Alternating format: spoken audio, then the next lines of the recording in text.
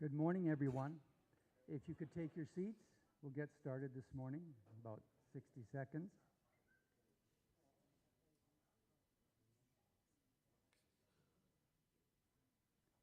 Before we start this morning, how about that party last night?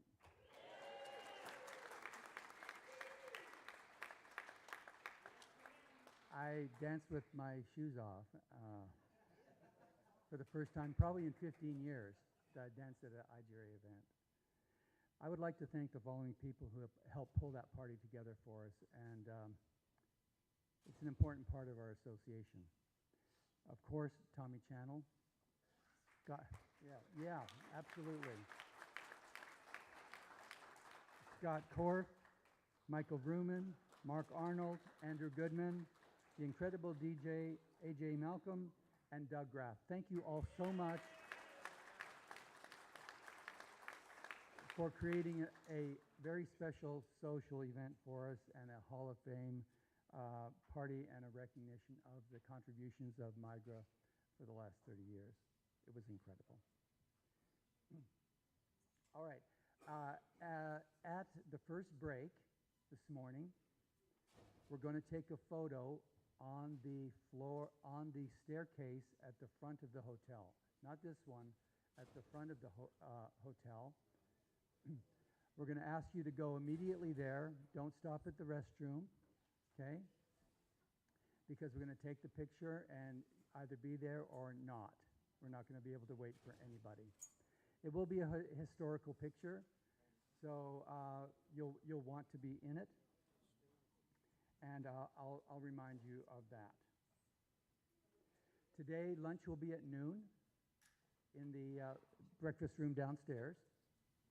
And then we'll reconvene here in this room for the awards.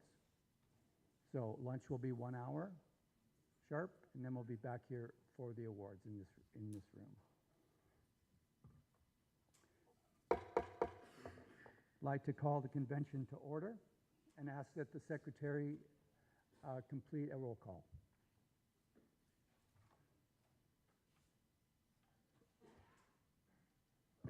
Good morning.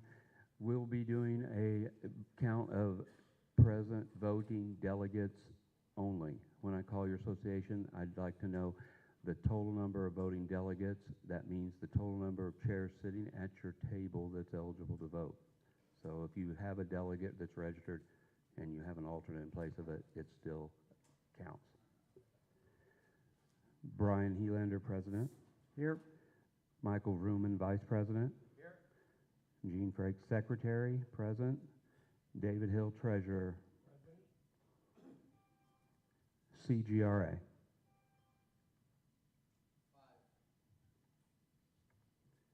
5. TGRA. 6. GSGRA. AGRA. 6. GPRA. MGRA. 5. NMGRA. 4. NSGRA. 4. DSRA. 6. ASGRA. 6. NGRA. 6. MIGRA. RRRA. 6 delegates. UGRA. 2. CRGRA.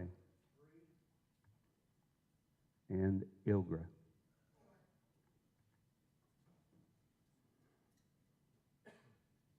That's 82 voting delegates present. Thank you. Continuing on with our agenda today, I'd like to go back to the health and safety and ask Mark Christensen to come forward, please. Okay, nope.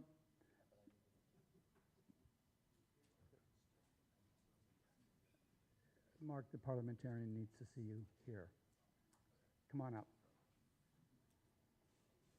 Okay, let's see. Next, I'd like to ask if you're ready, Robert Thurtell and Tommy Channel to come and talk to us about Convention 2025.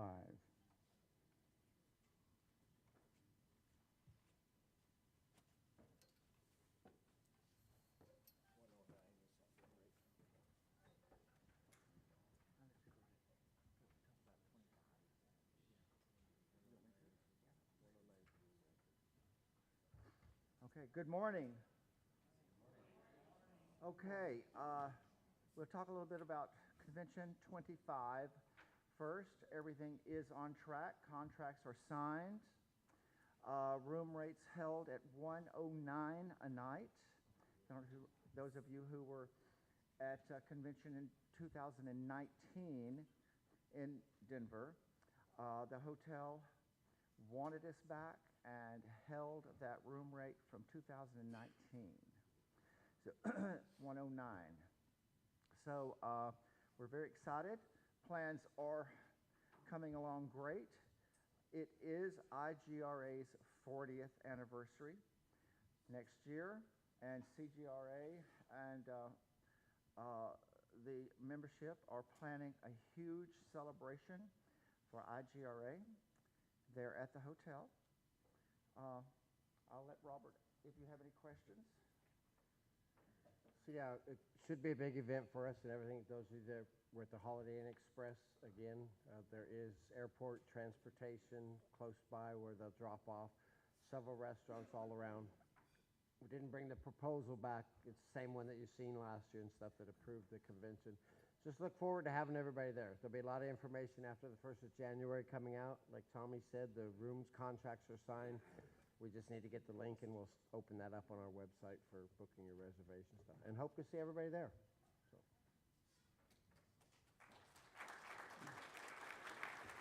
Are there any questions on Convention 2025? Thank you both. You want my report from the committee? For moving forward from the committee yesterday morning. Frank, did you have the written report from Friday for convention? Oh. What's the subject? You're talking 2024 report. Yes. Tommy's going to give us an update on 2024 convention, this convention. We met Friday morning. There were people there. I don't remember how many. But we had a very, very good discussion.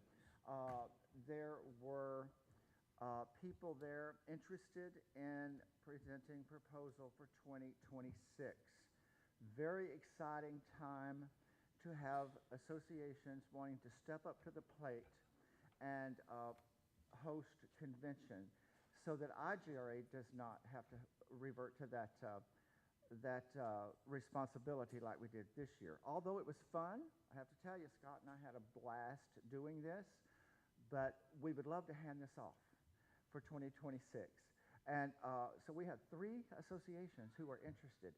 They don't have proposals for today, unfortunately, but the interest is there, and that's from MGRA. Where are you? Right here. MGRA, AGRA. Where's AGRA? Over here? Right there. And ILGRA. Where's ILGRA? Over here. So we have 3 very capable associations looking at 2026. We talked about the requirements of what it takes to put on, who's responsible financially, and in those cases, the home association that is hosting is responsible financially. This weekend, IGRA is financially responsible. If this 26 is, like next year, CGRA is responsible for any revenue plus or minus. Let's see, I hope that we advised those associations correctly, since they weren't ready today, to bring those forward to the first quarter board meeting. That's correct. So since there are no proposals, formal proposals to the convention floor today, the decision to hold Convention 2026 will fall to the Board of Directors, and that'll take place at the first meeting of 2025. So just real briefly, and I will be done. I cannot thank the people that helped Scott and I this weekend. Sitting at the table over here to my right, this team sitting over here. Oh, sorry.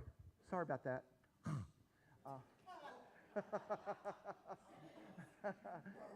This team sitting over here is invaluable. This group over here, I'd like for you to give them a big hand.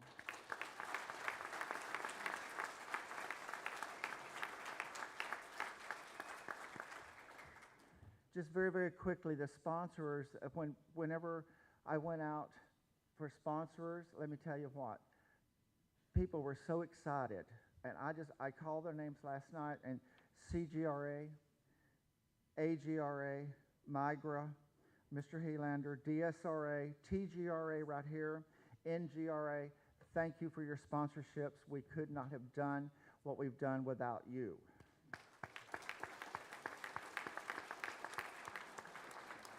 Last night's incredible show was sponsored by this group, those associations that I just named.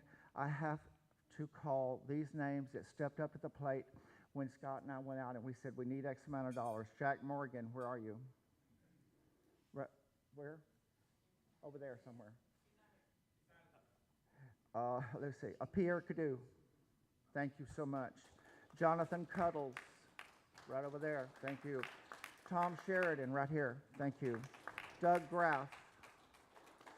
When you ask these people, whenever they were asked, they wrote a check. Thank you so much.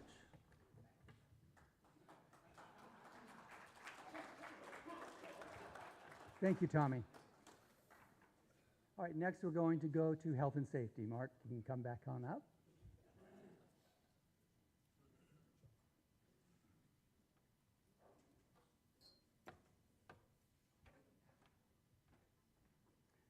And I believe we have a couple of proposals here. If you could pull up proposal HS01. Oh, do the report first? Yeah, let's go ahead and pull up the report first, Frank, and then you can speak. One, very quick. This gentleman right here, I've been in IGRA since 1994. And I learned more in 2 hours last night than I have in the whole time. I had no idea what it took to go and write a wonderful proposal out. And Benjamin, you are a treat, and you are very great in what you do. Thank you. Our proposal, we went back, you asked us to go back to committee. Please look at this. What we're trying to do on this is we're actually trying to help the trustees out. Some of you might go and say, why are we doing this? Sometimes we might only have 3 trustees show up at a pre-rodeo meeting. And so all we're trying to do is we're trying to help this out. So here it is. Frank, if you could put up the proposal, please, HS01.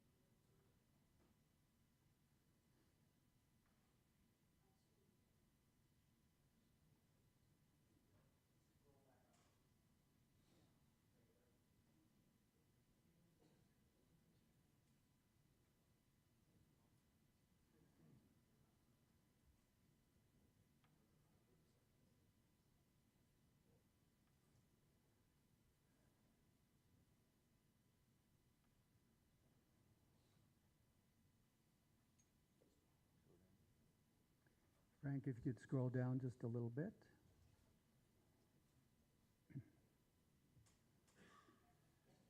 Discussion on the proposal, table 11.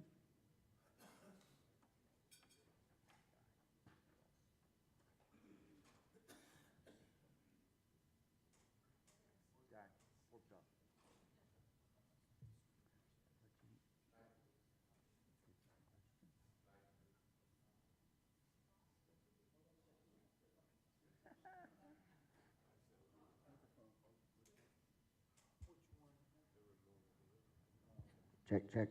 Try this one, pork chop. There we go. Guy Puglisi, NGRA. I think this is another instance where we're painting ourselves into a corner.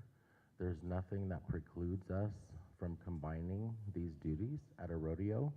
However, if we mandate it, since most of us are wearing multiple hats at the rodeos, I can promise you I will never do this. Other discussion? Is there any other discussion on the proposal?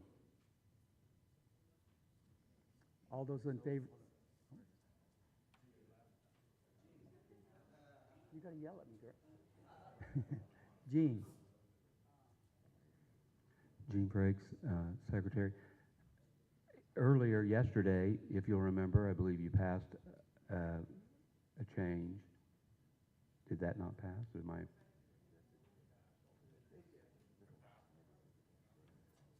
No, I was talking about the officer thing. It went back. Never mind.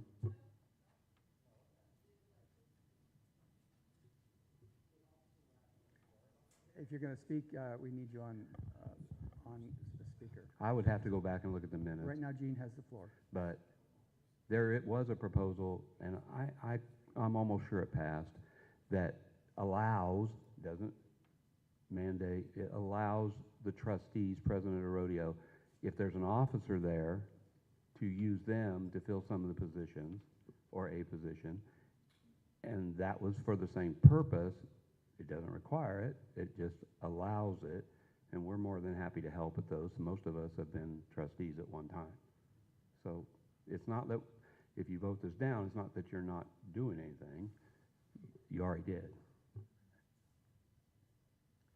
Is there further discussion? Table 10?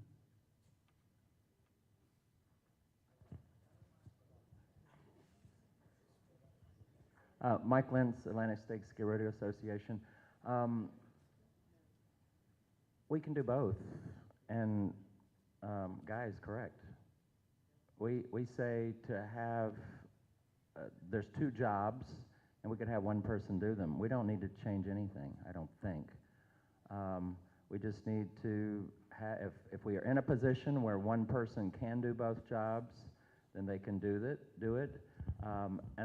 And I don't think Guy was being dismissive about not wanting to be responsible when he said, I could never do it, or I promise you I'll never do it. He promises you he'll never be able to do it because he does have other responsibilities. And so the status quo allows us to have one person do this job. I think we could do that and actually do a couple trials. Do we find the right volunteer to do it? And see how it works. But we don't want to force, I don't think we want to force somebody to have to do everything by having a rule. And this gives us flexibility now. There may be a perception we lose our flexibility with this change. So I'm opposed to this. Table 3? Sammy Van Gelder, GSGRA. Am I reading this wrong? There's under 4, B and E. Are they not the same sentence once you remove the words underlined?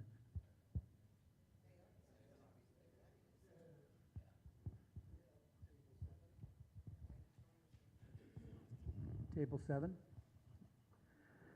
Travis James, NMGRA. Can we scroll all the way to the top, please? Pork chop is correct. Number 2, if we leave it in and we vote this down, it says, and the trustees present will designate a trustee to complete the rodeo checklist and a trustee to act as a rodeo review trustee. It doesn't specify that it has to be 2 separate people. It just says, and a trustee. So therefore, with the previous proposal that did pass, it can still just be one person. Is there further discussion?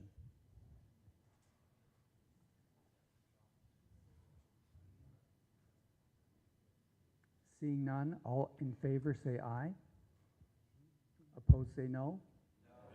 No. Motion fails. Frank, can you put up HS02?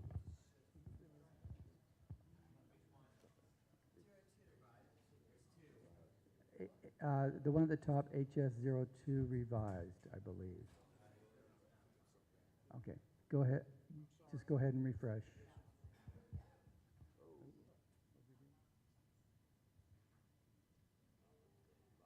Just refresh, Frank, and you should. There we go. Proposal 2 at the bottom.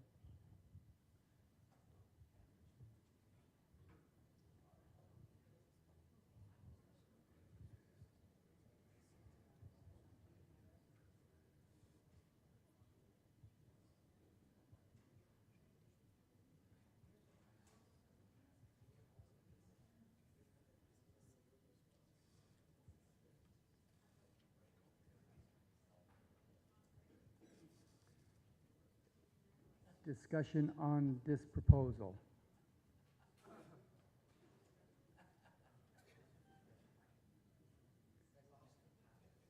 You took your paddle last night.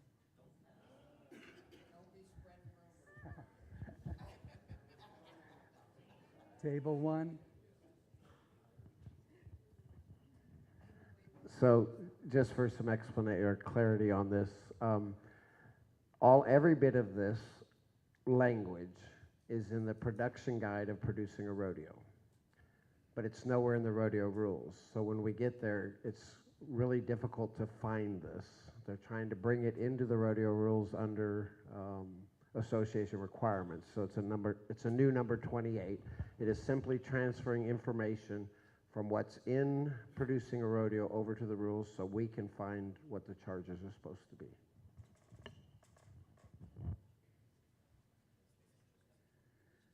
Is there further discussion?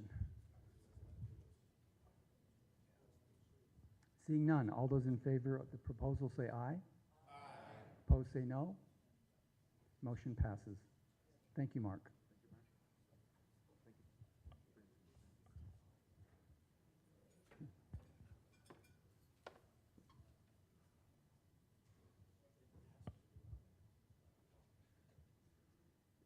Judy, Roger, and Mark Christensen, are you prepared to come and speak to the group regarding the 50-year reunion World Gear Rodeo Finals 2025?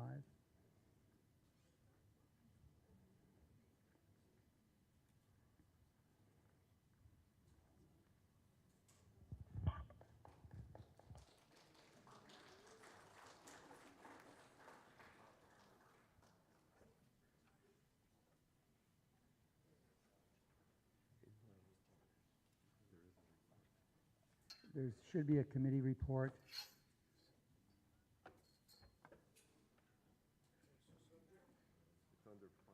It's under finals. Is it this one?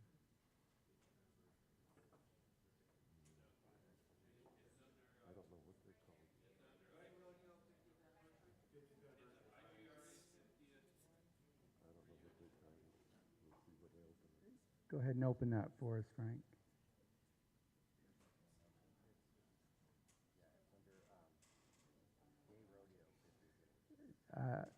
Frank, if we can go back to the previous, or to the listing rather, the index, and go back to the parent directory or wherever. Well, why don't you just leave that meeting and run up and we'll let Judy go. Yeah, that's fine. So.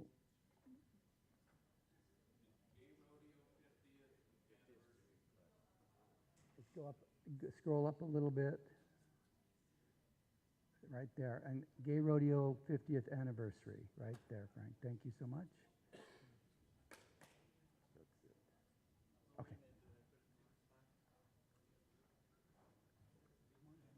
Okay, my name is Roger Bergman with NGRA and GSGRA. I was the committee chair for what is called the Planning Committee, WGRF 2025 Planning Committee. Over this past year, we began looking at how we're going to have things happen at the rodeo next year. I spent a lot of time looking at the rodeo contract, the original hotel contract, and I got in touch with Brian and asked if I could get a revision on that contract and work with them. He said, yes, go for it and see what you can find out. By adding some more rooms and working with the San Francisco Sundance Association with the approval of the board, I added 165 room nights, and we were able to get the Grand Exposition Hall at no cost to us.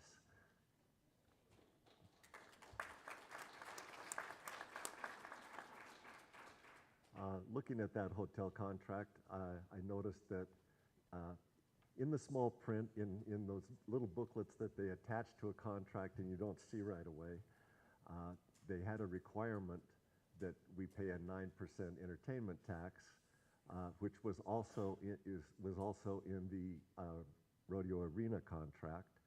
And I contacted the hotel and told them we were a 501c3 and could they waive that. They got back to me in a week and told me that their accounting department had waived that, so we don't have to pay that there.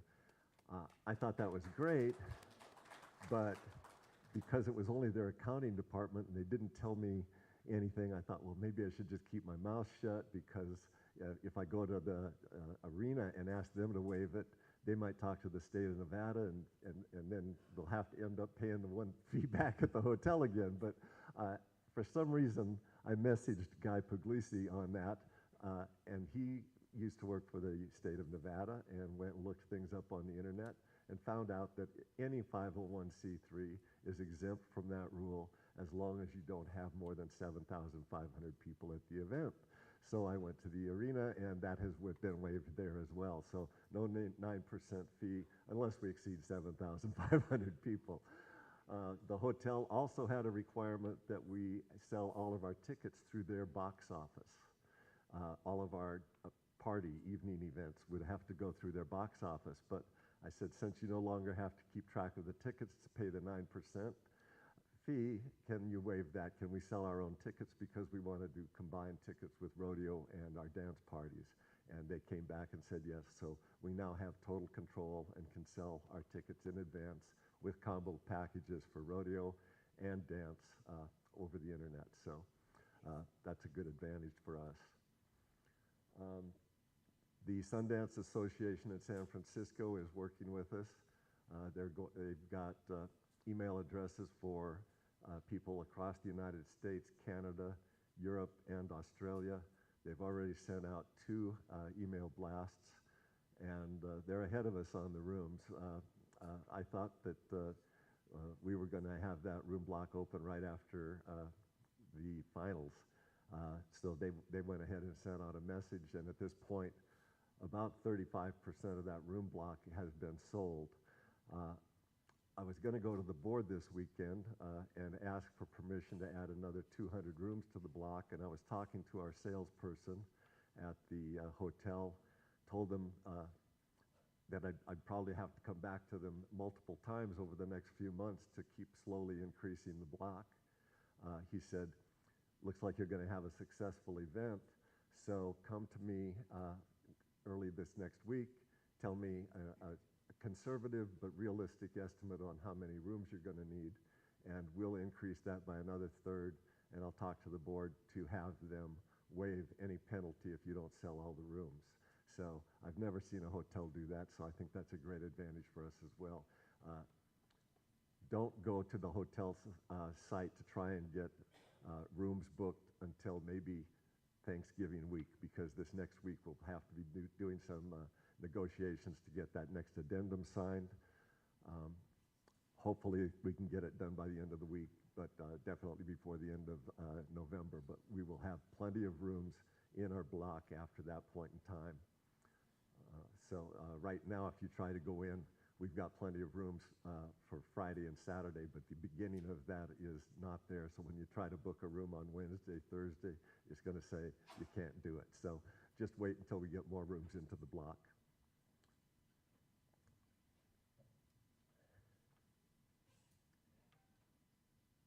Is that a question, table 7? that's really great information, and I'm excited that that many people are interested in going and discussing this with my association. Oh, Dave Hensel and MGRA. We had a slight concern that a lot of the contestants that would be going to finals may not know that they'll be going to finals until very close to that date. Can we reserve a block of rooms for the contestants so that they don't get squeezed out of the location? There will be plenty of rooms available. The room block reservations close, actually they do close about 30 days in advance of the rodeo, but by then I think most of our contestants should be aware if they're going or not. And there will be rooms available up until that time. Table 10. Thank you, Michael Lintz, Atlantic States Ski Rodeo Association. Question for you, Roger. You said don't book your room today, and I tried the other day and I couldn't because I couldn't get the first day. And then what can we do to communicate when we are good to go? Should we just try every day, or yeah? Well, is there a mechanism for letting us know when it looks good?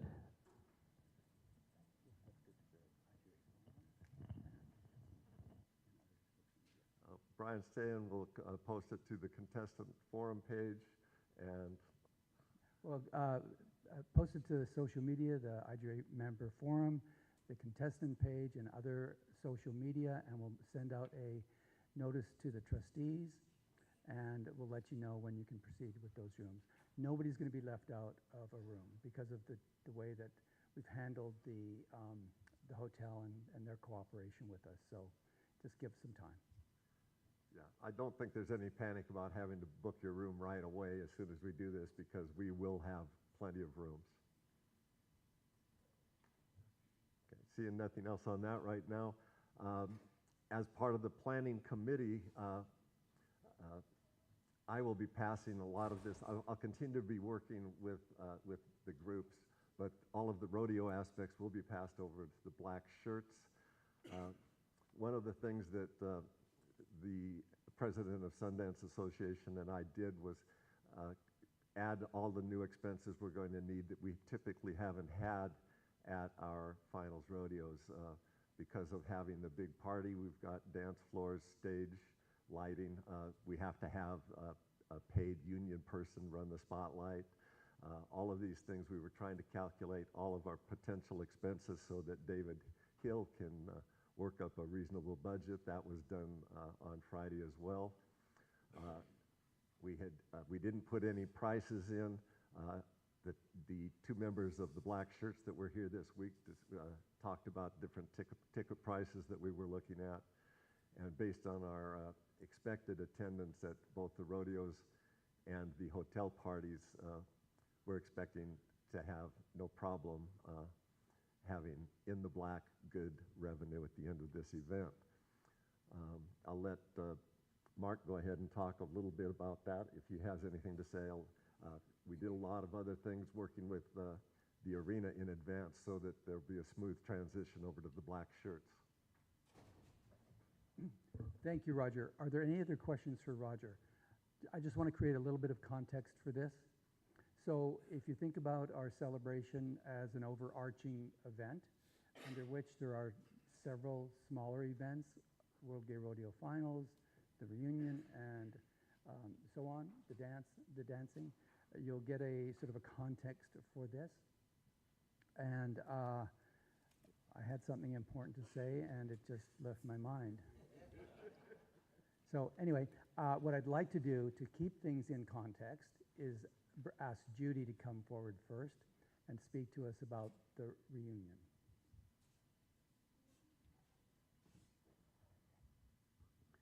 So our IGRA 50-year reunion meeting started at 1:05. We had 14 people in attendance. I want to thank everyone that was there. We had lots of energy, lots of suggestions, and everyone's jumping on board and ready to go with this. A number of the key areas is the reunion, like Brian said, will include WGRF plus the dance groups that Roger was talking about, and also royalty, of course. So It's going to be the entire weekend. So if you picture the reunion not just one event, but it's the entire weekend, then it will be really a huge celebration.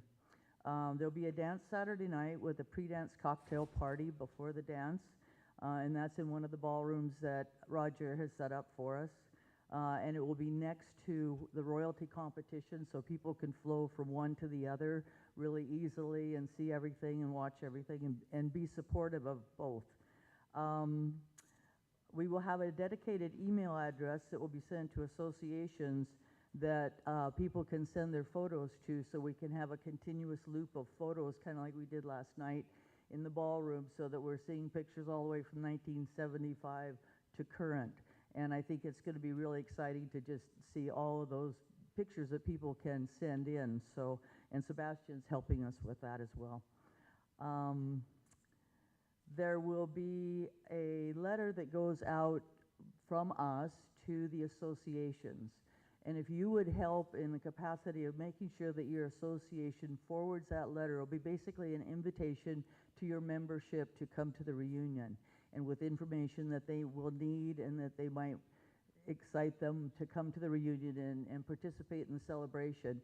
So we're going to forward a letter to each association as an invitation, and if your people will forward it to your membership, that would help us greatly. We will also be posting letters and information so that you can send things to your social media person, and you can have it on all your social media platforms. We will be using an area called Docks Bar at the end of the arena during finals, and that will be a VIP area, and it's kind of a suite up over the arena. It's really cool. You can watch all the action for finals, and we're working on the details for that. We're talking about doing name badges, so when people arrive, and we can do a personalized name badge with their name, their association, and what years they've been involved with IGRA or their local associations. And I think we don't want to get caught up with just thinking that this is a reunion for people that have been involved in IGRA. If you've had anything to do with any of the local organizations, either in events or rodeo or whatever, we want spectators, we want officials, we want contestants, we want people that just have been to one rodeo to watch, and we want them to feel welcome and that this is their reunion as well. So we're working toward that. Our biggest challenge will be communication and marketing, as I mentioned, and we'll have announcements going out on a regular basis. And we will be searching, one of our other challenges is searching for associations that are no longer in existence, basically, with IGRA, and finding those membership lists so that we can send out invitations to those people, because we were talking about at the meeting, and there's a number of associations that we don't even think about, Pony and Pacific Northwest and different areas that we're going to have to research. So if any of you have historians or have people on your board or in your membership that would like to help us search those out, we're more than welcome, and please send that information to us. If you have any information, questions, or information that you can send to us, please send it to runninghorseranch@platinum.ca with a subject as reunion. And I think that we're really excited, but it's going to be a bit of a challenge to reach out and make sure. I would hate for somebody to say after it was all over, oh, I didn't know there was a reunion. That would have been so cool to go to. So we really want to reach out and get us a hold of as many people as possible, make it a big, giant celebration. Thank you.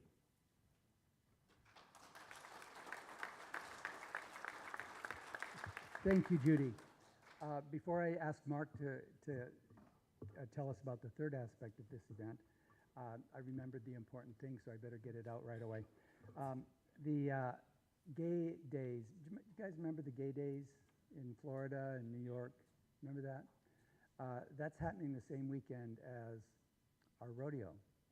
And the organization next year will be looking for a volunteer to be the liaison between Gay Days and our celebration to make sure that they're invited. They have posters over there. They'll be at a different hotel. But the strategy here is to sort of bring in the audience, if you will. Yeah. Yeah, right after we were contacting the arena about doing our rodeo over a year ago, I got a call from the Reno visitor and whatever authority saying that Gay Days had been in touch with them wanting to do something in the Reno area. And so I have spoken with them. They are planning. They have already booked a block of rooms at the Grand Sierra Resort. And we'll be in touch with them as we get closer. And when we get our tickets up online, I'll let them know that they can let their people attending their event will be able to get their tickets in advance. We'll be in coordination with them. Thank you, Mark. Would you address the convention forum? Thank you, Brian. Want to just say thank you to this group right here. They've already done a lot of the legwork, and guys, you need to give them a round of applause. They have been working their butts off. Brian, all them, thank you guys. As the rodeo chair, I want to introduce you to a person that is going to be your rodeo director for next year. Sammy, please stand up. Sammy Vanguard from California. He is going to be taking over as rodeo director, and if anybody is interested in being a black shirts, fill out your form, get it back to us, because we would love to see more black shirts in the program. So if you have anybody in your group, please get with them and let's get them involved. Okay? He's went through a lot of the stuff already. David Hill has went and helped us with our budget. We're working on our budget, but I want to thank Mark Arnold for them helping us already, and this gentleman right next to us,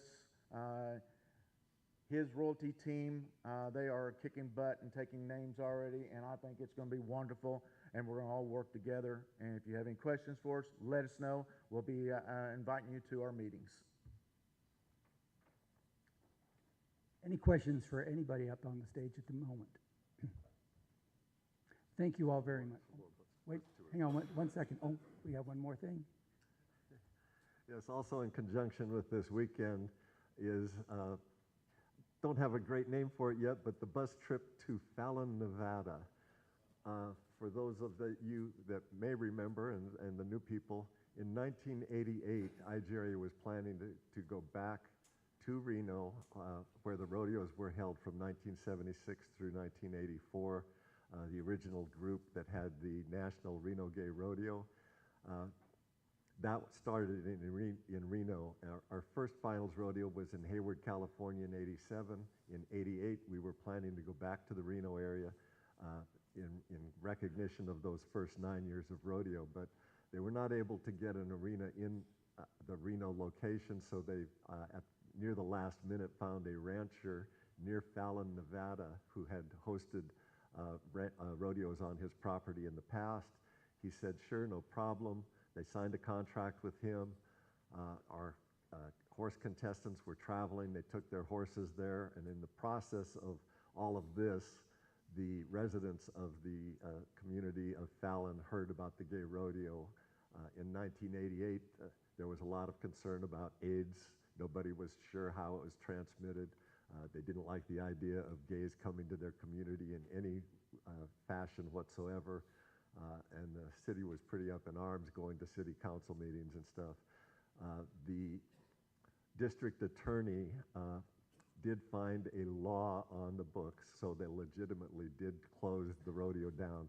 At the time, we thought it was just homosexual bias against us, and they didn't really have any authority, and it should have been stopped. We should have been allowed to do our rodeo. But because it was on private property, there was apparently a law that said if you're having an event on private property, you have to apply for a parking permit 60 days in advance, give them their parking plan.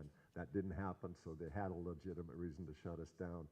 But we want to go back there Thursday afternoon. We don't know for sure the time. John King Charlie's has volunteered to sponsor a bus. We'll need to figure out how we're going to do this. We need to have people advance notice that they want to take this trip, but it's about an hour trip east of Reno.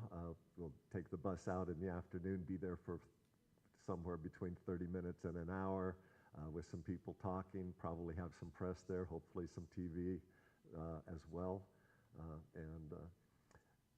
This is not a candlelight ceremony as a memorial. This is a celebration in that they tried to shut us down, but 48 years later, we're back. One more thing, too.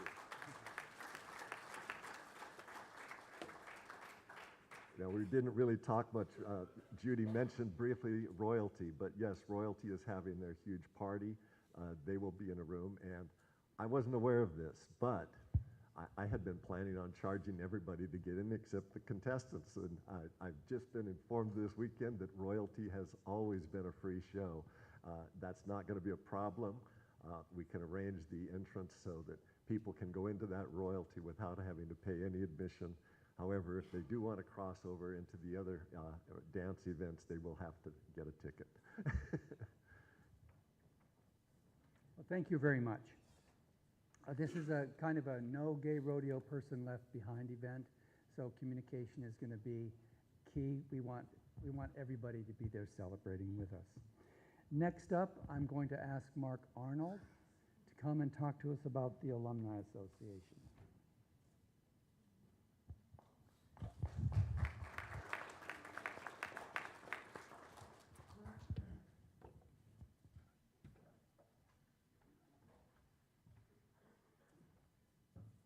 Good morning. My name is Mark Arnold, and I'm here to give you the Alumni Committee report. I'll speak louder. I know I open my mouth, my purse falls out. The meeting drew 14 attendants, representing 10 associations. There was no action item, Andrew Goodman, with this monologue.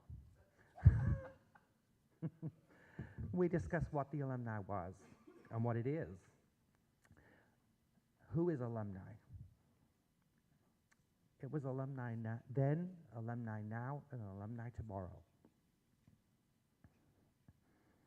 We also discussed the funds raised in 2023 and 2024 and what the direct impact of those funds are and how they're distributed.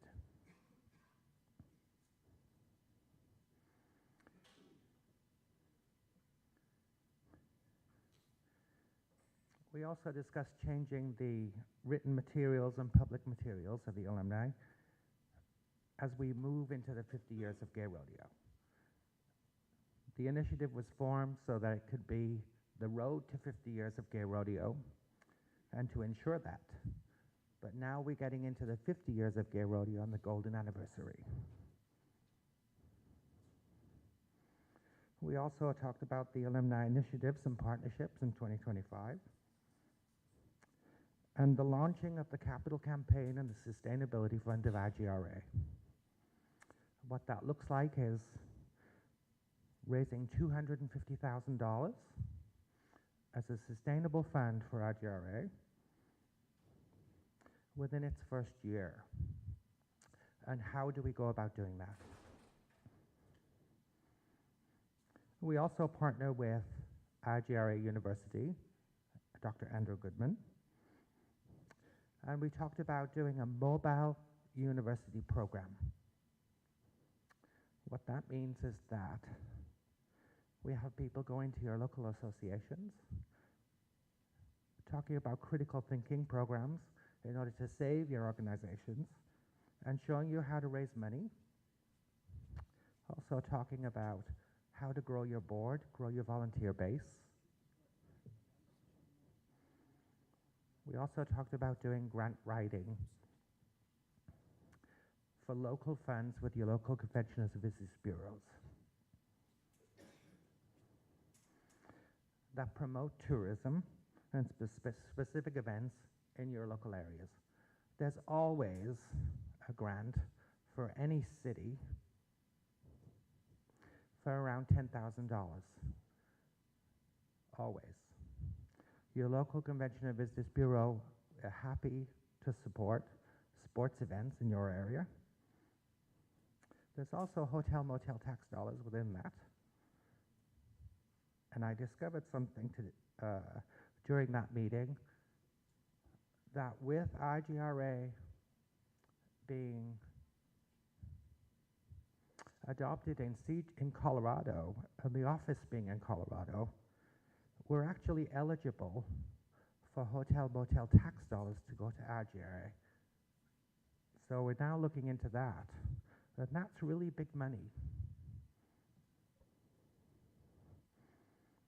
We're also doing critical thinking planning for organizations that need help.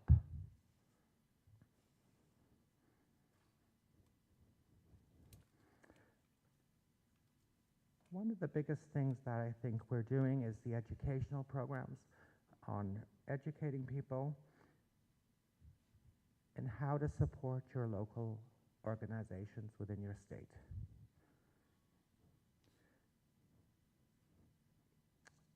I just want to say in closing, the IGRA Board of Directors and the Alumni Association want to thank the golden member donors and partners who gave their money and time and support to the Road to 50 Years of Gay Rodeo. And thank you very much. Appreciate it.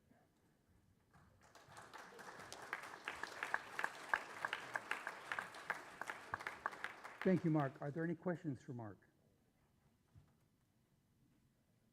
Mark, thank you for all the work you do.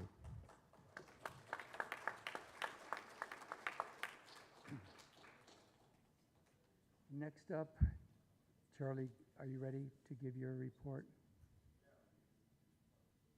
Okay, Chuck, where are you? Are you ready to do your marketing? Well,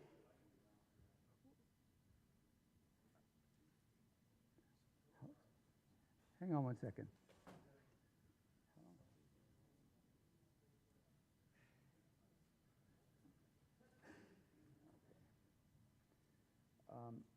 All right, Charlie, if you're ready, we're going to have to go to you now.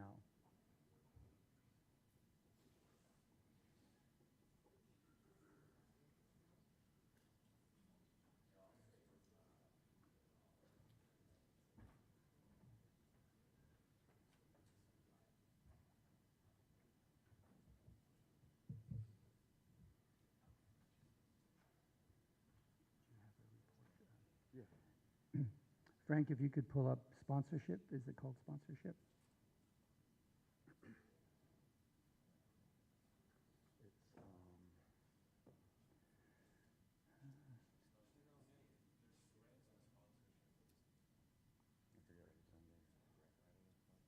That's probably where it's at.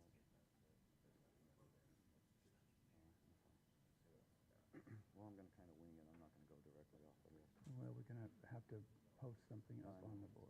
So.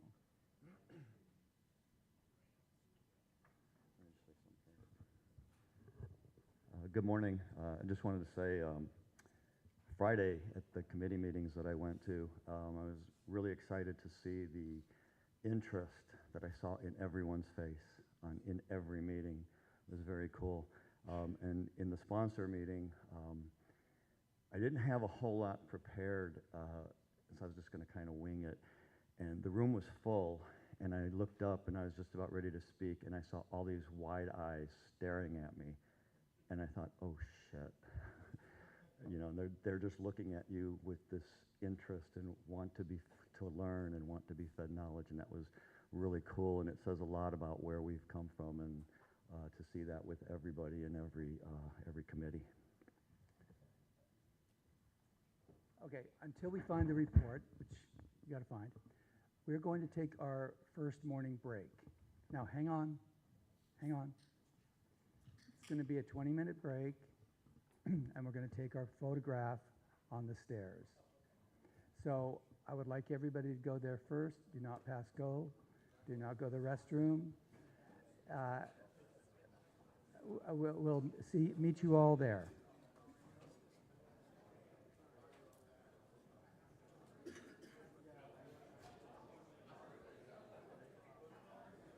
Let's go for the photo and we'll come back.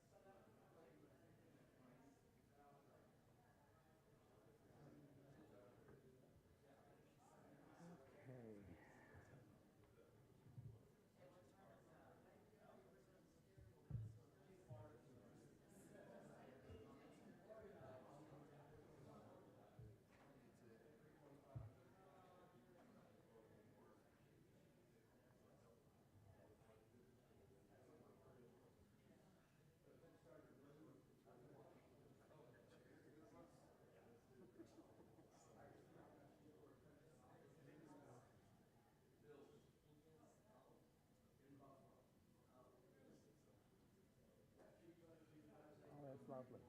Wonderful. Thank you. Can you post it to the Facebook group? Yeah. Okay.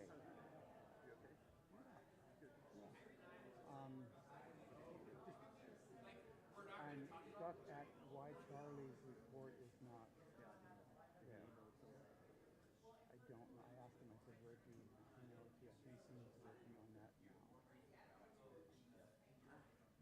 I said only about 4 times yesterday. I said check the Yeah, I know. for your committee reports.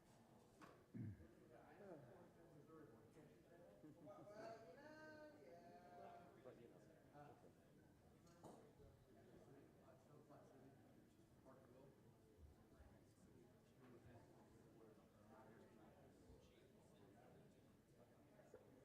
listen. Mister.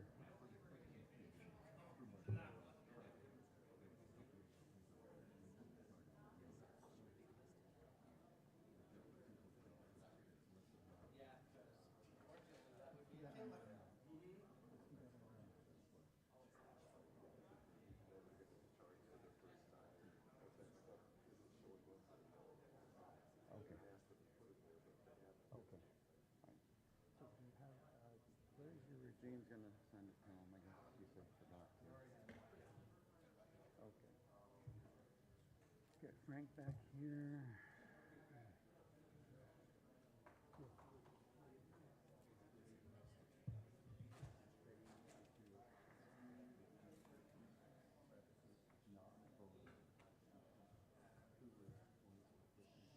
Write it down for me. Okay. Write it down now. Yep.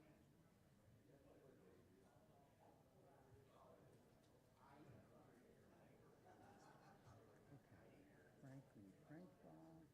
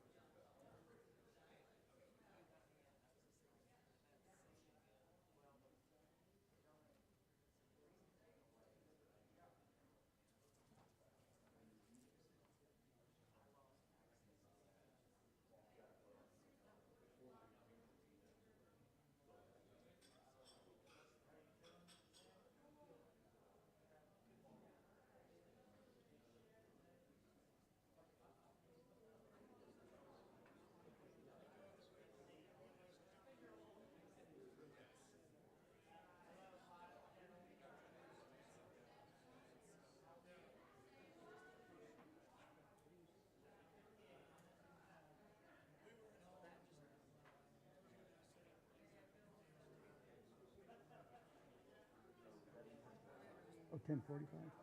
Okay, yeah, a few minutes.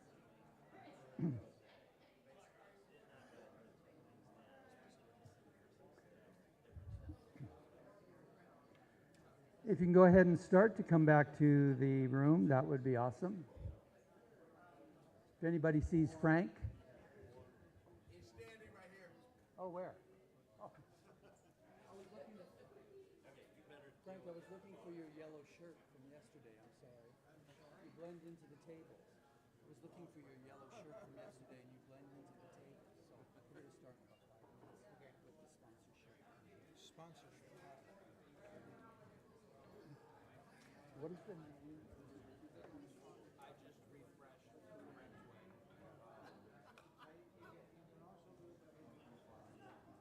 Yes, I was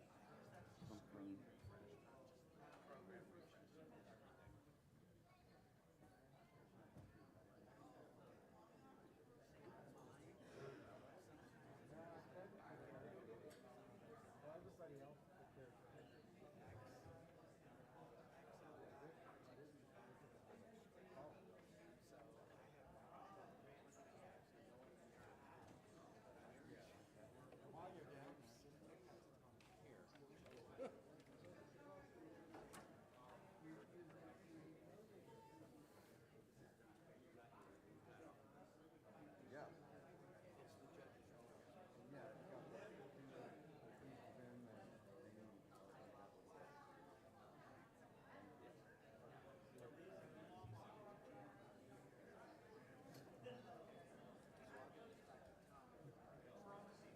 Okay.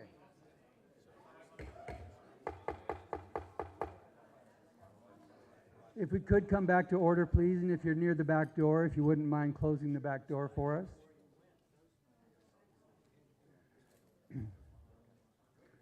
If you can please come back to order.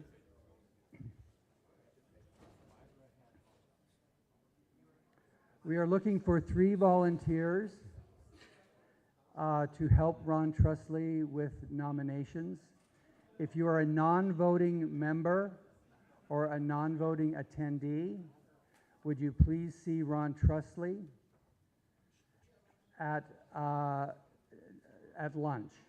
So if you're a non-voting attendee, would you please see Ron Trusley at lunch and give him your name, and he'll give you instructions for the elections this afternoon.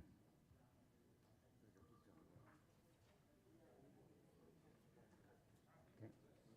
Also, if there's any new business, could you please email that new business to Benjamin and to the secretary? Any new business needs to be mailed as soon as possible to Benjamin and the secretary. If you could go ahead and take your seats, the meeting has been called to order. And we're going to go ahead and proceed with the sponsorship report from Charlie Colella.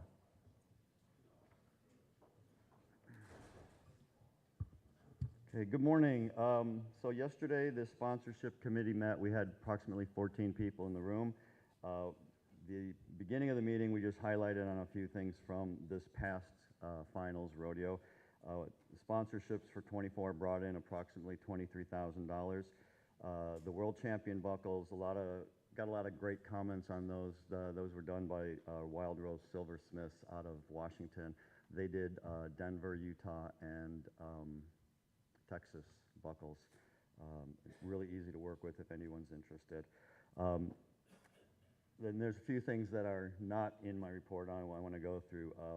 Getting sponsorships now, for any of you that have ever done it, you know it's not really an easy task, and it can be very frustrating.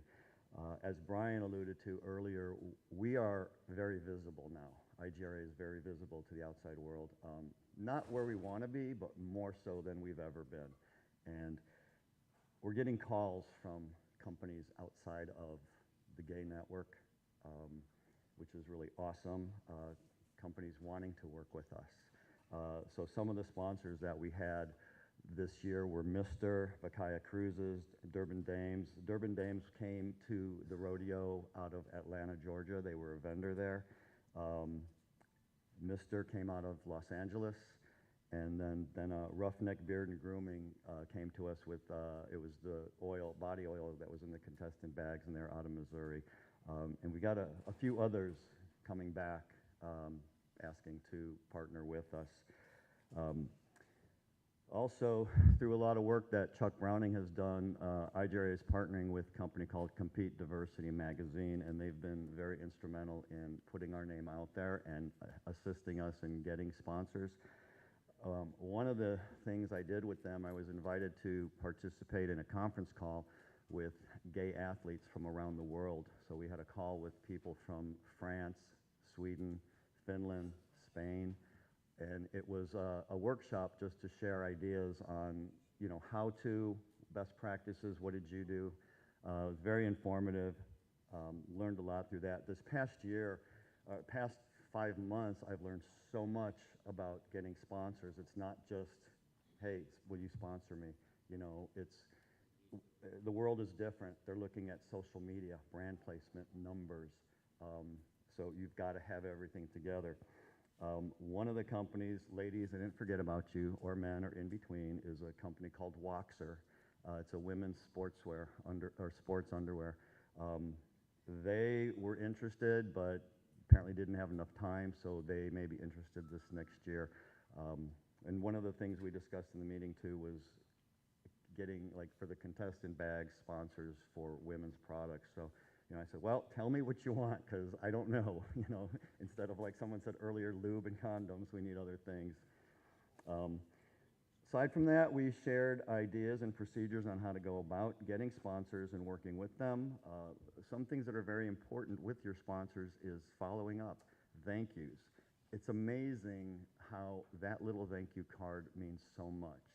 So right now, I've got approximately 5 sponsors on board for next year already. And a lot of it has to do with just saying thank you or sending an appreciation plaques. In regards to when you're in a sponsor team, you're working with so many other groups within your organization. I don't have a list of all of them, but I worked with the announcers, royalty program, and apologize to Mr. Ruman, I did not get the sponsors for the royalty buckles to him for royalty, so we didn't get to announce them at the time. But you're working with whoever's doing your digital program, your webmasters, vendors, if you have sponsors that are coming out to be your vendors. There's just a ton of people within the organization that you work with. It's not just you get a sponsor and you're done. So it's a lot. And then for this next year, we're looking to put together a committee. I have 2 people that expressed interest. If anybody is interested in working on this, get with me. And we're just looking to put together a sponsor package and determine the cost of sponsorships and creating the sponsor package. So that's all I have. Thank you.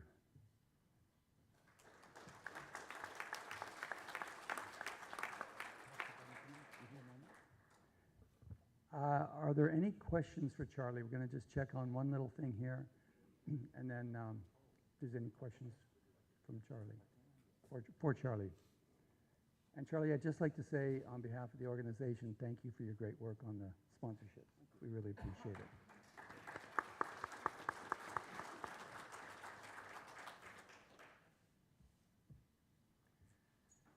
He suggested I do that now instead of new business.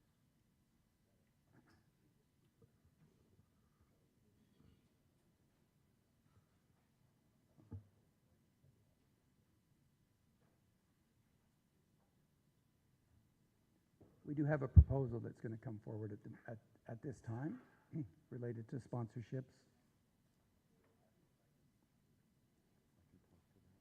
Yep.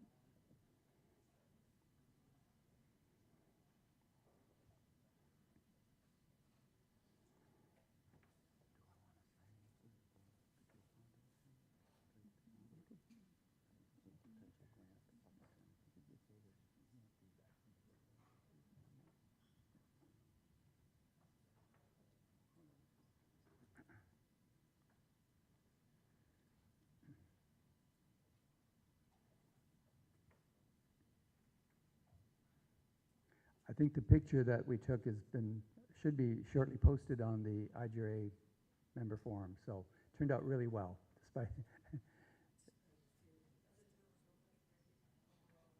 yeah, I was a little worried about that.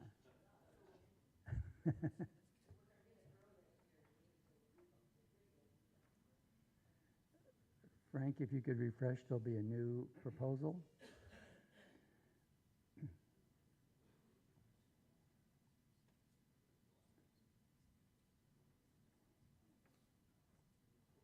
I'm going to ask Charlie to speak to this proposal. So part of this proposal we amended yesterday. The part we're adding in is where it says in bold, including sexual orientation or gender identity. This is due to a request from the Gill Foundation out of Colorado that is looking at us for a potential recipient of one of their grants. And they are requesting a discrimination statement that includes in sexual orientation and gender identity. So I wanted to add that into our bylaws.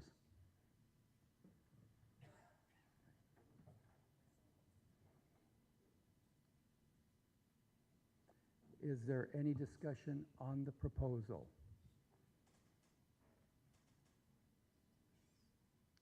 Seeing none, all those in favor say aye. Aye. Opposed say no. And the proposal carries. Thank you. Thank you, Charlie. We're now going to go back and pick up the auditor's report, the corporate auditor's report. So if we can pull that one up.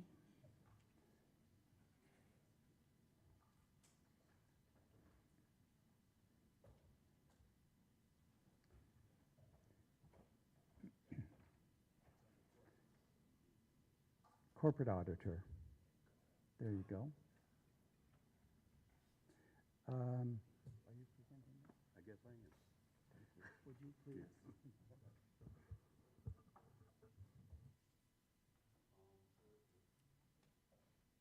Tom Truitt was the corporate auditor this year, and he wasn't able to make convention, and he sent this report. If we could scroll backwards, because I don't have it, and I'm going to have to read it off the screen.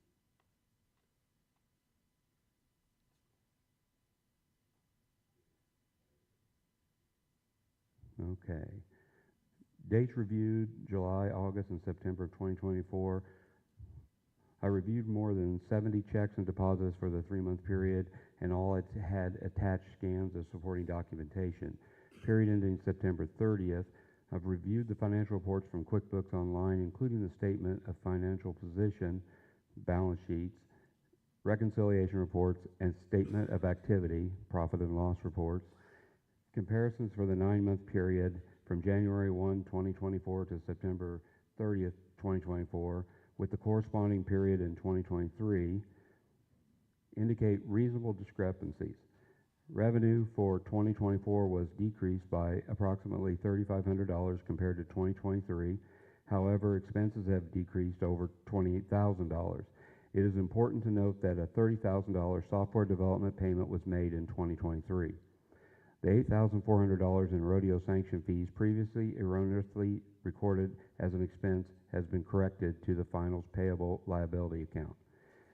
As of September 30th, 2024, QuickBooks Online reports a net operating revenue of $56,718.81 compared to $31,927.22 for the same period in 2023. It is acknowledged that a more comprehensive assessment of the annual profit and or loss will be obtained once all entries for finals and conventions have been completed. Assets and liabilities are currently in balance, totaling $208,487.13.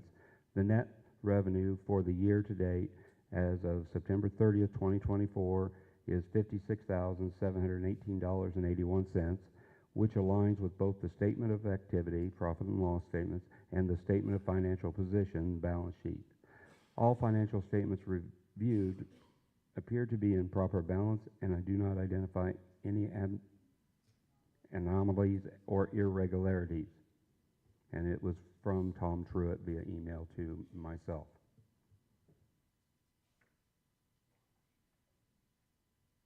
Since Tom is not here, excuse me, if there are questions, I direct them to David Hill, I believe. Are there questions on the auditor's report? Seeing none. It's just a report. It is what it is. Okay.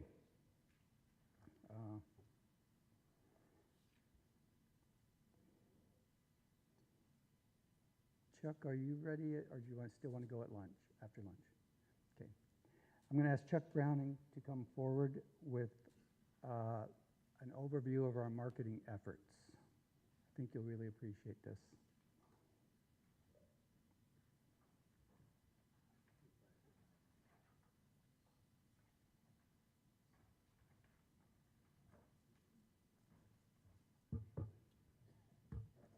Actually, there's a attachment marketing presentation.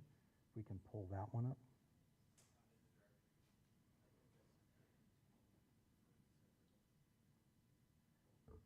Thanks, Brian. Chuck Browning, CRGRA Marketing Chair. I just wanted to go over and share with you everything that we did for marketing.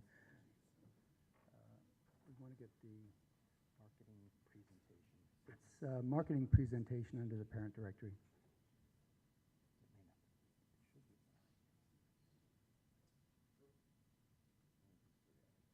Okay, come back to it because you want to actually show the. Yeah, it's all about visuals.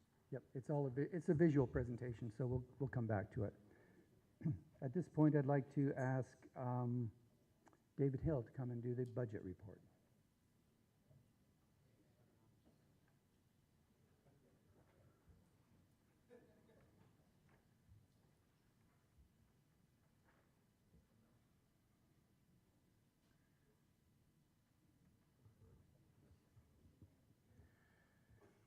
Bring up the report, please. First one.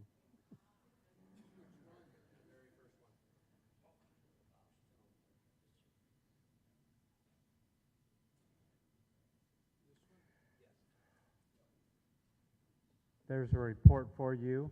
Basically, it said that we had 12 people in attendance. We spent most of our time trying to hammer out the finals budget, and that took most of the time. We ran over. So I want all of the people on the budget committee, I had planned to print it out so you could look it over before we had this report, but that did not happen. It's hard to get things printed around here. So I want the budget committee to look it over and everybody else in the room to look over all the reports. And if you have any questions, please see me in a break or on the floor, whichever you want. So this is the report. And then there is all 5 budgets or whatever. We added one this year for World Pride. And so that will be a separate budget. Can you go back to the directory, Frank? So there's a budget for convention, finals, royalty, university, and World Pride. Those all roll up into the budget for the whole association. And I know you haven't had time to look at it. It's not as rosy as this year, but I'm sure we have overstated a few expenses, and we will do better than what we had planned. I'm sure we'll get more sponsorships along the way, but at your leisure, you can download each one of these PDFs and take it back to your association. Come back with any questions you might have, and that's my report. Question? Thank you, David. Are there questions? Please download that before the end of today, because at the end of today, they will not be available for maybe 3 weeks. So I recommend each one of the associations, at least one person downloads it so you could share in case you don't have electronic means now. Okay, thank you very much. I'd like to call Guy Puglisi, Tom Sheridan, and Mike Lentz, I believe. Is that correct? Sure. I'd like to call Tom Sheridan up to give the judge's report.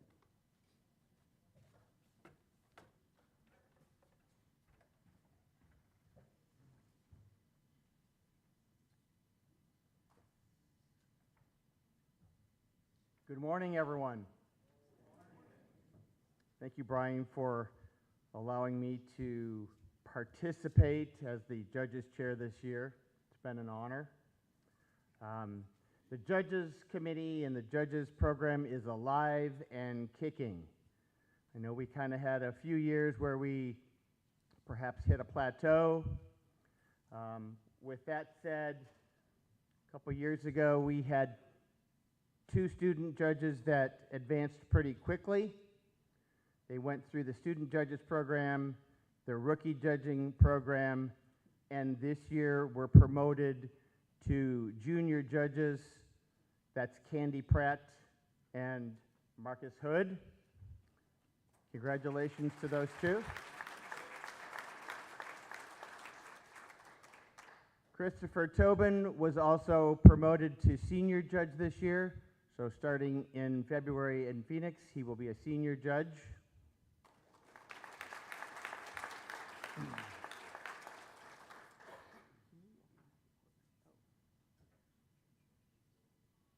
So just a little bit about what we talked about in the Judges Committee and committed to this year, and that's that our quarterly meetings we're going to work on communication, consistency between judges at rodeos. Of course, we had to talk about shoot dogging because that's what we do. We had to make sure, and we did. We talked about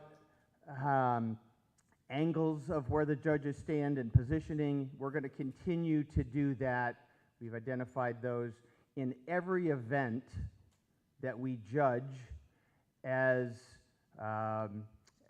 consistency. So we want to make sure that each judge uses the same position and gets in the best position to make that decision as quickly and efficiently as possible.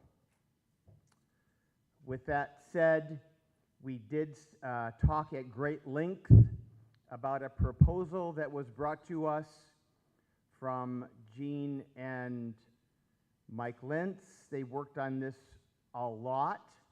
They brought this proposal to the judges, and we talked about it, and this is just a guideline we'll put into effect the training program for every judge when they start as a student, making sure that they get the ability to get the training that they need to become rookies, advance to junior, as well as senior. So this is not a proposal that's going to affect anyone else in IGRA. This is something that was unanimously accepted and approved by every judge on the committee, including the 2 judges that are not here this weekend. So that proposal, after it came through the judges program, went to the ROC, and that's where it will be presented today. Any questions first on the judges program, just as it stands on what I just said? Okay, so with that said, as we all remember, and I'm going to go through this quickly, as we all remember, Rick Jones did a slideshow every year of pictures from the rodeos that the judges attended. We make sure that we have a picture at every rodeo of the judges. I would like to continue that. Thank you, Randy Edlund, for putting this together. And let's do the slideshow, please. It's a PowerPoint program.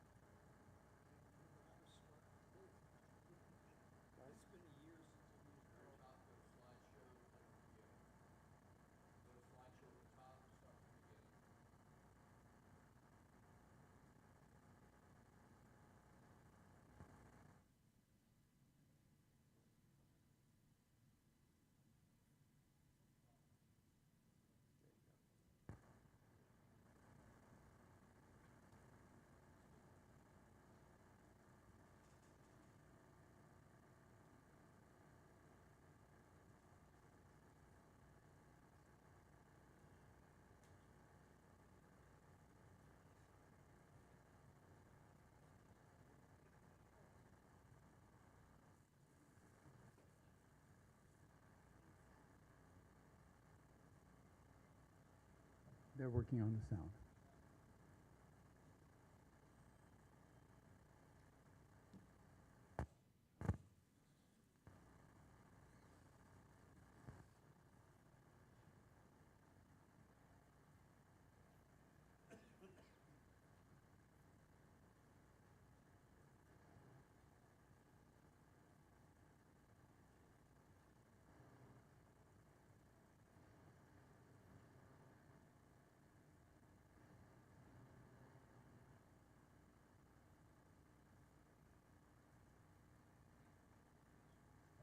Just FYI, the sound is music, so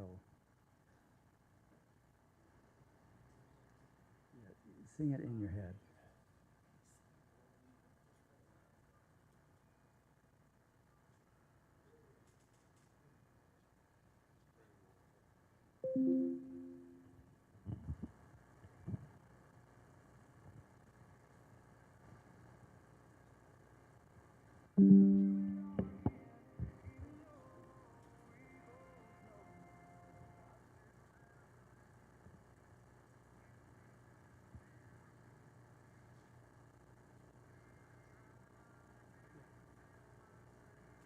Thank Windows 11.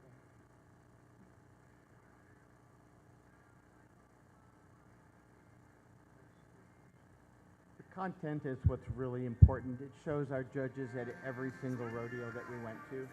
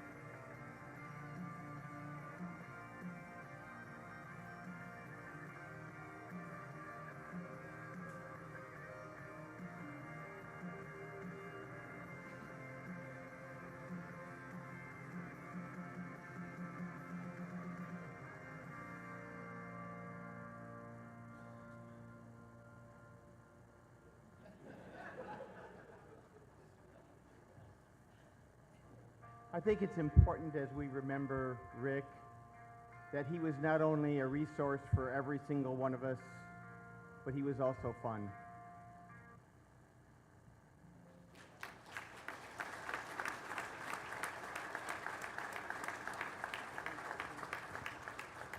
I know it's a very emotional moment for all of us, so just take a moment and think about Rick for a minute.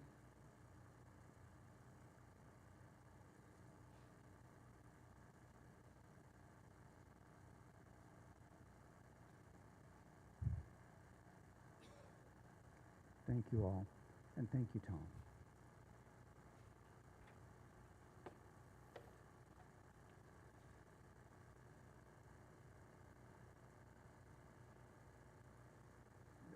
next I'd like to have the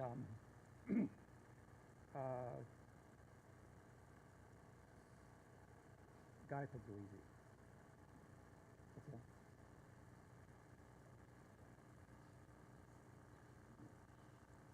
Just Guy Puglisi from the Rock Committee, please. Come on out.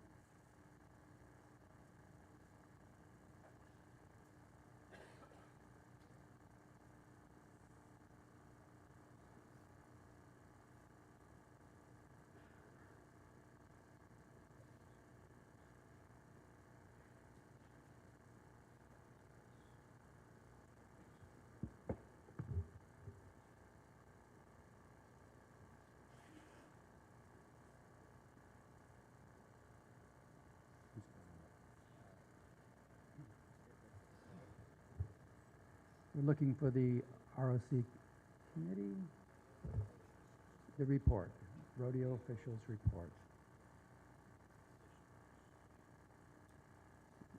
Rodeo officials, there you go. And first we're going to do the committee report.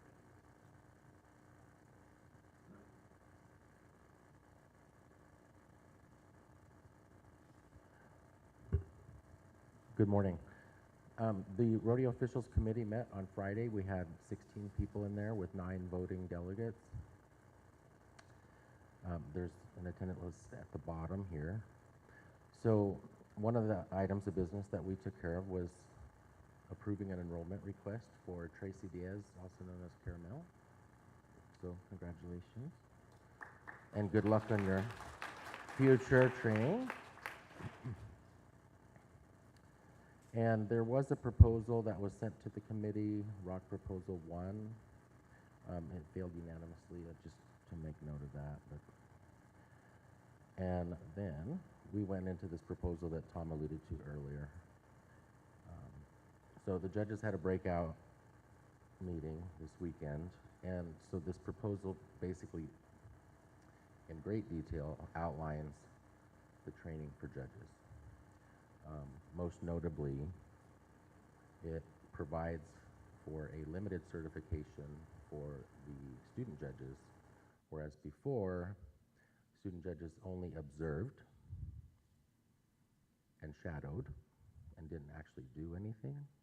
So if we pass the proposal that will be presented next, it will change all of that. So it shows in great detail the progression from each judge level, from student to rookie to junior to senior.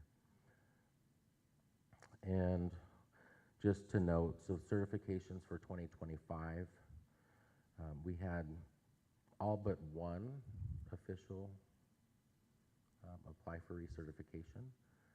And over the course of this year, you'll see, so we'll have 4 arena directors going into next year, so there was no change there. Shoot coordinators remains at 7. We've added 4 judges, and so we have 12 at some point in the program. And we added 1 auditor, so now we have 3 again. And secretaries, we added 1, so we're back to 4 on that. Scorekeepers, that was the one we didn't have a recertification request for, so we lost 1, but we added 1. We approved Christopher Aguilar for scorekeeper at the Board of Trustees meeting on Thursday. And we still have 3 arena crew coordinators. Any questions on the report? So Mike Lentz, if you want to come up and help with this.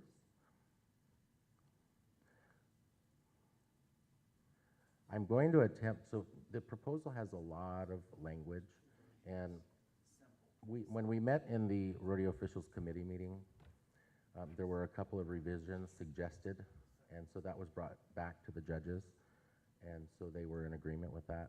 I had initially anticipated reconvening the committee on a break, but because we've had all these other things that we've had to do on breaks, and it's such a lengthy proposal, I'm just going to turn it over to the floor so everybody can review it together.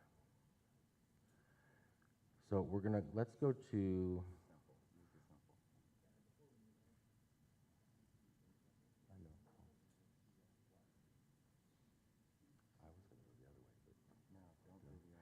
So, okay, there's two proposal twos, but one, no, there's really only one proposal, but you had recommended. No, I know what we did.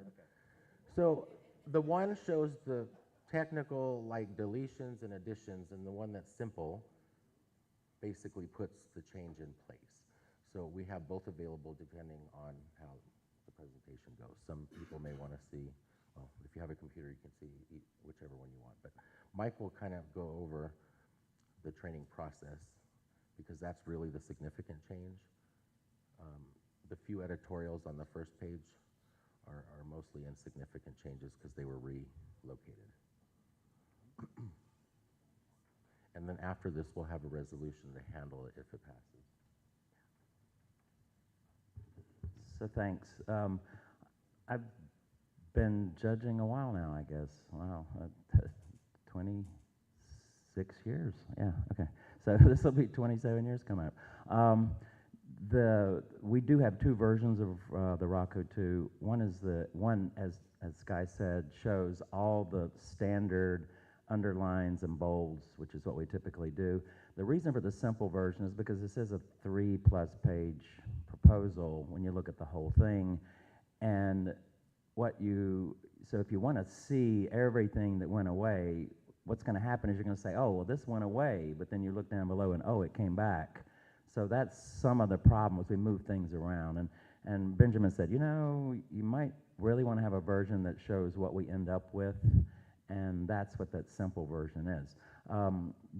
There's been a discussion for a number of years about something that the judges felt we were lacking, and we were really jealous of the shoot coordinators and the arena directors. They had this really cool checklist, and they could say, you know how to do this, and you know how to do this, and you know how to do this, and once you know how to do everything, then we're like, okay, do we like you enough that we want to work with you and make you a certified official? And the judges were in this strange situation where our rules actually said a student judge, you know, once you got through the idea of entering the program, you really were mandated to stand with your arms crossed for 6 days in an arena. And then we said, okay, get out there and judge. And we didn't even find out whether you knew how to blow a whistle before you were certified, or how to blow a whistle and drop a flag at the same time. And if you've never done it before, it's not easy the first time you do it. You know, you can learn it really quickly, but it's not a given that you know how to do that. And so Gene and myself, Amy Griffin, and actually a couple other people, and even some non-judges sort of started tossing ideas about, and we said, how can we define the skills of a judge into competencies and then have our training program be set up so that you develop these competencies, and each time you go through a step, we progress you to eventually make you a senior judge, but not just a senior judge, but a skilled, competent, confident senior judge. And we thought that would be good for the judges, we thought it would be good for the contestants, we thought it would be good for the other officials, we thought it would be good for IGRA. And so that's where this comes from. And so it looks complicated because we list the skills here, and we rank the skills. What's the easiest thing to do? Well, we already said it. It's blow a whistle and drop a flag at the same time to start goat dressing. And so that's the first thing you got to do. And fortunately, we've had the opportunity with community goat dressing to get our most recent and active students to do that. And Brian Helander proved a couple of years ago that he could do that, and I was so happy for him, although he was quaking in his shoes when I grabbed him in Bay Area Rodeo and said, you're going to do this because I need to go pee. And so he did 90 goes. I thought, this is great. Well, also, I had just done 20 goes. I'm like, I don't want to do 90 more. So, Brian, you do this. And he did great. I think the first one he was nervous, but by the time he got to 89, his arm hurt. He said, God, your arm gets really tired out here. I'm like, okay, good. That's something a student needs to know. That's going to happen to you. So you need to build up your upper body strength. So anyway, we want you to get competencies, and we're gonna record it.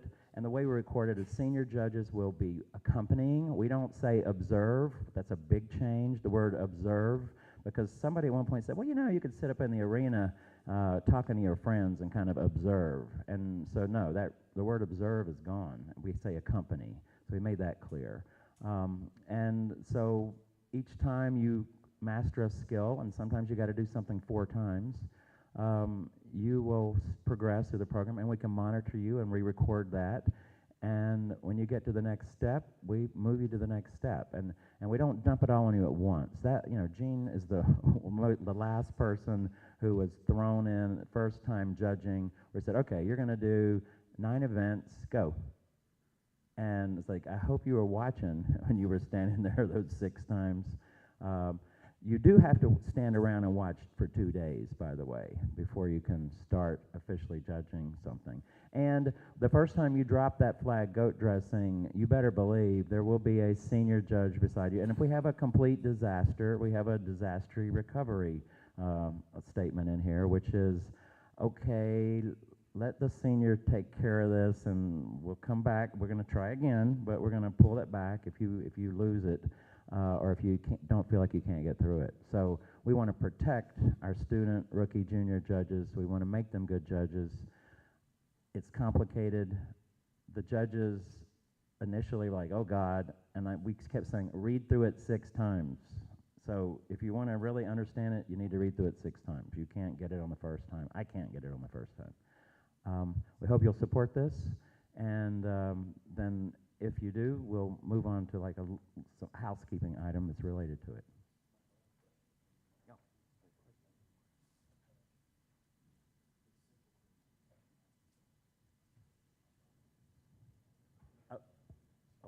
Simple is for presentation purposes.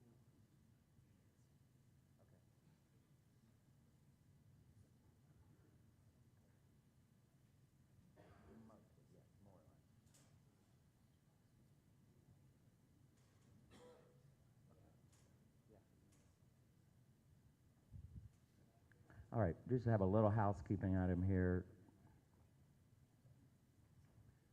Frank, could you exit the report, please?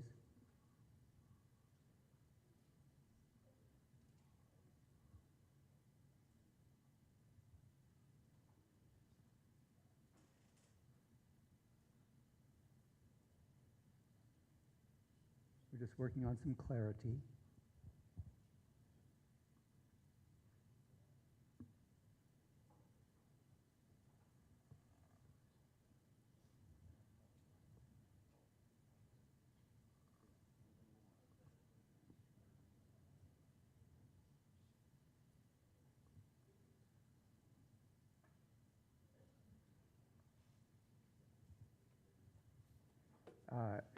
If you'll refresh.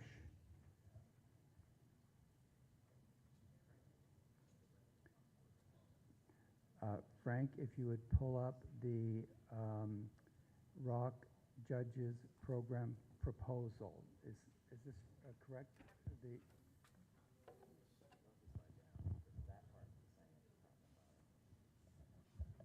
Frank, if you just a little bit more, scroll down, thank you.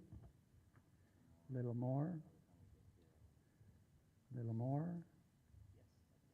This is the correct proposal. Okay, very good.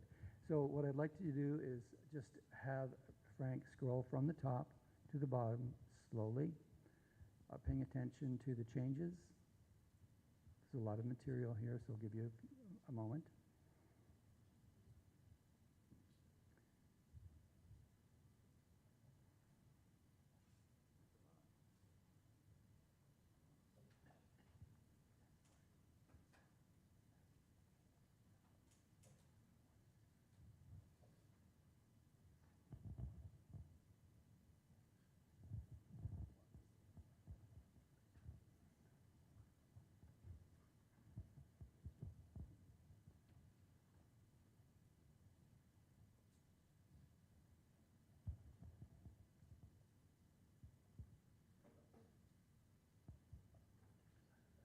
So definition for you, go is a day, by the way. So on a rodeo weekend, you would have 2 goes.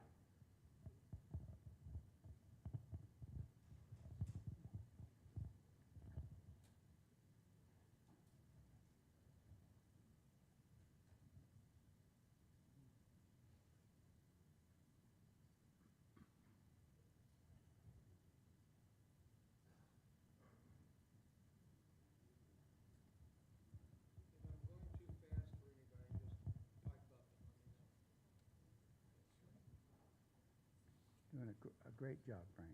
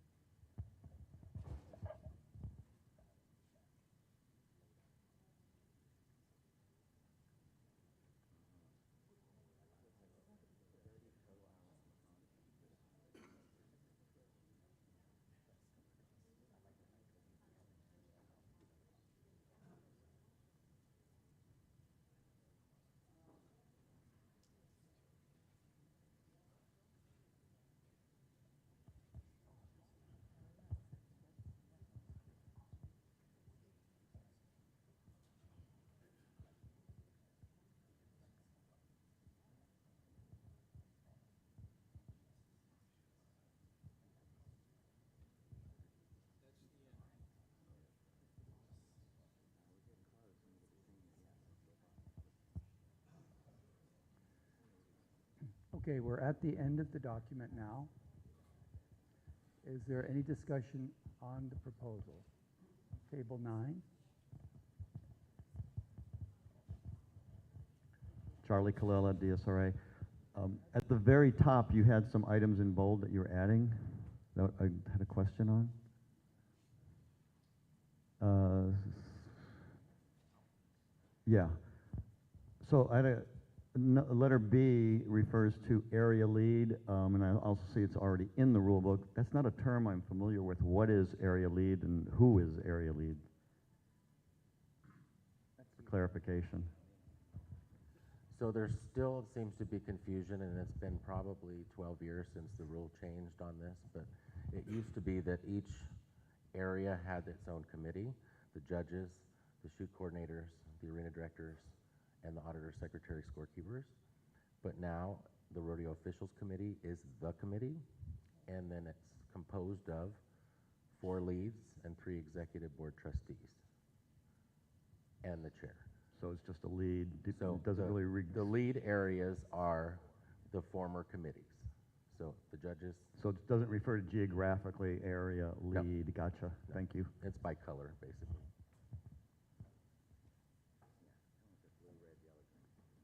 Table 1.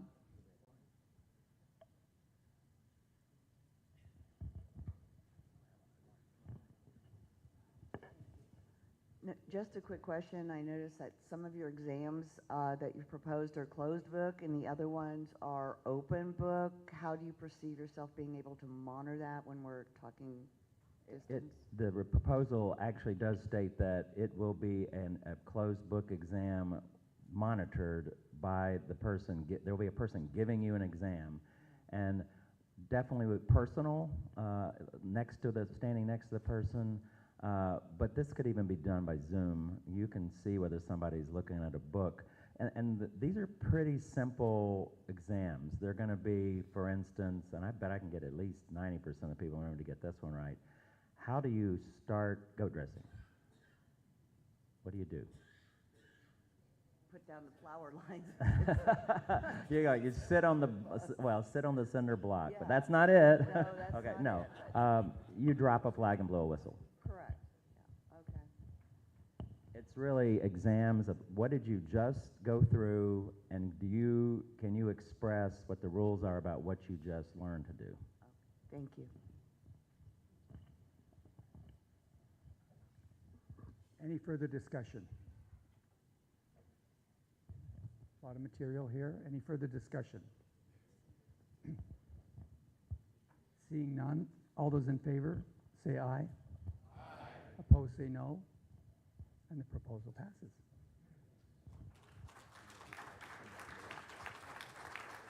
You pull up the resolution for ROC 02, the next one down.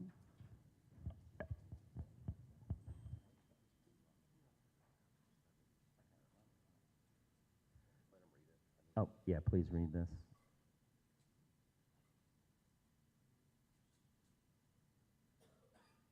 don't think I have to say anything. They're just questions.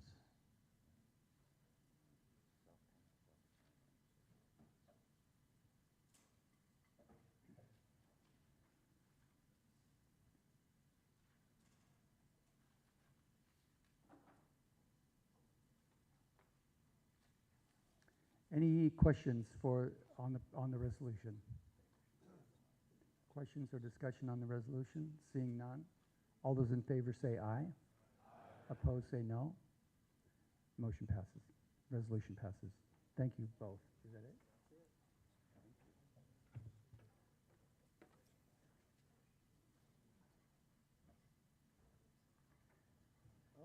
Okay, next, so we're coming down to lunch. The next report is going to be from me on behalf of the executive committee. I don't have a written report. I just haven't had time to do one, but it's very brief. So I'll follow up with a written report. As you know, we started a project, technology project, to improve our infrastructure related to rodeo registration, to own the product, to be able to manage the product on our own. We've used this product now for a year and 2 months, I believe. Very, very few problems with the actual rodeo registration process. This past week, we completed the admin module, if you will, that allows the auditors to post our rodeos on their own. In other words, David will be able to post a rodeo for us without reaching out to anyone else. So essentially at this point, from that starting point to the opening of the rodeo and closing of the rodeo, the product is under our control, and we own the product. It can't be taken away from us. So there are some minor enhancements that need to be completed, but we hope to post the AGR rodeo within the next couple of weeks, I believe. So we'll be doing that. What questions do you have for me?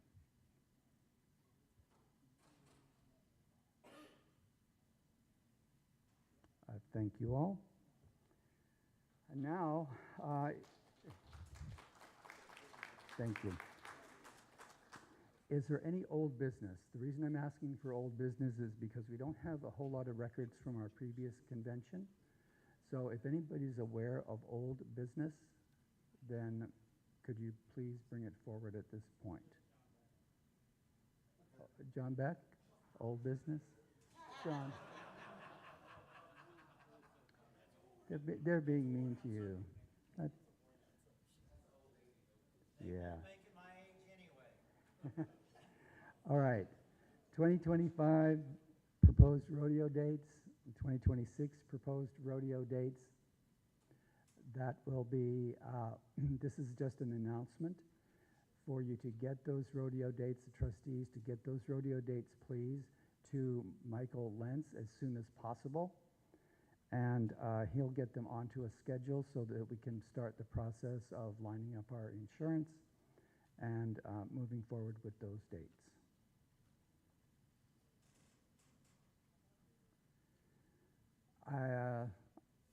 I'm trying to get us to lunch in 20 minutes. Chuck, are you ready now? Yeah. If we have marketing, the marketing presentation. So Chuck Browning in the marketing presentation. Thank you for rescuing me from that 20-minute pause.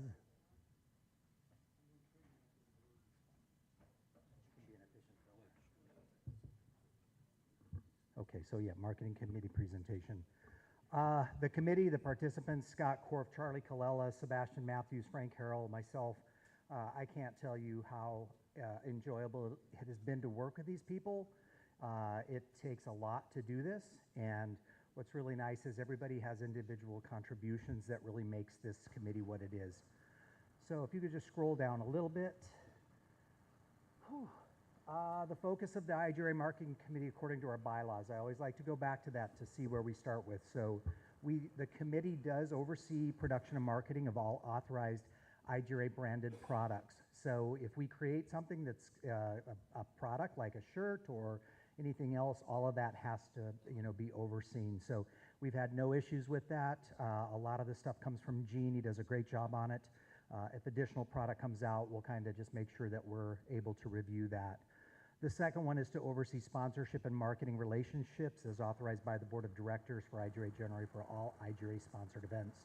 Those 3 sponsored events are finals, convention, and university. So we really put the majority of our focus on finals. Oops, hang on, back up a little bit.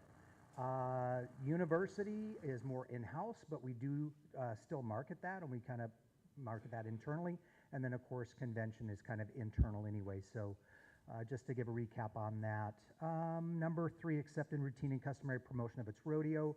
A member association and or its individual members must secure IGRA's written approval prior to the use of IGRA's name or logo. So we did kind of discuss that yesterday. There was a proposal to clean this all up, and it did pass, so this was created before that. Anyway, if you are an association and you're doing promotional materials for your rodeo that's sanctioned, then you would need to include the official IGRA logo. If you need assistance with that, your marketing committee is here for you. If you are doing something outside of your rodeo, but you want to include that IGRA logo, we would ask that you email the marketing committee contact, which is on the committee page. That is my trustee@crgra.com email address. The committee is tasked with expanding sponsorship opportunities as well as developing effective marketing opportunities. So, working with Charlie and really getting into this to figure out what is it that our sponsors want us to show them. How are we getting out to them? If we have a link to a live stream, how many people are actually checking that out? Or, what is going on with our social media pages? So those are some of the things that we've been working on. And we found out that we kind of clicked with finding out what those sponsors want, because if you recognize what the sponsorship was for World Finals this year, it was incredible. So thank you again, Charlie and his committee, for their work on that. We started the year off with the 2024 rodeo calendar, which is this one. So it listed all the rodeos and their dates. When we post this, we include a link to the IGRA rodeo page, either that on IGRA.com or the gay-rodeo.net page. We do have 2. And driving them there, I want to point out something. We are depending on you, when they go to that page and click on your link, to make sure there's an active page that it goes to with the most recent information for your rodeos. So we do see at times that information doesn't come available until maybe 2 months or 3 months before.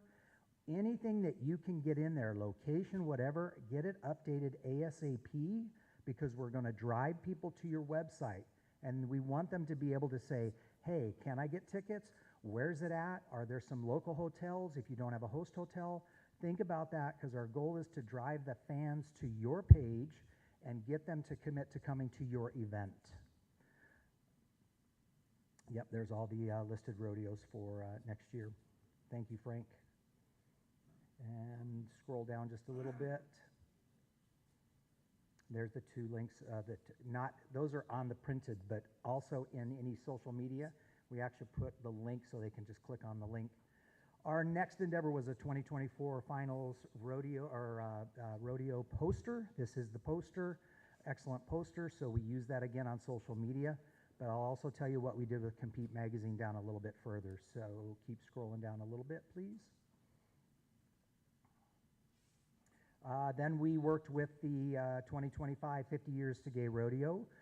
This was printed out in banners that was put at several of the rodeos, but it was also in print and social media. And then in the summer of 2024, we thought we'd do another one. We had an opportunity with Compete Magazine, so we did kind of a blast of the last part of the year of rodeos. Scott did a great job here with the imagery of going down the road and the 50 Years of Gay Rodeo logo as well, so great job again. And this is the finals rodeo promo. Frank, are we able to click on that and show that video? It won't click on there. I think we have to go probably to the IGRA or the gay-rodeo.net page under finals. It might still be there.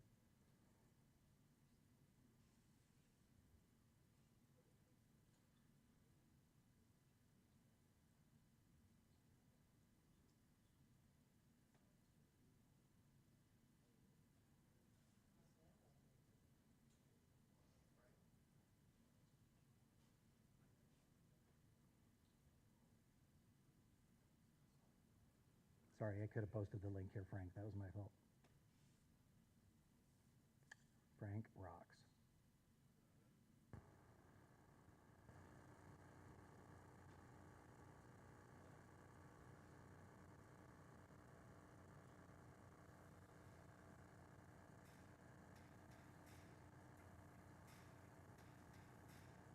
Give this microphone to the speaker.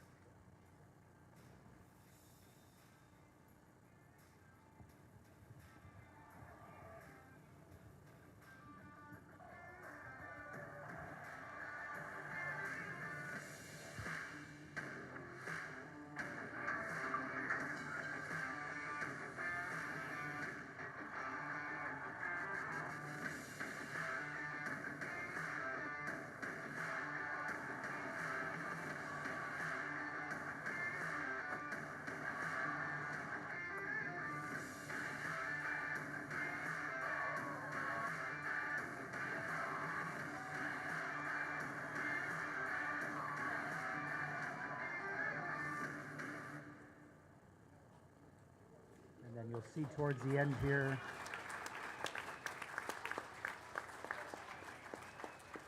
listing all our sponsors, incredible job. And it's going to get even better. And direction information for that. So we did start blasting that out, I think, probably 4 weeks before finals. So we want to start getting ourselves ahead of this. We want to get ahead of the curve. And if you can go back to the report for a second for the presentation. Thank you, Frank, for jumping over there for me. And down. Okay, so one of the big ones was the live streaming that we did this year at finals. I want to go back 2 years prior. We didn't have anything. Frank was doing his videos that he did all the time on his YouTube. We actually had Compete Magazine bring us a company that wanted to do the live stream for us. They really were not familiar with doing rodeos. They kind of panicked at the end and said, we just don't know that we can do a good job for you, so we don't want to commit to it. A little bit disappointing for us, but it threw us in the time thing. I had 2 weeks with Frank to say, can we do a live stream? And you know what Frank does? He always makes it happen. So once again, Frank, thank you, Frank. And here's some examples. The logo's up in the corners. Just take a couple look at this. Multiple cameras, wireless cameras. Frank probably spent, am I going to say $8,000 or more on additional equipment for this functionality. I think the viewership was close to 1,200 total, somewhere around there. So, and again, that viewership is what our sponsors want to see. What we have the capability of here is floating sponsorship logos. We're going to try to put in interviews with certain people next year. We're going to try to possibly consider commercials, whatever it is that we need. But if you haven't had a chance, go out there and take a look at that. I think it's a great representation of what our organization can do. So once again, thank you to Frank, Sebastian, Chris, and who am I? Andy Sakinen. Yes, they all helped with that live feed at finals. So thank you guys very much.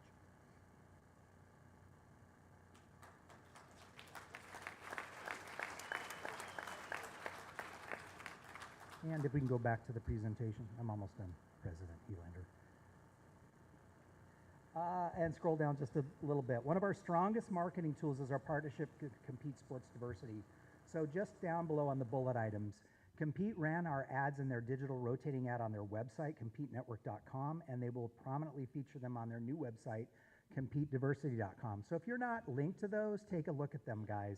They're a great company to work with, and they bring a lot of potential sponsors or opportunities to us. In fact, we recently got a link to some sponsorships or grants that we can take a look at. So Printed and digital ads appeared in their summer issue of Asana World Series, which is softball, the LLF Guide, Lynn Lewis Foundation, and the fall issue of Compete magazine. The IGRA logo and acknowledgments appeared multiple times on Compete's LinkedIn page.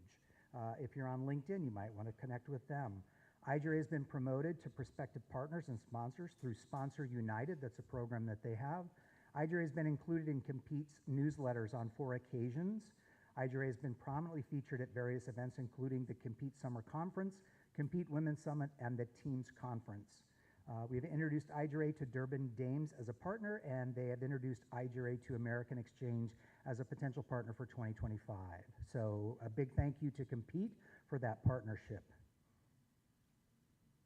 We continue to work to improve the appearance of WGRF in the venue, including IGRA Royalty and WGRF Arena banners. These are some of the logos that we had in the arena, and we're going to keep working on that to make that more of a statement for our event. We have the Step and Repeat event backdrops for photo opportunities, and the addition of the beautiful barrel wraps this year. So if you didn't see those were pretty phenomenal. So thank you, Mark, for that addition to our plethora of marketing materials. Association banners, we had those all on the back of the arena at the top. We want to continue to do that, so make sure your association are presenting banners. There's an option if you want to just leave it in the banner box and it'll go to those finals year to year, and you don't have to bring it back and forth. That's an option. If you want to use that banner for other stuff, that's fine. And sponsorship banners with effective placement to promote our sponsors. I'm sure you guys saw this on social media as we brought them in. And again, Charlie, great job on that. And just a little bit further down. Keep going. A little bit more.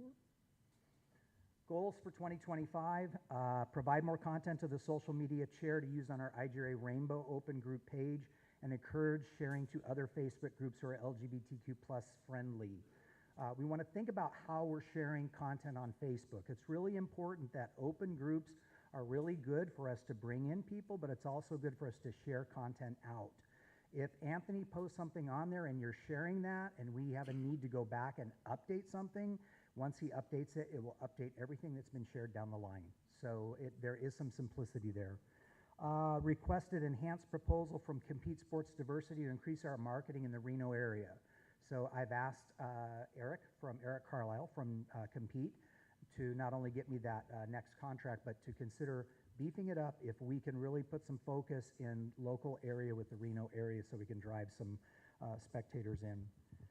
Improve our access to digital content in partnership with photographers and videographers. So there's a big thing that we were doing this year and kind of pushing it is your rodeo is your event. It's your content.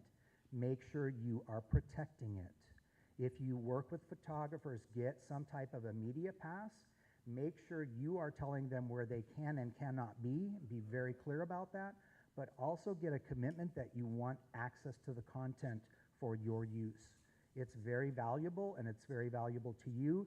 We would also like that if you get it, because we are trying to build this pool of content for everybody to use for promotion materials. Partner with content creators to produce more rodeo and royalty action reels available for social media and websites. So once again, we want to just try to find people that understand our mission and support that, and we can get this content to use not just for IGRA, but for the local associations as well. The live stream, WGRF 25, with this group, I can only tell you it's going to get bigger and better. Expand our capabilities to showcase our sponsors and ourselves during WGRF 25 live stream, so we'll be able to do that. Transform our IGRA logos to current formatting, which is a vector format. I've heard some pros and cons, but we need to do something. We also need to take a look at that page, which has 22 different logos, and maybe streamline it to a few, maybe even think of some new ones. Review our assortment of logos, focus on the minimal versions, and create unique options. And then if we can scroll down to that, that is the 2025 IGRA Rodeo Calendar. If I do have anybody that can help, I think Scott has some of these to pass out, to give to you. What we will also do is get an email to each one of your trustees with the document that you can use and you can print out for your local area to take those to bars, whatever you want to do with that. So that's our step one for this year. We would like to consider the finals committee to think about getting that poster to us as soon as possible. We'd love to unveil this at finals at the end of awards to be able to say, here's our calendar for next year, here's our finals poster for next year, and really drum up the excitement on that. So, you know, there's been talk about maybe running a poster contest with the finals group. So we'll ask them if that's something we can do and get just the associations to participate in that. So I appreciate your time. Just wanted to let you know what we're doing and what we hope to do. If you have interest, reach out to us. We want to include everybody, and we have a lot to do. So appreciate your time. Thank you, guys.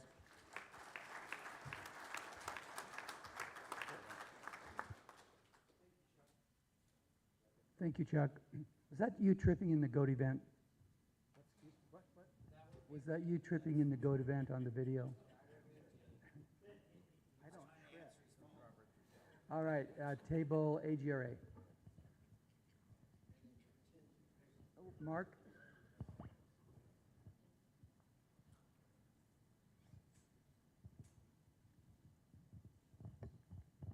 Chuck, we want to thank you so much on World Gay Finals.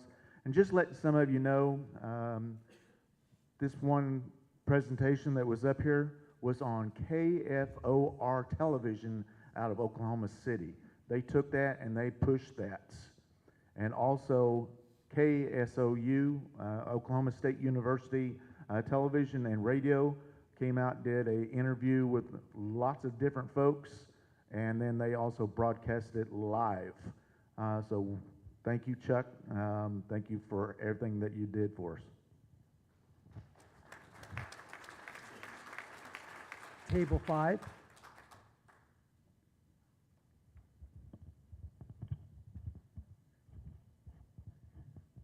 Weston GPRA, I just wanted to let whoever knows for finals this coming year, I do have a bunch of the banners, association banners that were left over in El Reno, so they can go to whoever needs them. Table 11.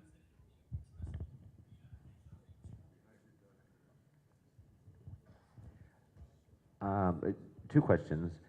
The Road to 50 logo, is that available to be placed on regional rodeos as well?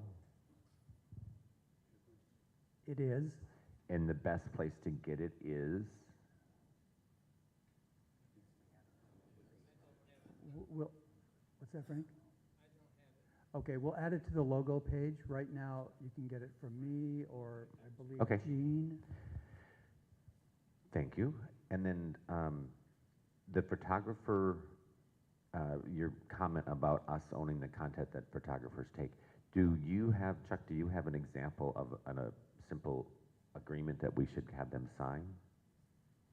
Yes, we did create a media contract, and definitely we can get you that access. If you guys need that, please reach out, and we can get that to you. And then you can modify it, take the IGRA logo off, and put your logo on, by all means.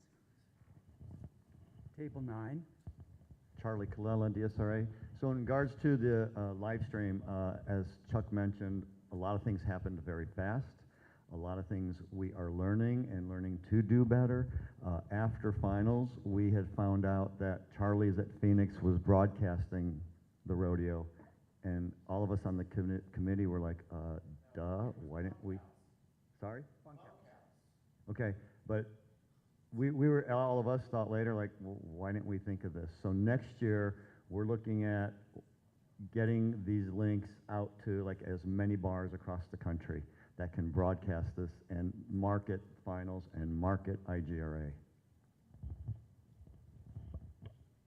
We'll have to figure out a way to monetize that.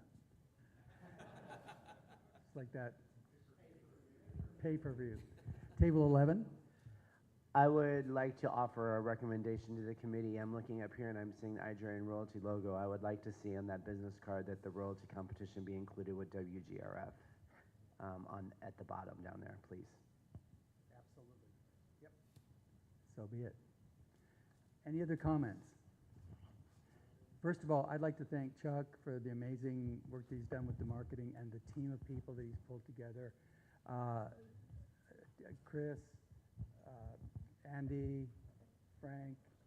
I know I shouldn't start with names because I'm going to forget somebody. But Sebastian, thank you. If anybody else wants to whisper in my ear, please do so. But thank you all for really making our presence known like it's never been known before. So thank you very much.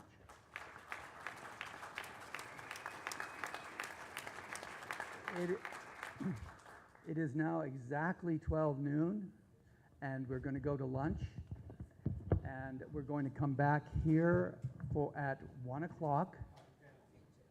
At 1 o'clock for the awards. So lunch there and return here for the awards.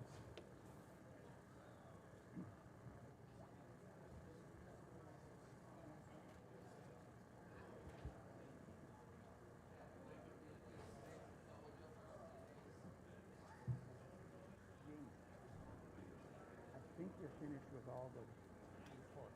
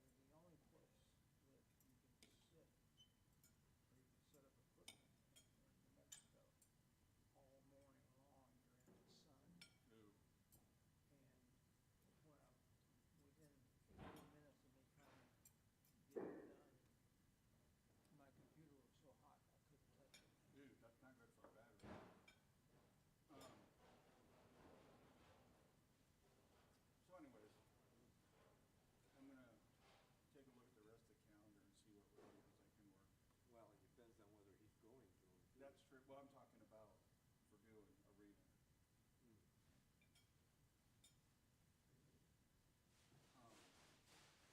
Can we talk a little about the game plan this afternoon? I would like to be on the road back to Indiana no later than 7 o'clock Eastern time. Sure. We'll have all this stuff packed up before dinner, probably.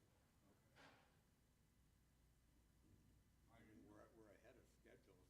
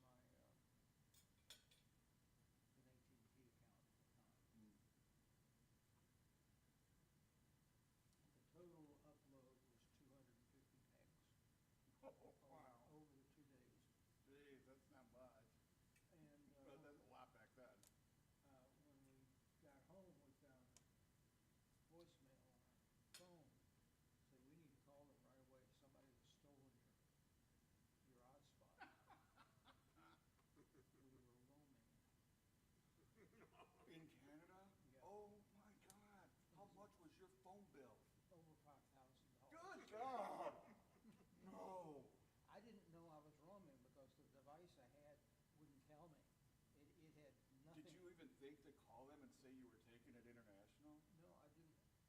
I was just trying to get a connection to the internet. Oh my God. Well, what they did, they gave us a, Payment plan? well, it was a, I don't know what word to use.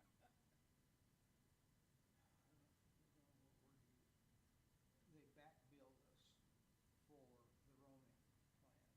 So it was something like $200. Oh, okay, there. And I had already spent $100 sponsoring the internet connection. Yeah, it's real hard to, actually, in the truck, because we use that computer in the truck. The other truck, he's got a stand for it. This Oh. truck, it's on our lap. Yeah, I've got one of those RAM mounts in my truck. We don't have the truck has a hotspot built into the Those are computer, nice. but we're not sure how to use it yet, so we're using the Really? phone hotspots when we're traveling. Well, it's not free. No, it's not. It's another phone bill. Yeah. Yeah, I figured that out when I had AT&T with my Colorado. But when we were traveling in a trailer, trailers got Starlink on it with roaming capability. Oh, wow. So it's Okay. it's live all the time. Nice. Yeah, as long as the truck's hooked up to the trailer, you got it in the truck. Nice. Luckily, when we hit that bridge and damaged the vent and the other thing, it didn't damage the Starlink stuff like it. Oh,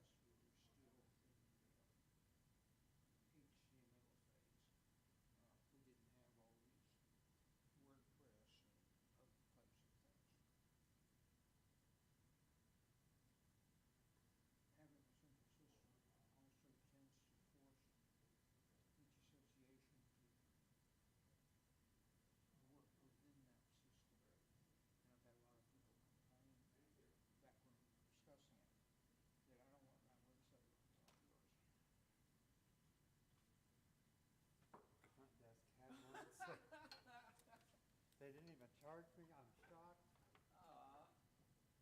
It's a flashlight. And, wait a minute. No, it's like, it's a rechargeable battery. Oh.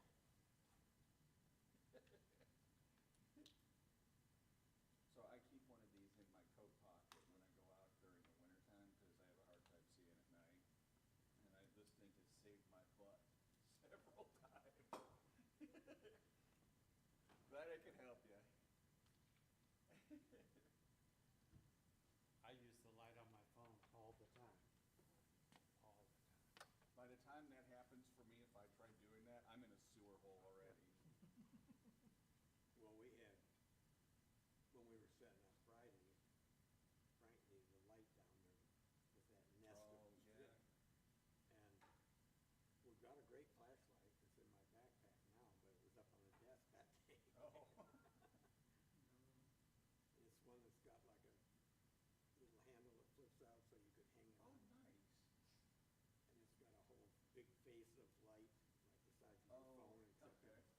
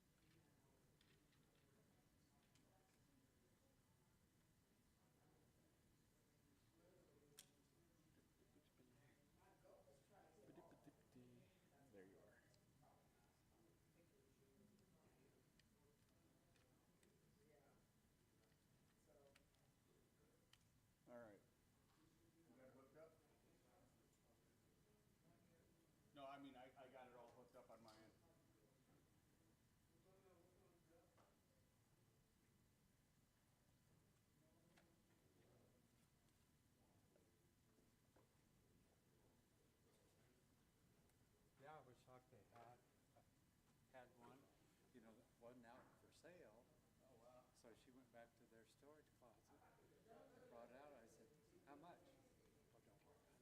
You charged me $4 for a soda, but don't worry about it, man. Okay. I'll take it.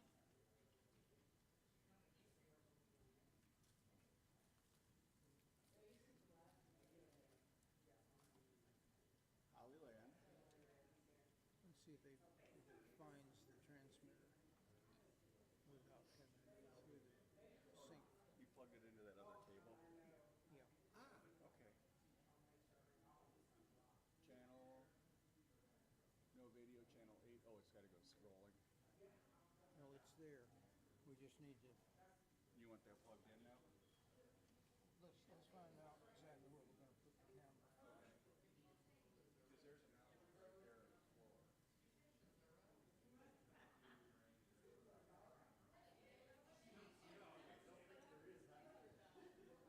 One right there.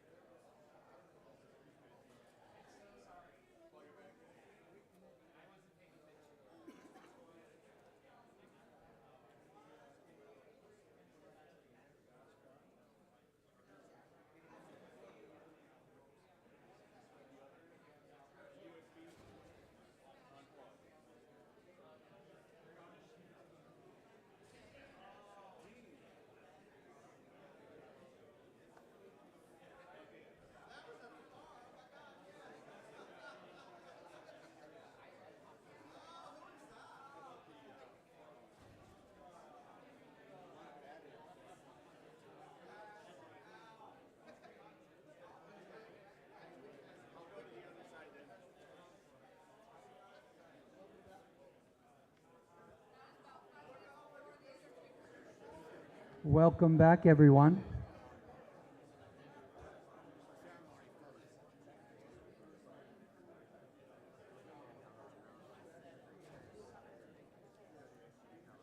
Okay. Welcome back, everybody. I hope you enjoyed your lunch. If you go ahead and take your seats. We'll get started with our awards. While we're waiting for everybody to go ahead and take your seat, I just had a note passed to me from Andrew Goodman related to IGRA University. We have 10 $250 IGRA University scholarships. Oh. Okay, it says 250. I just read what it says. 10 $25 university scholarships from Scott, including Scott Andrews from DSRA, Mark Arnold from CGRA, and you can go to the igrastore.com to register.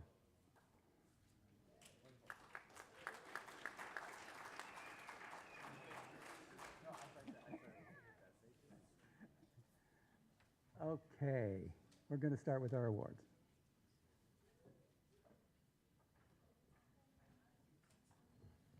Test, test.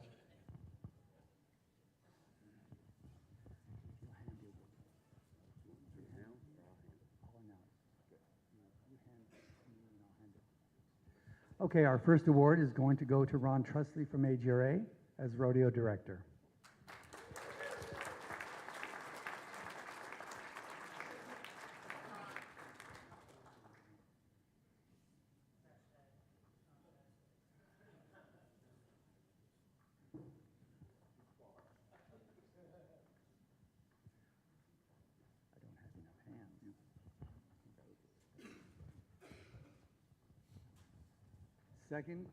Second award goes to Mac McMillan, Rodeo Director at Texas Tradition Rodeo.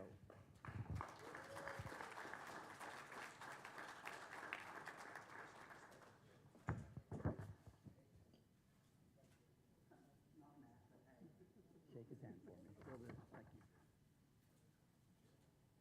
Third goes to Lisa Smith, Rodeo Director, Rodeo in the Rock.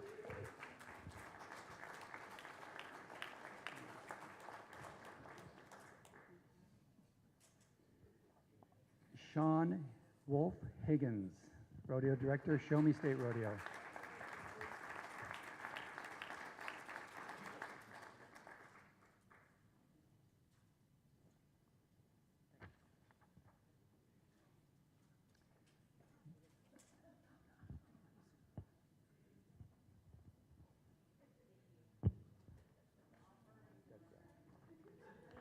Doug Graff, Rodeo Director, Bighorn Rodeo.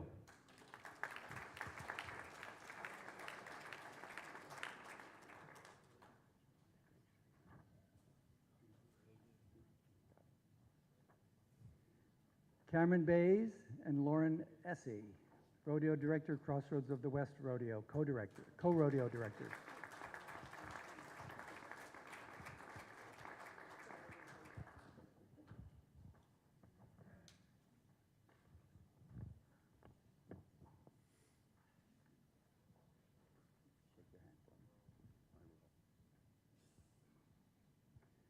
AJ Malcolm, Rodeo Director, Rocky Mountain Regional Rodeo.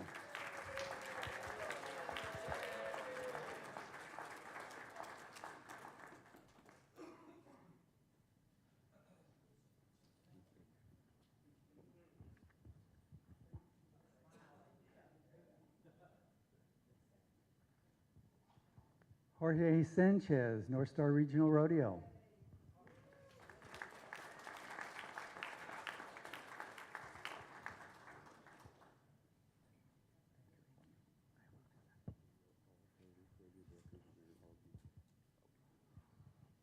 Co-directors for Great Plains Regional Rodeo, Paul Boyd,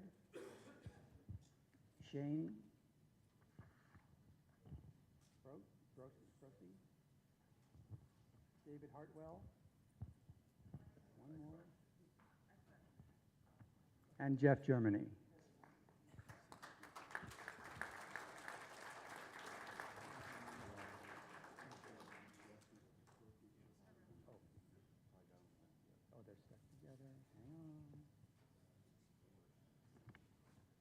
Weston Crow Tucker also. They were stuck together.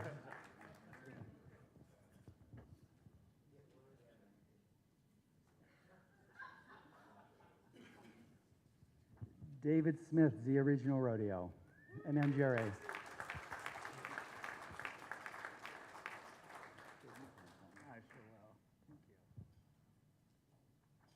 Bruce Roby, Rodeo Director, Best Buck in the Bay.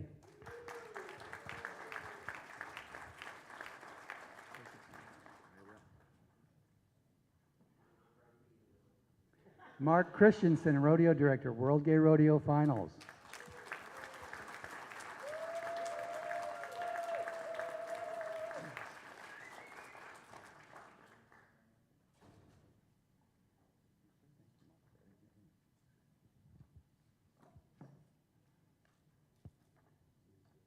All right, now we'll go with our committee chair awards.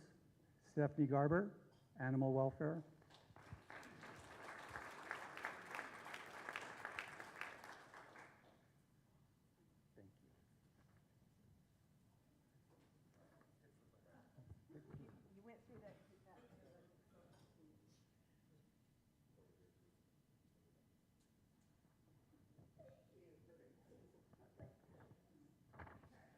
Roger Bergman, Archives.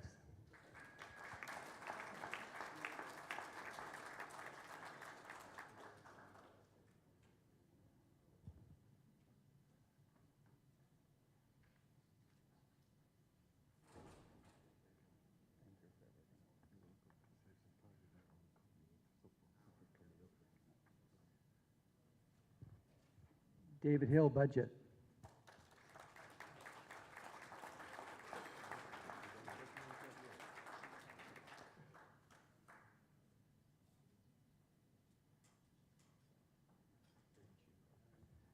Benjamin Avant, Bylaws.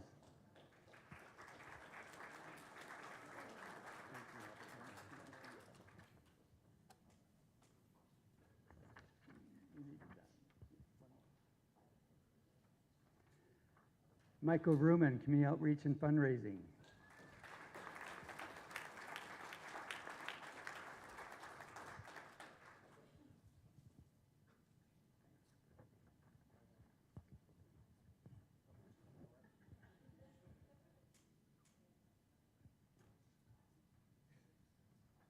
Contestant Liaison, David Lawson and Janet Stange.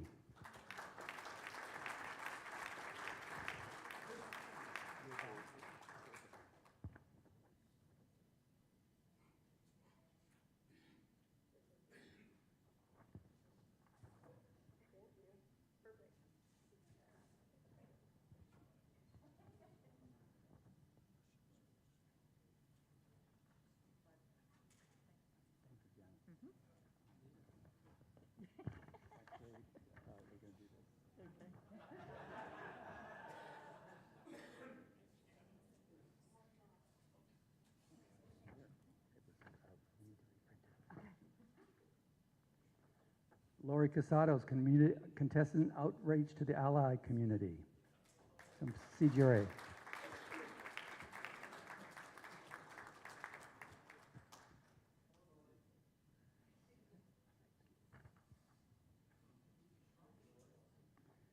Tessa, Community Outreach to the Queer Community.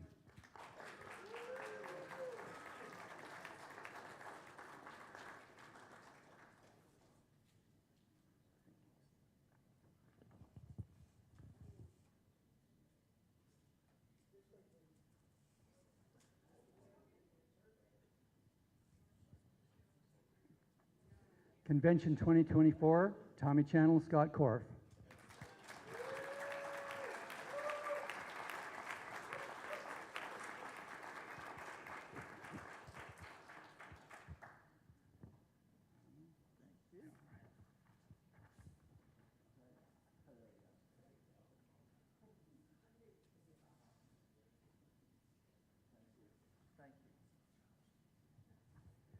Convention 2025 Planning Committee Chair, Robert Thurtell.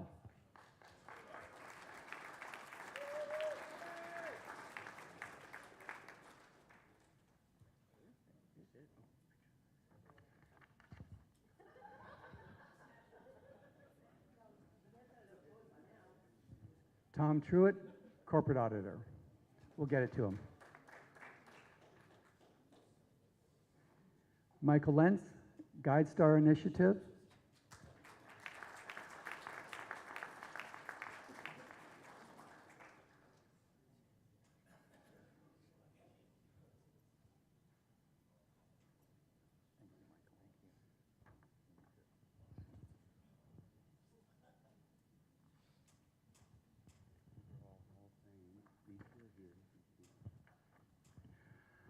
Hall of Fame, Roger Bergman and Dan Iverson.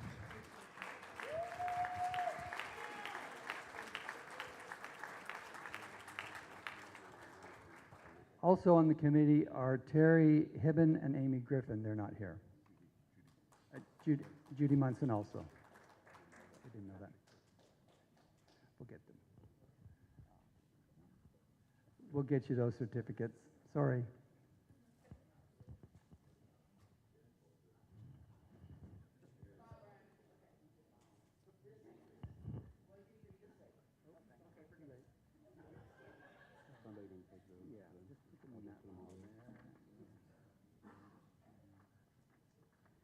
Health and Safety, Mark Christensen.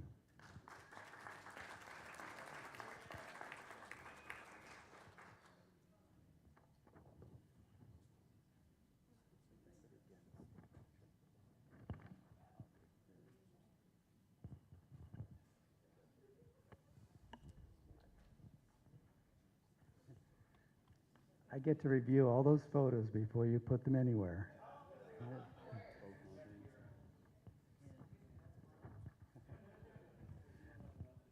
Marketing, Scott Korf and Chuck Browning.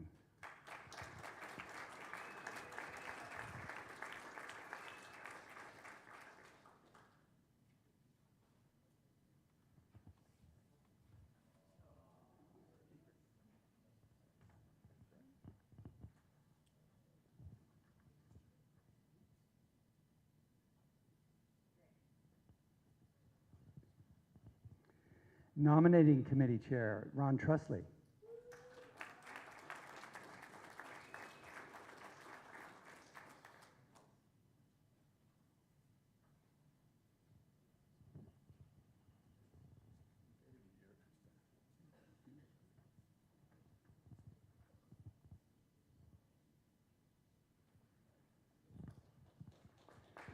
Public Relations, Mary Honeycutt.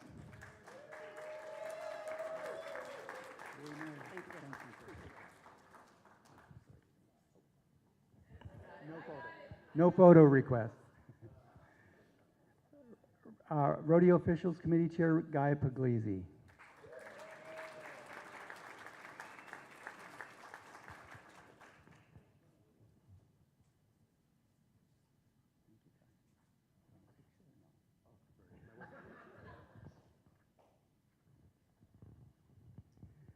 Travis James, Arena Directors Lead.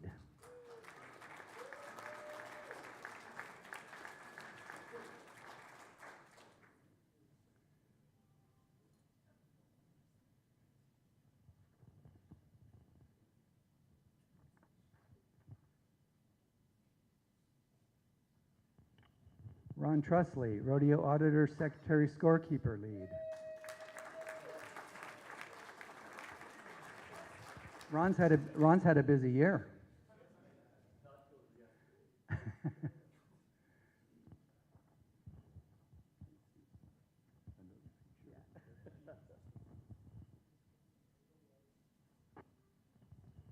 Carl Schmidt, Shoot Coordinator Lead.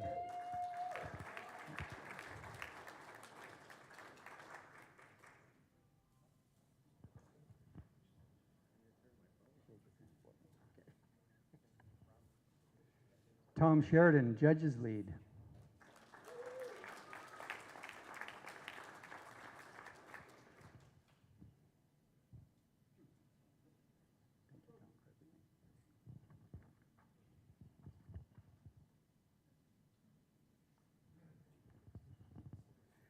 Robert Thurtell, Rodeo Rules Committee Chair. We told you not to go back to your seat.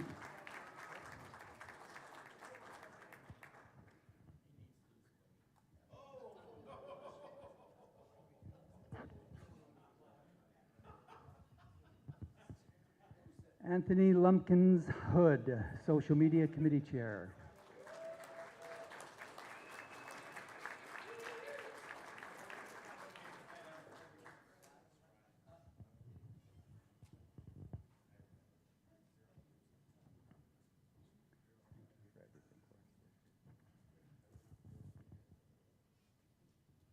The battery's running out on this mic, so if we have another one somewhere, just in preparation for the dead battery. Charlie Colella sponsors fundraising grants.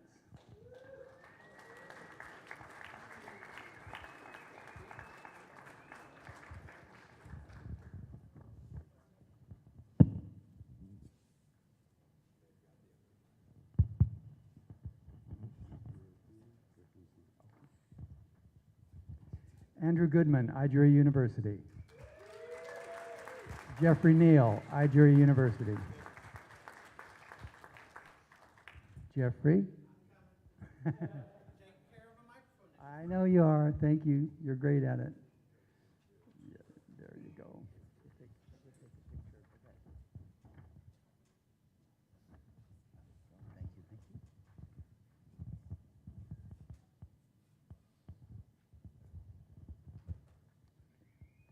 Cami Bowles, Women's Outreach.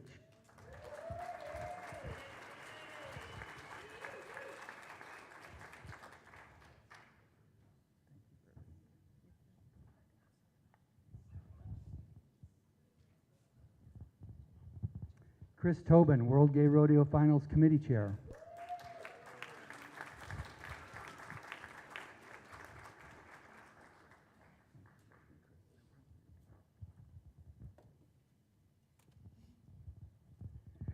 Frank Harrell, IGRA.com webmaster.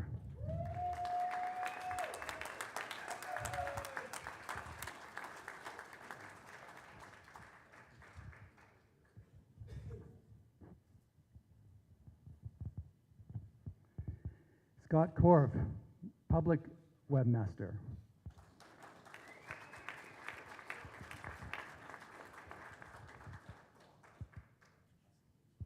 You've been busy too.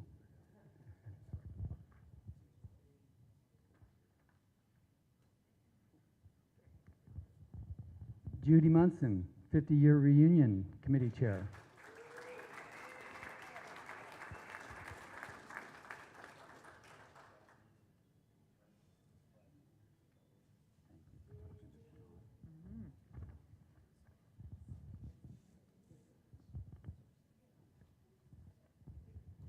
Okay, now we'll go with the appreciation awards. AGRA, if you want to step forward, we have some for you. This appreciation award goes to Claudia Vega.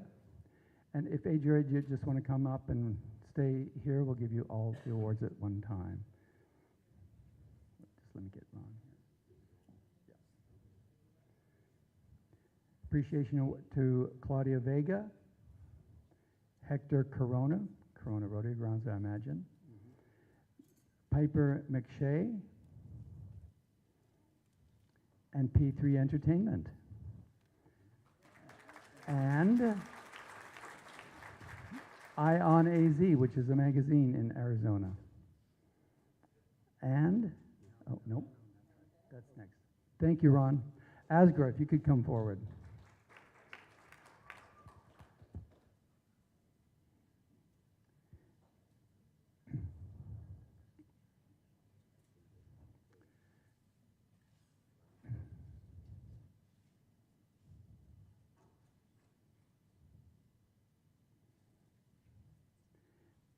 Appreciation Award to Uproar Lounge and Restaurant.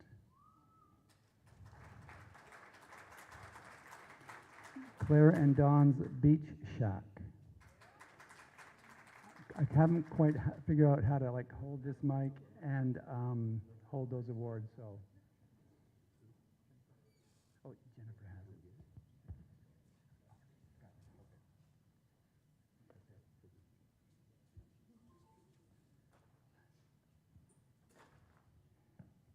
Who's up next? CRGRA.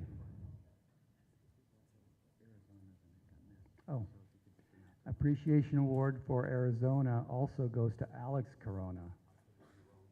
It's in the wrong pile. Appreciation Award to Chuck Browning from Canadian Rockies Gay Rodeo Association.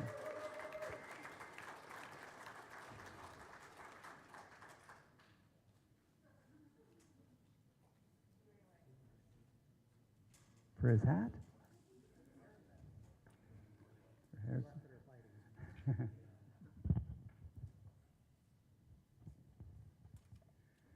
Okay, CGRA.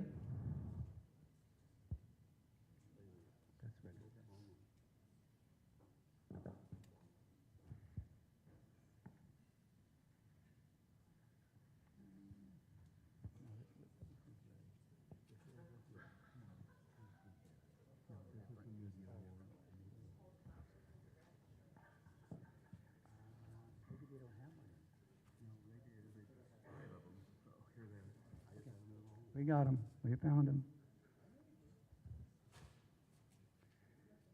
Buddies. Buddies Bar. Venice Quinn. Appreciation Award from CGRA. Entertainer. J.D. Carelli from CGRA. And Danny Perez. Appreciation Award also. Also, don't go away. Also, for Denver 7, Russell Haythorne. DSRA.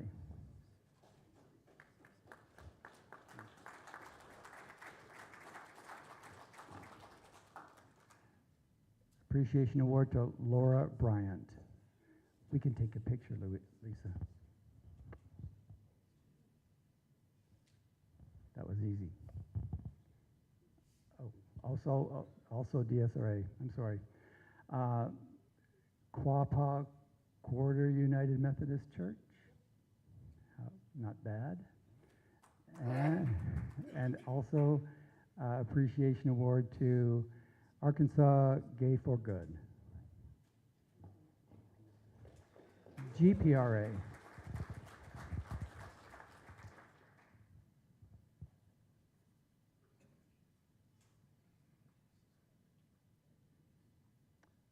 This goes to Roger Ochoa.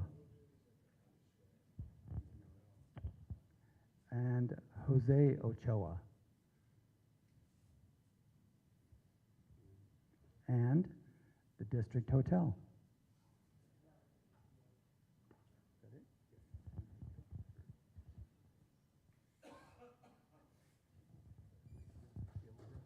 ILGRA.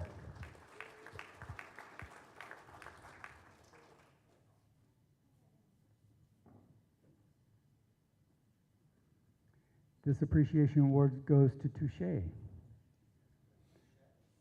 And also Charlie's of Chicago. And this one goes to Emily Allison.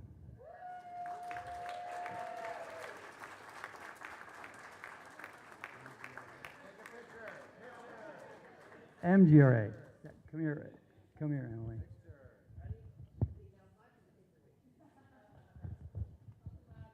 MGRA.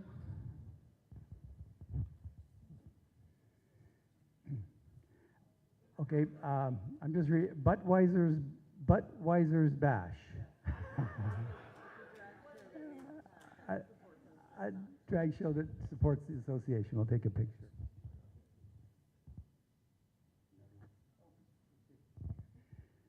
Side Street Bar and Grill. NGRA.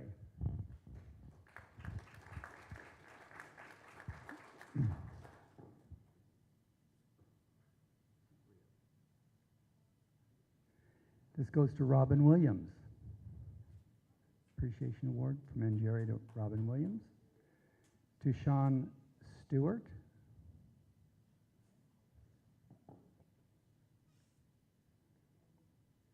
And to Rosa Morin.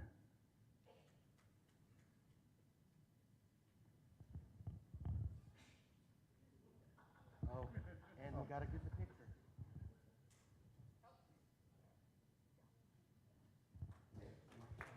North Star.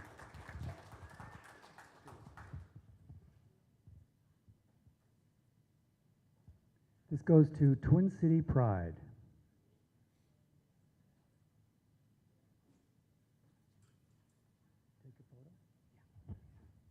There's two. True North Roofing. Lord knows we need that up in the northern part of the country.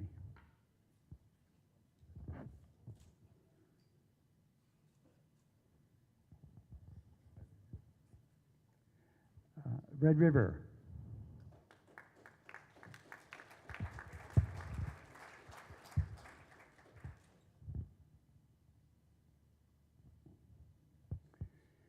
These appreciation awards from Red River go to the Hidden Door, and it's Eddie and Holly Lumpkins.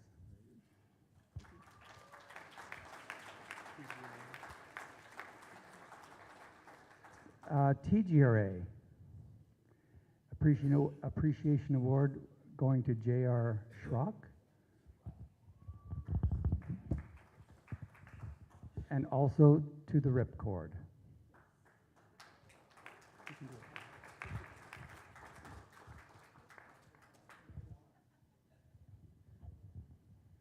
Okay, now,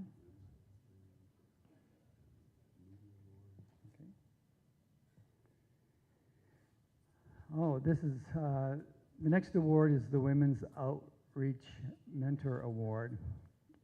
Gives me great pleasure to announce this award goes to Murmur Tuckness of Red River Rodeo Association.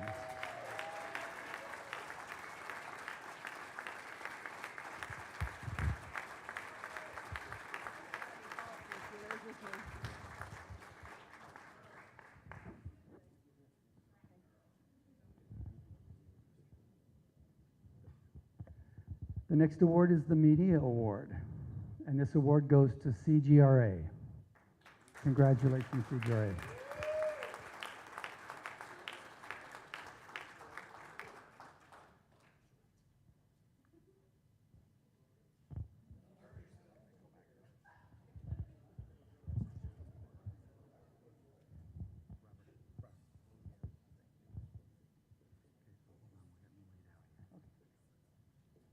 One moment, please.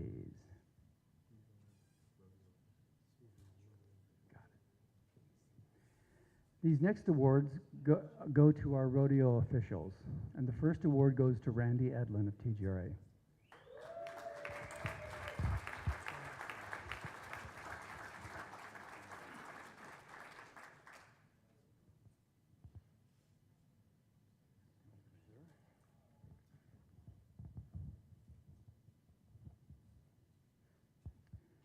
The next award goes to Devin Garcia.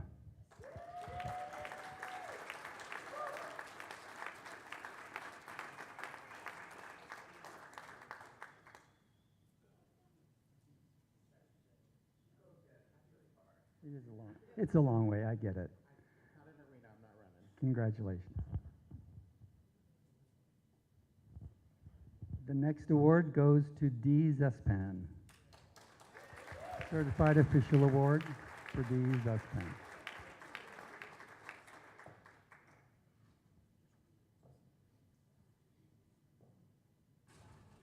Don't get handsy.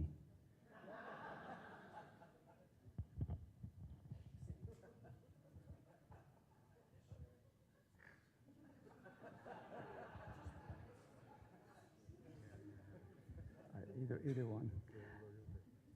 Rodeo Official Award goes to Heather Murray, CGRA.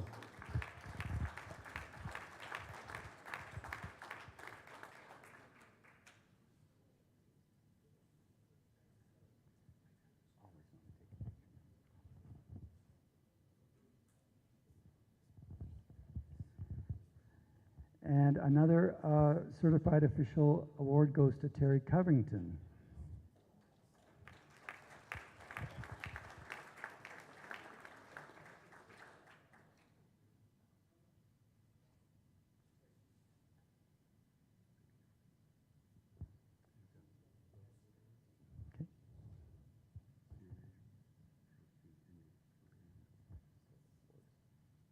Next, we're going to do the service awards, and the first service award goes to Monique Zimbelman, an MGRA trustee.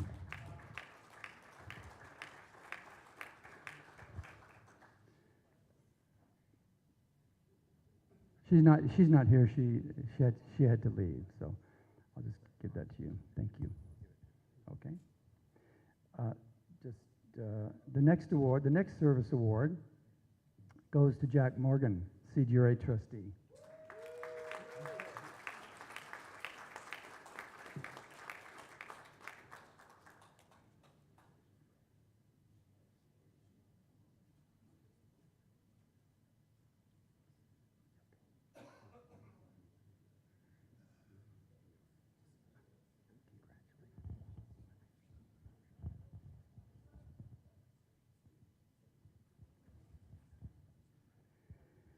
The next service award goes to Michael Norman, IGRA Secretary, 2018 to 2023.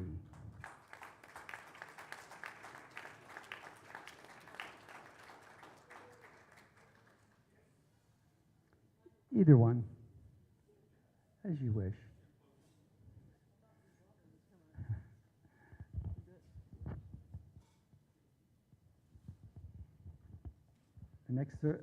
The next service award goes to Michael Butts, IGRA Vice President, 2019 to 2023.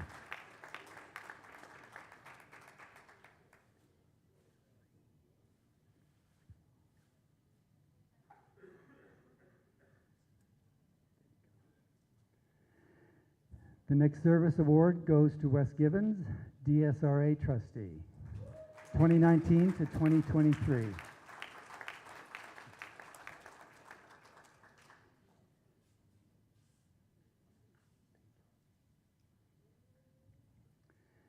The next service award goes to David Hartwell, GPRA Trustee, 2019 to 2023.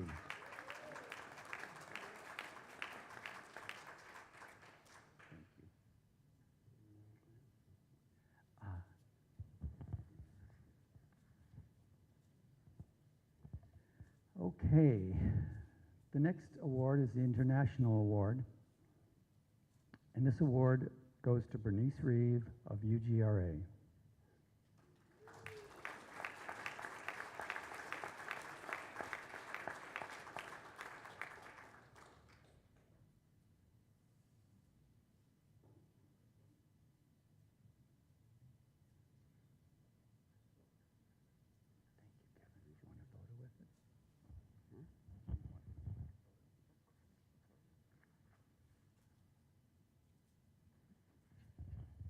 The next international award goes to David Smith of NMGRA.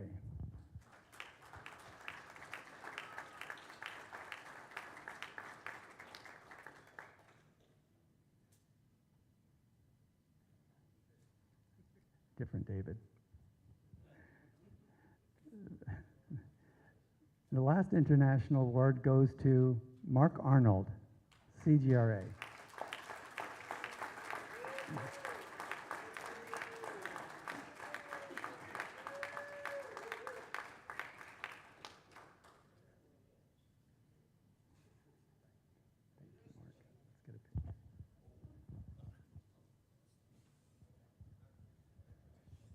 Okay, next we have Trustee Awards.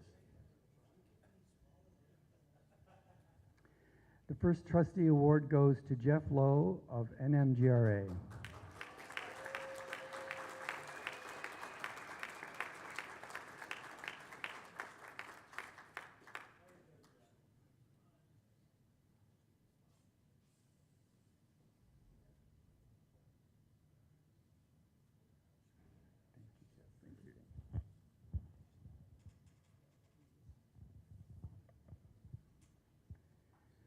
The next Trustee Award goes to Ben Rubel of Red River.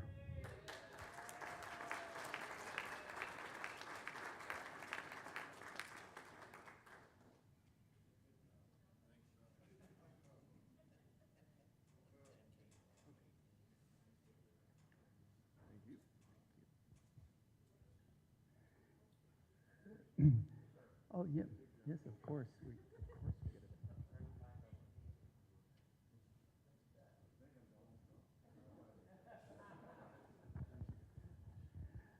it. The next award goes to Michael, the next international award.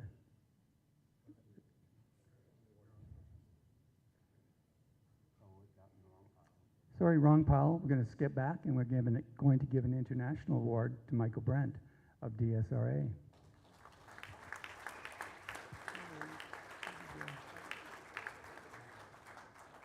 Thank you. Of course you can.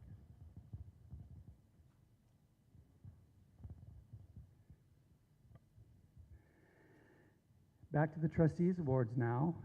This Trustees Award goes to Alexander Saitez, AGRA.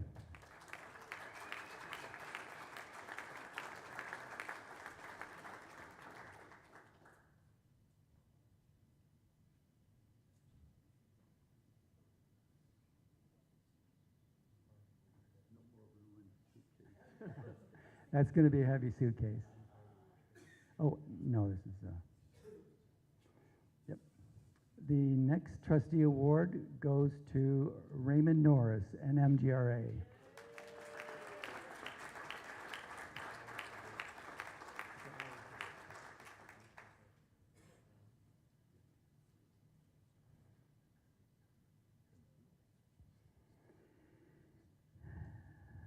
Another trustee award, excuse me, is going to Jackie Kemp of DSRA.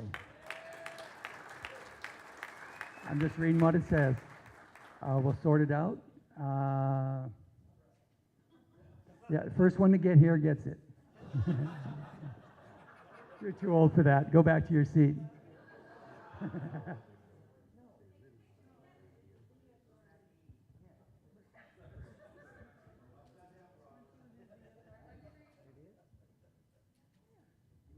You guys figure it out. Don't go anywhere. Lisa? No, you can go back to your seat. Slowly and carefully. Oh, actually, just Robert, hang around for a second, okay? The next trustee award goes to Ashley Wilhelm, DSRA.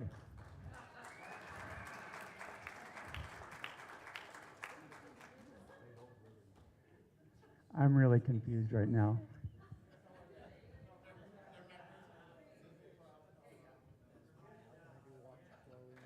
Let's see, walk slowly. Yeah, you can walk slowly back.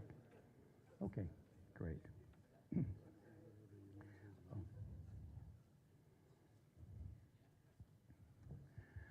All right, we're down to our last 4 awards.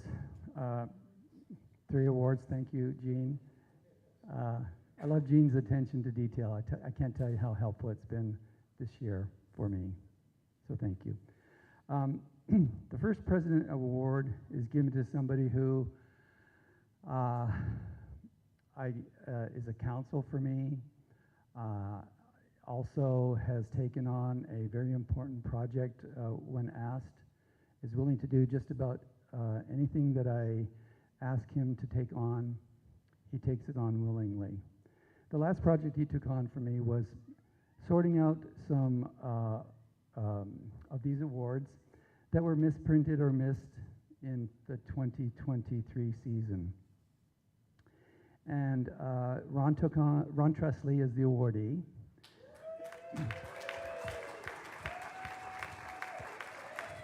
And Ron took on the tremendous project of correcting and repairing awards and certificates that were missed or misprinted and bringing us up to date. And I really appreciate that. And so does the organization, Ron. So thank you.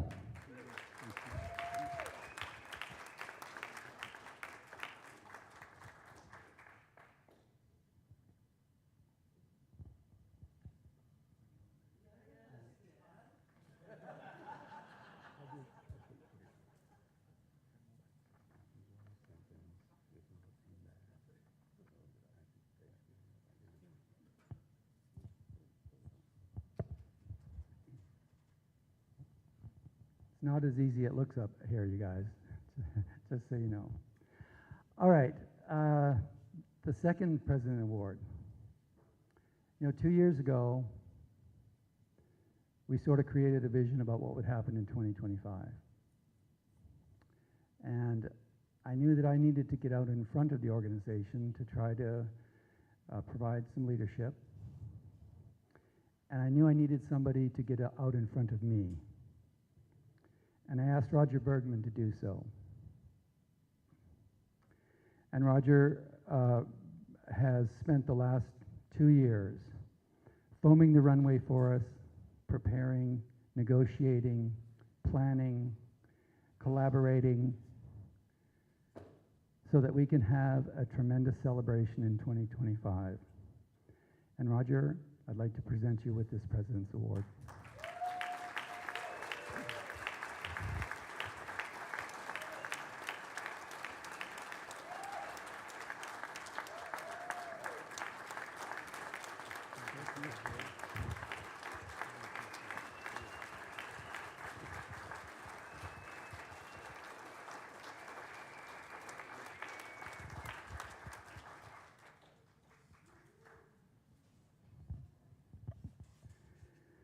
My final President's Award goes to someone who has been an advisor to me, has been a creative source of planning, who understands the 501c3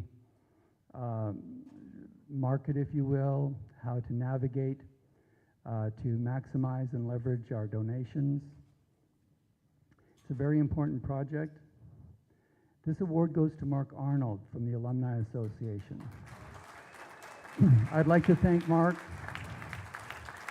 for all the work that he's done on this very important initiative.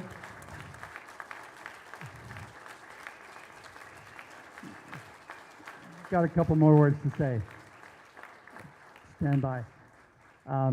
Every good 501c3 has an alumni association or a fundraising arm or foundation of some kind, and Mark has brought that to this organization and has contributed to the stabilization and the future of this organization in a major way.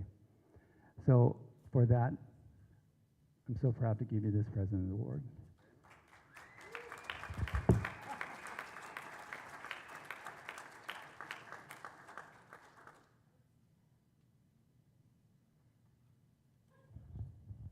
I think that's all of our awards. I'd like to just take a break, if you don't mind. We'll take a 10, 15-minute break, and then we'll move on with our elections.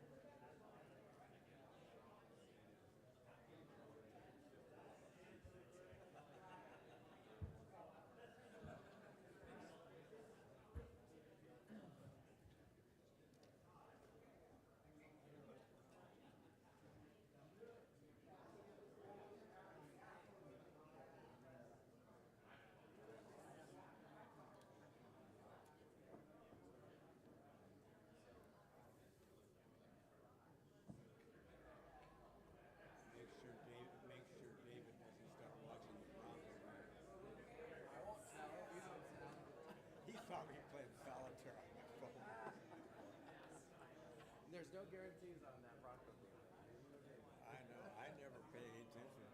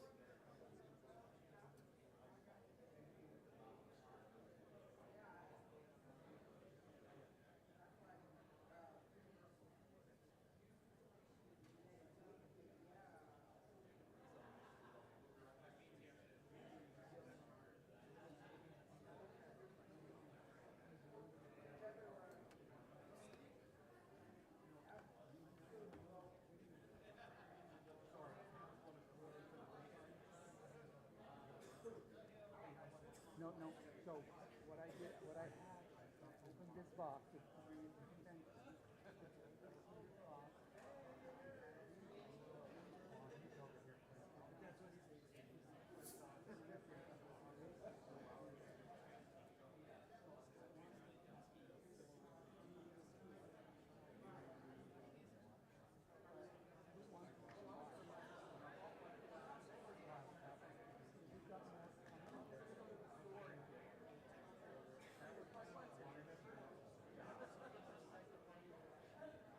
Okay, we've ordered 250 more. They're coming. Yeah.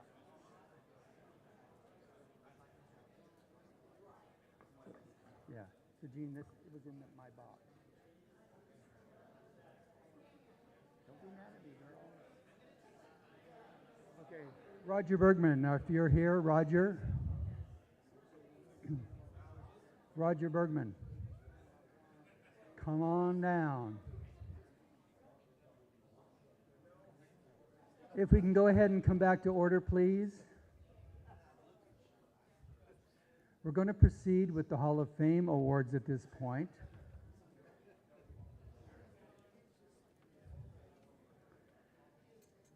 Charlie, if you could close the back door, if you don't mind, or Kevin, or John Beck, Judy, thank you so much.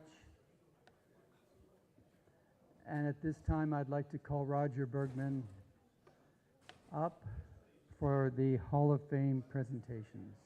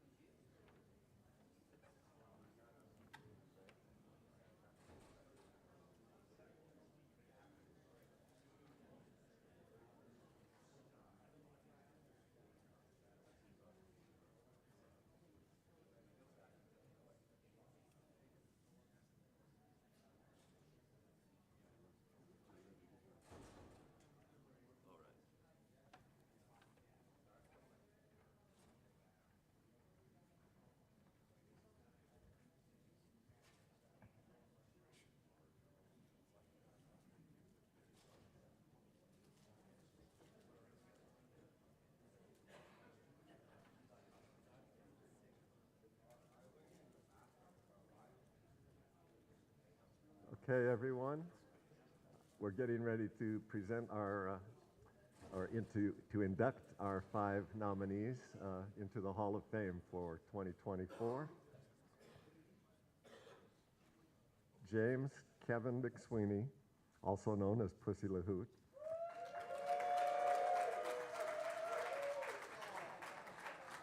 Was born September 12, 1960 in Flagstaff, a beautiful college town in the pines of northern Arizona.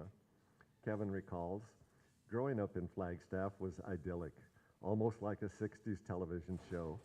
People didn't lock their doors, not quite Mayberry, but close. In the summer, we played outside with our wagons, bikes, skates, and drank from the green garden hose. In winter, we played in the snow with sleds and inner tubes. Christmases were usually white, and we had about 5 channels on our first color TV. Our family had one phone on the kitchen wall, and we were the first family to get a push-button phone. That was big news, and all the neighbors had to come and see.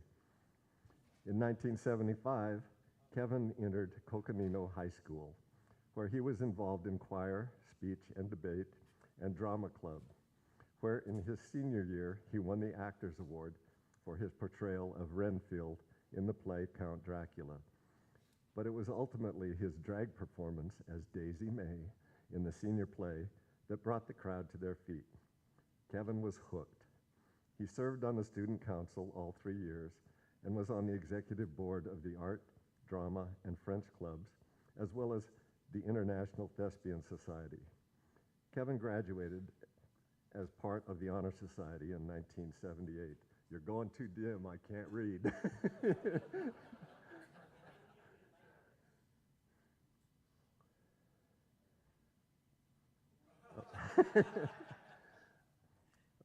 His arm's going to get tired as a judge. We need the lights a little higher. Okay.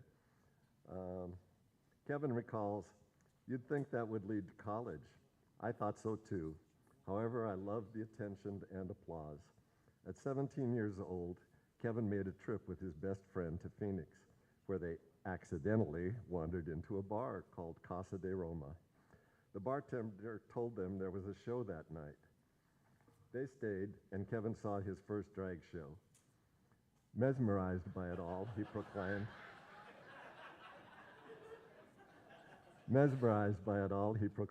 "I can do that." Shortly after, and still 17, Kevin and his friend entered a talent show at the Casa. Kevin recalls, "I went by Topaz and my friend was Ruby. We were going to enter as the Gems, but Ruby got stage fright, so I went solo. I didn't win, but I loved it. Kevin's next time in drag was at a party. I wanted to be really girly, so I went by the name Valentine Rose. Ugh, gay." Before his second attempt at a talent contest, Kevin had met some older hairdressers from back east. They loved Kevin's eyes and told him he needed a cat name. Since there was already a Miss Kitty litter in Phoenix, they decided on Pussy Dazzles. A couple of weeks before the big show, they met a hysterical woman. Every other word out of her mouth was hoot. He's a hoot, she's a hoot. Everyone started calling Kevy Pussy the Hoot. Kevin switched it to Lay Hoot for a more exotic French flair. On October 22nd, 1980, while still in beauty school, Kevin entered amateur night as Pussy Le Hoot at a new bar in Phoenix called Harpo's, and he won. The day he graduated from beauty school in August 1981, he moved to Phoenix, Arizona with stars in his eyes. Tish Tanner took Kevin on as her one and only daughter and put him to work in the show at Harpo's. Pussy worked every Friday and Saturday for $12.50 a night. Kevin wanted to change his drag name to something more real woman, but Tish said, "No, your name has appeared in print, so you can't change it. Besides, people will never forget that name." Who was going to argue with Tish? Turns out she was right. People love and remember the name 44 years later, even though it has gotten him into Facebook jail several times. Kevin quickly became an integral part of Phoenix's small drag community. Within 1 year, he was hosting shows around Phoenix. Very quickly into it, the AIDS virus changed everything. Kevin recalls, "Before I knew it, we were all doing benefits for what was called the gay cancer. That changed our world, the whole entire world." In 1984, Charlie's Phoenix opened, and Kevin was there on opening night. In 1986, Gay Rodeo debuted in Arizona. Shortly after joining AGRA in 1988, and at the urging of John King, Kevin became involved in the AGRA and IGRA royalty programs. Kevin did run for the title of Miss AGRA 1988, and now he readily admits he didn't know what he was doing, but he did have fun. Kevin has been involved with AGRA ever since, as well as the Miss Gay America and Phoenix Pride systems.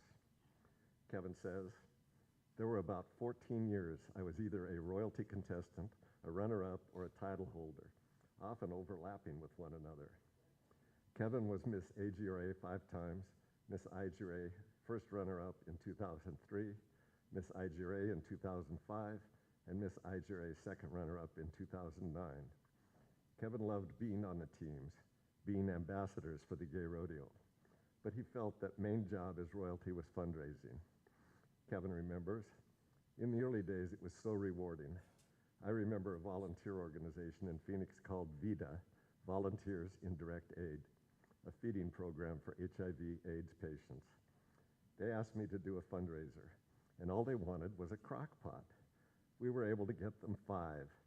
The organization was so grateful, and they never let me forget how much it was appreciated. In fact, all the organizations I worked with were always amazed how much money a few drag queens could raise in a night. My motto became $1 at a time. Kevin doesn't have the financial records any longer, and memory fades, but he can say that on several of the royalty teams he's been on, they set new records for community outreach, setting the bar high for the next team. The wonderful, beautiful people on those teams hold a special place in his heart. Many of them Kevin considers lifelong friends and family. Kevin says he feels his greatest accomplishment is Pussy LaHoot and Friends, the Southwest's longest-running drag show, the show that almost never happened. In 2000, Kevin was approached by John King about starting a weekly show at Charlie's Phoenix. It was decided on Sunday nights, early enough for people who had to work on Mondays. Kevin recalls, I told John that I didn't think a show would work at Charlie's with no stage and no lights. People won't watch a show on the dance floor, but let's give it a month and see. Well, by week 3, they were packing them in, and as they say, the rest was history. On Tuesday, March 17th, 2020, Arizona went into lockdown due to the COVID-19 pandemic. Kevin recalls, on that first Sunday of being closed down, I started getting antsy. So about 6 p.m., I ended up getting dressed up as usual on Sunday night, and I was going to say hi on Facebook Live. Well, I sat there for over an hour, drinking El Jimador tequila with my plastic lemon, telling stories. A lot of people were watching, so I did it again and again. I built a little set, glued eyes on my lemon, and before I knew it, Pussycat Studios was born. I still hear to this day from fans about how they loved the show and what it means to people at that time, or what it meant to people at that time. I had a lot of fun doing it, so I continued for another year. Fast forward to January 2025, the 25th year of Pussy and Friends. Kevin says, I've been so lucky to have worked with my heroes, legends, and family, not to mention a lot of today's divas who had their humble beginnings at my show. I call it Arizona's longest running party because that is how it always feels. In fact, next time you visit our beautiful Phoenix, stop by Charlie's and catch the show. Thank you to IGRA Hall of Fame Committee and John King for the nomination. This trip down memory lane has been a humbling experience. Just to be in the company of the past inductees is unreal. To my 2024 fellow inductees, congratulations, we are in amazing company. Lastly, I will always be grateful to Gay Rodeo for accepting me into this wonderful extended family. Thank you from the bottom of my heart. Kevin McSweeney, Pussy LaHoot.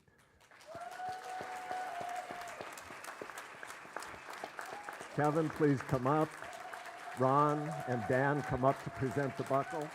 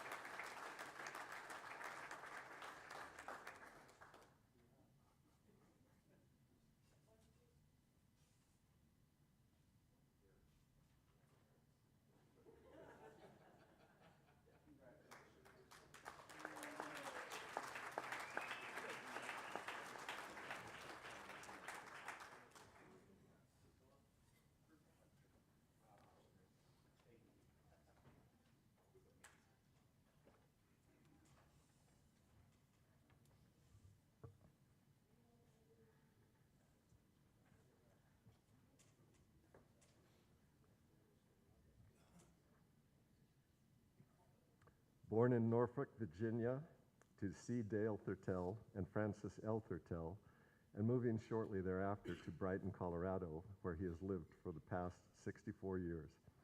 Robert never grew up as a cowboy, never owned any animals, did 4-H or any of the typical country western lifestyle things.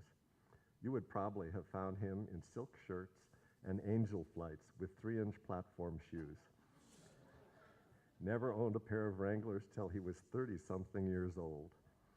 In high school, Robert played sports, wrestling, football, basketball, and baseball. He enjoyed band and plays the cornet, trumpet, French, and double French horns. He was also a high-stepping drum major for the marching band. He was a member of his high school student council for all 4 years, and he served as the vice president of his freshman, sophomore, and junior classes, allowing him to represent his class on the high school student council. His senior year, he was elected as president of the high school student body.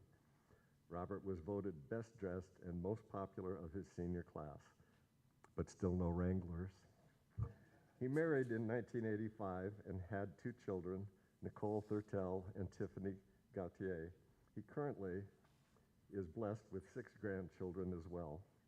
During these years, he was an entrepreneur, a businessman, and a father. He owned restaurants and bars, Gay Bars, a landscaping company, and currently a small trucking company. One of his favorite businesses was his restaurant, Bucko Bob's Steakhouse and Dance Emporium in Dacono, Colorado. This is where the Wranglers came in. Robert takes a bit of pride in knowing that as a regular band at his club, he booked and gave a start to Buddy Jewell. Buddy went on to Nashville and produced 2 #1 hits, Help Pour Out the Rain and Sweet Southern Comfort. He remembers the times as definitely being some fun years. It wasn't until 1992 that he found his love for gay rodeo. Coming out in the late 80s wasn't easy. Robert frequented Charlie's Denver, where he met his soon-to-be partner, Chris Moore. The two would be together for 17 years before separating, but still remained the best of friends. Chris introduced Robert to the sport of gay rodeo, and away he went. It wasn't long after that Robert joined the Colorado Gay Rodeo Association. His first rodeo was in 1993 at the Pikes Peak United Rodeo in Colorado Springs. Not long after this, Robert knew he had to do more. It was then that he really got active with CGRA and the LGBT community.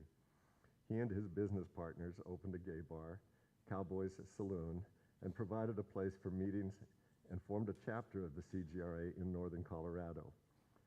Robert was seated as the chapter's first president and went on to be reelected 4 additional times. He went on to fight for equal rights among the chapters of CGRA, to form a state board of directors and create a Denver chapter. Oh, if you could only have heard the arguments between Robert and Wayne Giacchino over this. At the time, CGRA finally had 4 chapters and a state board, and Robert knew that good things would come from equal representation in our communities. To this day, Robert remembers being at Denver's Gay Pride Parade, where Wayne Giacchino introduced him to members of the Denver City Council as the Wayne Giacchino of Northern California, or no, excuse me, Colorado. I don't know where California came from. Robert moved up to serve as president of the Colorado Gay Rodeo Association for 6 years, from 2010 to 2014, and again from 2017 through 2018.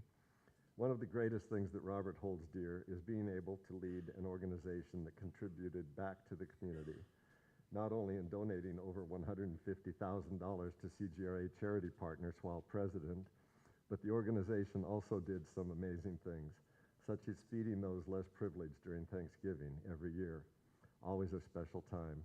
Robert says, "Yes, I cooked." Robert served on the IGRA World Gay Rodeo Finals Black Shirts program from 2012 through 2015. Rodeo directors wear black shirts so they can easily be recognized in and around the rodeo arena. This program mentors individuals over several years as assistant rodeo directors until they are ready to be the lead rodeo director for WGRF. Robert chaired this committee in 2016. By far his most memorable contribution must be the 2015 World Gay Rodeo Finals in Las Vegas, Nevada at South Point Arena. Robert says, "I never saw the daylight for 3 entire days." Many around him said it would break IGRA, and his ultimate role was to see that that did not happen. Not only did it not happen, but it broke all previous profits and became a standard of creating a profitable finals rodeo. To this day, he is so thankful for the team of assistant rodeo directors and committee members that helped produce one of the greatest finals rodeos ever. As for Robert, in his role as a contestant, he currently competes in 8 of the 13 events, slightly down from the 10 of 13, only because the kids said no to bull riding and steer riding. He assumes it's an age thing. Robert says his dad never came to see him compete or ride bulls, but he was the first one to call Robert on Monday morning after each rodeo to see how he did. As for his mom, she would come each year to the Rocky Mountain Regional Rodeo in Denver, but he was never sure if she ever saw him ride bulls. Robert's sister told him his mom would always sit there the whole time with her hands covering her eyes, asking if it was over yet. He had some amazing years riding and rodeoing on his horses, Skippy and Fancy, and looks forward to many more now on his horse, Max. A shout out to his wild drag race team from back in the day, Des Gronwald and Chris Moore. We were the team to beat for a long time. This is an honor beyond words to be selected to the IGRA Hall of Fame. I am sincerely humbled. There are so many great individuals who have come before me, and many, many more to follow. An individual often wonders if all the things they say or do are ever noticed or appreciated, especially when they're not done for recognition in the first place. I appreciate this acknowledgement beyond anything imaginable. Congratulations.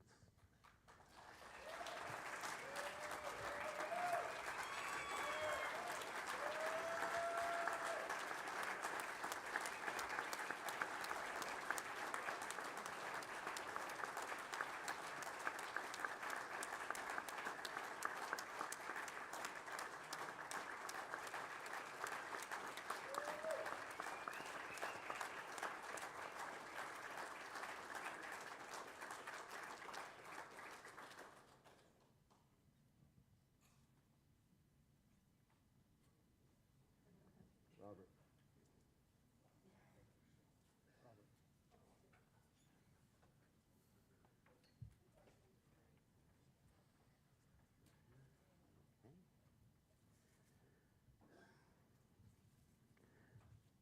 Born and raised in Southern California, Laura was, excuse me, Laura was introduced to horses at a very early age by her grandfather, who owned a farm. Weekends were spent mucking stalls, feeding, and falling off horses. Needless to say, Laura realized at an early age competing wasn't her forte, but telling people what to do was. Moving forward to 1990, Laura was living in New Mexico and found out about a new dance troupe that was forming at the ranch, a beautiful big country bar in Albuquerque. This is where Laura's IGRA life started. The troupe was set to dance out of state for the first time at the 1991 Roadrunner Regional Rodeo. Gay rodeo, what the hell is that? Was all she could remember when asked about going. They made the trek.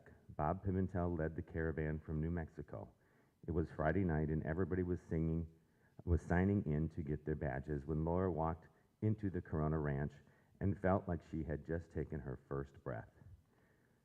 She had been to bars and gay pride festivals, but this was different. The air was electric. The people were so full of joy, and yes, the Wrangler butts were in full swing, literally. That weekend was the catalyst for so much more to come. 2 years later, Laura moved to Las Vegas, met some Nevada Gay Rodeo Association folks, and the rest is history. If only it were that easy. Bighorn Rodeo didn't exist yet, so her first couple of years in Las Vegas were all about raising money and letting the community know a rodeo would be there soon. It was at that time that Laura started traveling to other rodeos and royalty events and started putting together a mental bucket list, if you will. That bucket list was all-encompassing, from shoot and arena crew to royalty and everything in between. It was the adventure of a lifetime. It was 1996, and Bighorn Rodeo was finally here. Laura was part of the rodeo committee and worked in the arena and chutes that weekend. From that moment on, friends would start putting time limits in place for rodeo talk with Laura, as it was truly the only thing, it was truly all she thought about and all she wanted to talk about. Laura's mental bucket list was starting to grow, and it was time to spread her wings. Ms. NGRA 1998 and Ms. IGRA 1999 were just the beginning of some of the best times of her life. If you ever roomed with DeShannon, you'll understand. Laura, Doug Groff, and DeShannon, Mitch Kill, were inseparable for many years. Why me? Why did you ask me to do this? For many years, and Laura and Doug can often hear those immortal words coming from above. Drink your juice, Shelby. Laura always knew what she wanted to do. She just wanted to make sure she had the tools to do it. After several years, Laura knew it was time to delve into the cow side of the rodeo a bit deeper. Over the years, Laura was an assistant rodeo director for NGRA's Bighorn Rodeo, 3-time assistant rodeo director for Roadrunner Regional Rodeo, and 3-time assistant rodeo director for World Gay Rodeo Finals. She was also a 5-time rodeo director for Bighorn Rodeo, rodeo director for WGRF, committee chair for WGRF, and sponsorship and hotel chair for several World Gay Rodeo Finals. Laura has held several board positions with the Nevada Gay Rodeo Association and was awarded a lifetime membership. She has been a teacher at several IGRA universities and is very honored to have been given the International Gay Rodeo Association's President's Award, as well as the Trustees Award. All those years of being involved in one capacity or another were great experiences and have contributed to Laura's bucket list. But this weekend, Laura can say her final and most proud item is being checked off of that bucket list. There were times she wasn't sure she would ever achieve this honor. You see, nobody knows more than Laura that she is not for the faint of heart. That bucket list came with a lot of responsibility, and she took it all very seriously, sometimes too seriously. When looking back, it's not the titles she held that made it all worth it. It was the people who touched her heart and, yes, brought tears to her eyes. The volunteers, the officials, royalty, committees, the competitors, and those closest to her that enriched her life in IGRA and out. It was driving with Bob Pimentel to her first rodeo in 1991 and hearing all the stories of why they put underwear on a goat. It was NGRA's first rodeo in 1996 and the excitement surrounding it. It was working the arena with Kelly Portman. No fancy purple shirts, just a clown nose, makeup, and loads of fun. It was seeing John Beck as Nellie and Candace Pratt in bright yellow 6-inch heels singing and dancing for charity. It was seeing competitors cheer each other on and truly wanting to see each other do well. It was Bubba, Aaron Eaton, Jim Brown, Steve Krieber, DeShannon, and so many others who we have lost too soon. It was Doug, Guy Puglisi, Andrew Goodman, and Scotty Shaddix. Their words of wisdom for her. It wasn't always what she wanted to hear, but it was definitely what she needed to hear.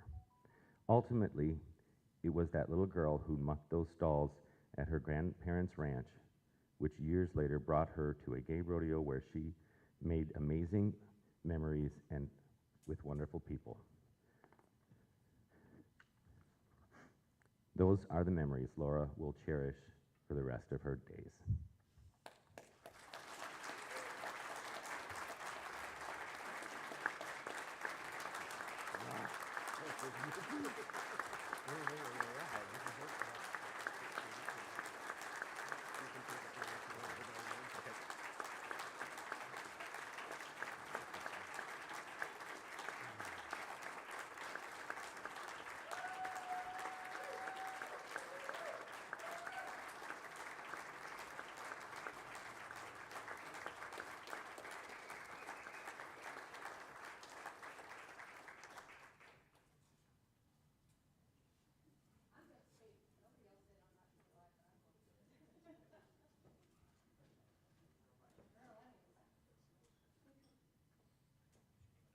microphone.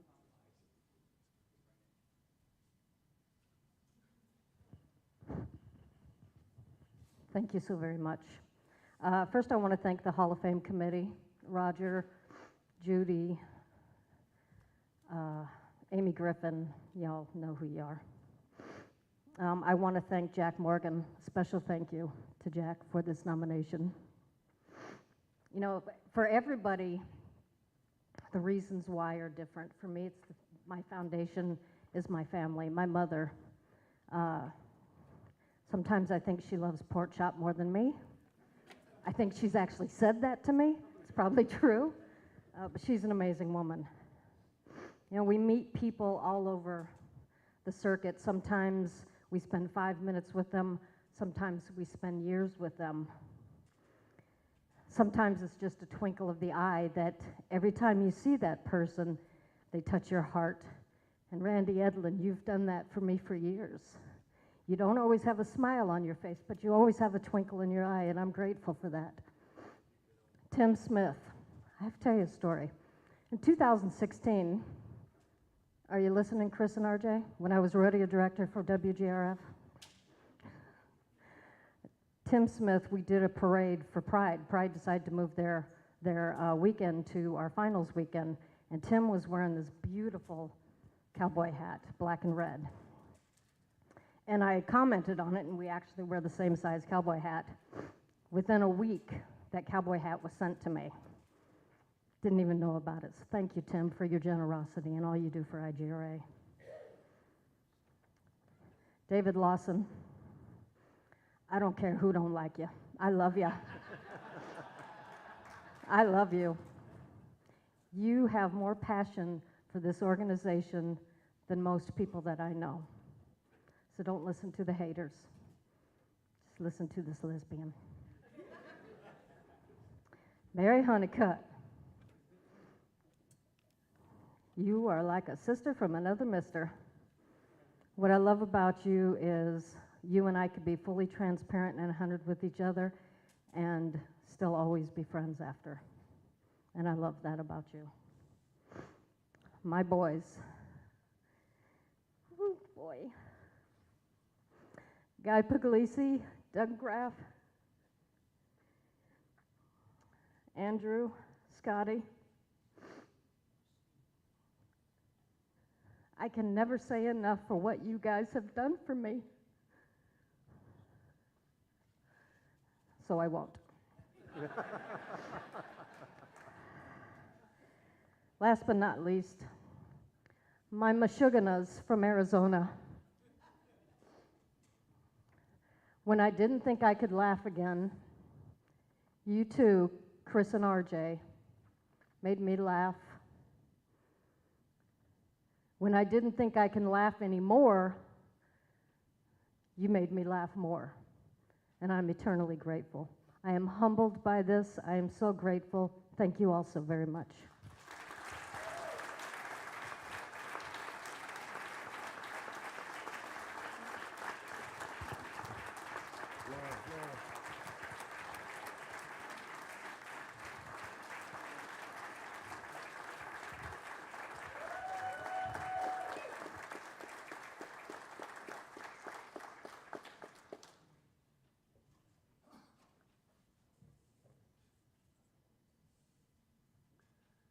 I forgot to give Pussy and Robert a chance to speak afterwards. After we finish everybody, there'll be group photo of everyone up here, and they will have an opportunity to say their thanks then. But we'll move on to the next one right now. An act of an individual freely giving time and labor, often for community service. Meet Sandy Bidwell. When Sandy was a young girl in Syracuse, New York, she would go to weekly church choir practice, but would also find herself in the kitchen to help clean up. She would even go to the church on weekdays, totally stripping and cleaning all the kitchen cupboards, just because.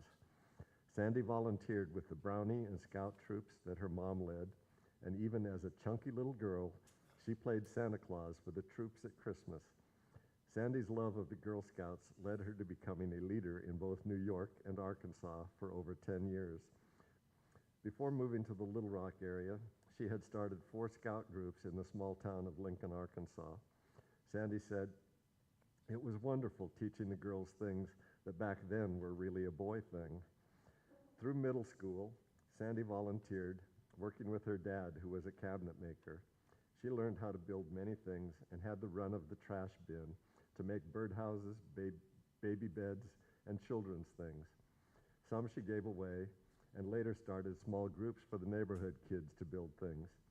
As Sandy got older, she moved on to babysitting, which included ironing, dishes, and cleaning for those that didn't have a lot of money. Sandy said, "It just seemed natural, and I felt like I was helping." At 15, her family moved from Syracuse to a small town, Moravia, New York. They lived on the outskirts of town, so riding a bus was a must. Sandy's mother went early to work, so Sandy became the mom in the mornings and afternoons. She couldn't attend intramurals with the other kids because she was busy starting dinner for her four brothers and sisters. Needless to say, Sandy got a little wild, dropped out of school, and was excited to be working for the Smith Corona typewriter factory. She loved the competition of finishing her line job faster than others, but when they found out that she was underage, she was let go. So she went back to high school and finished her 11th and 12th grades in 1 year. What was next? Sandy volunteered for the Marines. Good old Paris Island. After the Marines, she followed it up by getting married and having 4 children in 4 years. Volunteer became Sandy's middle name, especially when you have 3 girls and 1 boy. Again, she became involved with the Girl and Boy Scouts and whatever anyone needed in the community. She even wrote a column for the town paper called Youth Notes about what all the youth were doing locally. Even though her life was bustling, there was a divorce in this chapter of her life. So Sandy went on to remarry, had 2 more baby girls, and volunteered for the Army Reserves in Auburn, New York as a postal clerk. Because of drama from her first marriage, she completed her tour and received her 2nd honorable discharge, and the family moved to Lincoln, Arkansas. Then one day, from her kitchen window, she watched the men from the 142nd Field Artillery training. She got to thinking of needed income and the yearning of the military. So she walked over to the unit. Unfortunately, she could not volunteer because she was female. So off she went to Fayetteville, Arkansas, and enlisted in the Arkansas Army National Guard. It did not take long for Sandy's superiors to realize that she had many talents, so she was offered a full-time position with the Guard at its headquarters. Things were not working out in her marriage, and she needed to provide for her children, so off to North Little Rock she went. This was her biggest volunteer step, and she never regretted it. Sandy went on to becoming a military contractor after she retired, with 30 years and 4 months and 10 days of total service in the rank of Sergeant First Class. Also during these years, she was mom, volunteering for youth summer camp and getting to know the likes of her future wife. In 2002, at Sandy and Lisa Smith's Holy Union, she was given a membership to the Diamond State Rodeo Association. Sandy was not a horse person, but she started going to rodeos to help where she could. She sold script tickets, bartended, cooked for the contestants, managed the barn, decorated the venue, performed Coggins checks, worked registration, security, gopher, clubhouse manager, as well as rodeo director, sponsorship coordinator, and grand marshal for the DSRA's Rodeo in the Rock. Volunteer was her non-certified position. As time progressed, Sandy became interested in the workings of IGRA by attending conventions and IGRA University. IGRA-U gave her a broader view of the many facets of IGRA.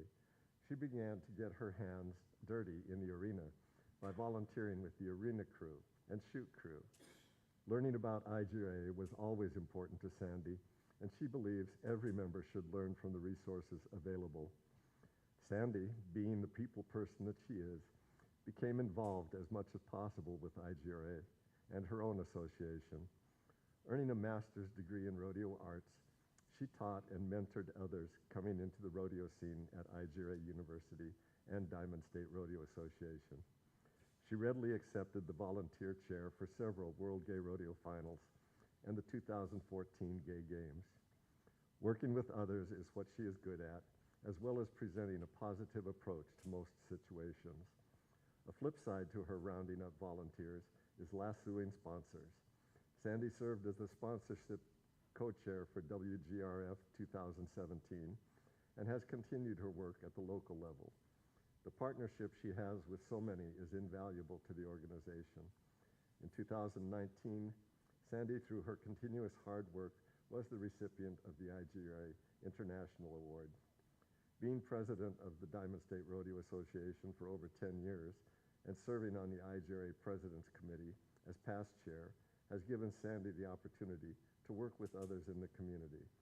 She is recognized by many, either in person or on social media, who look for advice, encouragement, and even her opinion.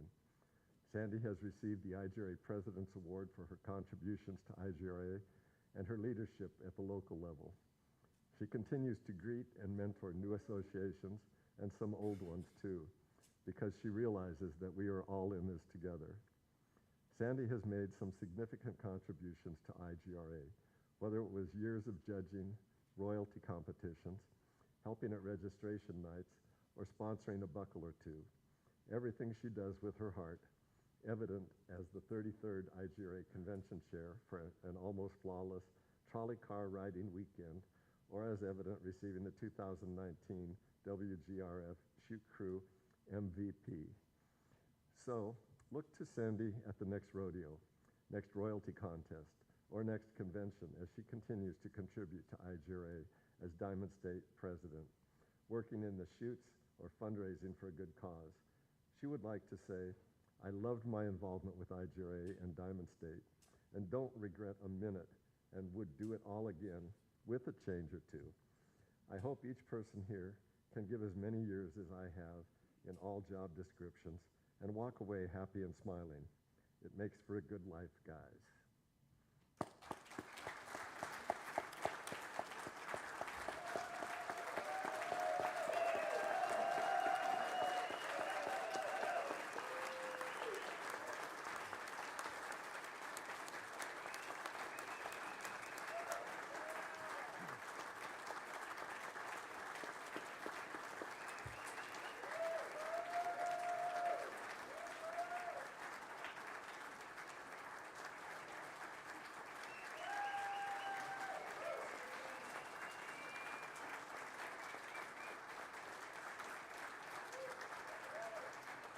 Do we have the mic, Sandy? Do you want to say anything?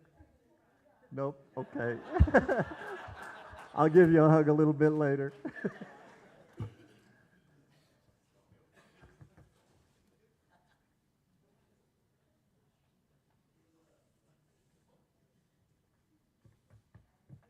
If I can cry and Doug can cry, I guess they can cry.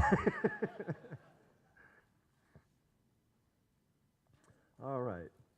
Lisa Smith was a city girl growing up in North Little Rock, Arkansas, with her parents and two older brothers.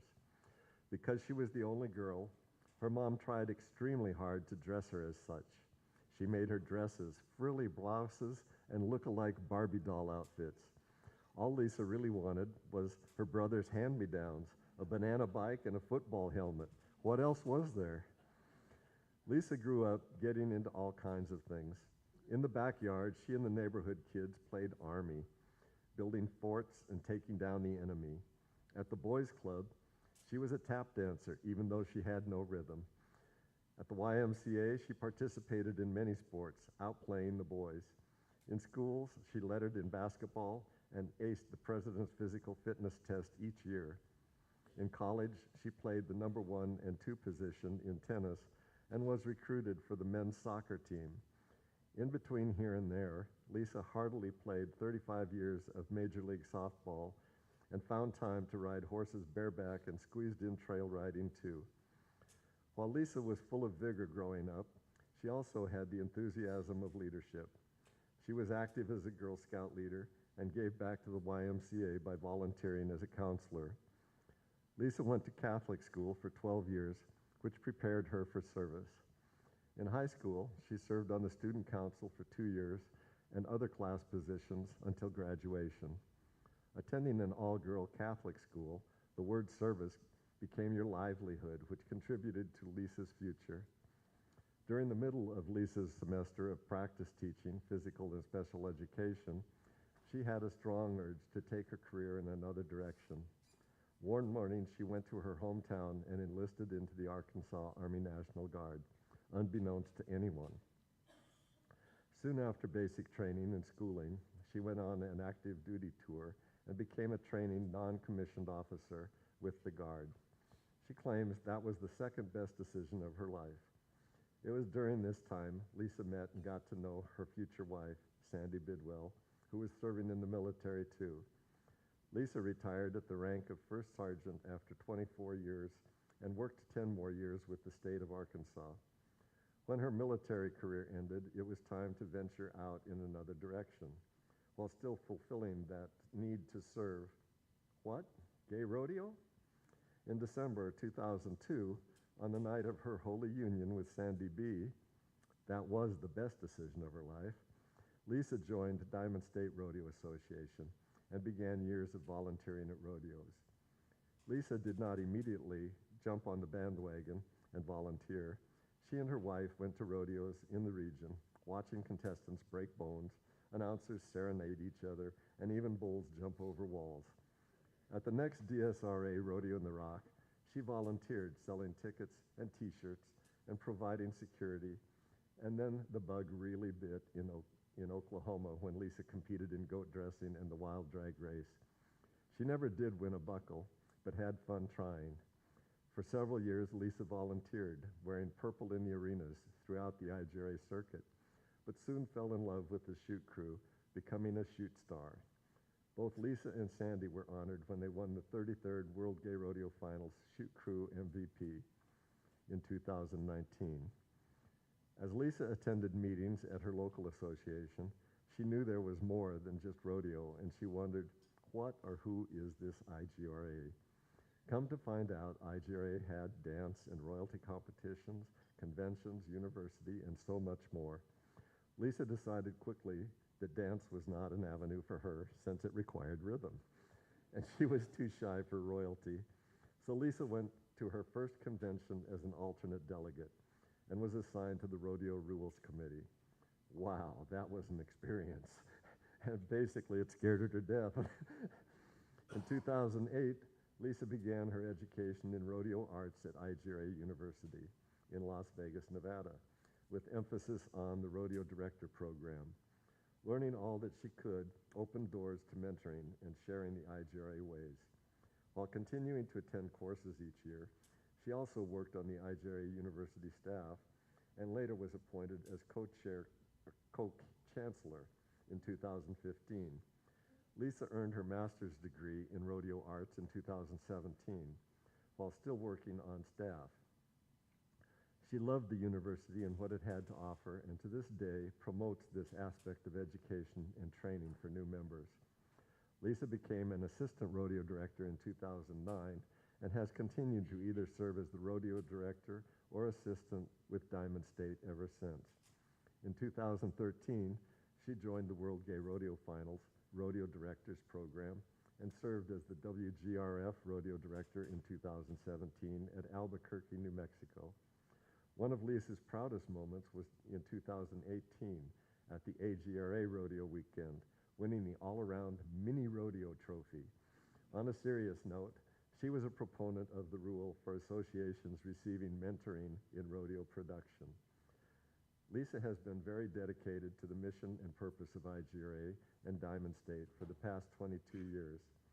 Since 2012, she has served on the Diamond State Board, and in 2016, she was elected IGRA trustee, and again in 2024.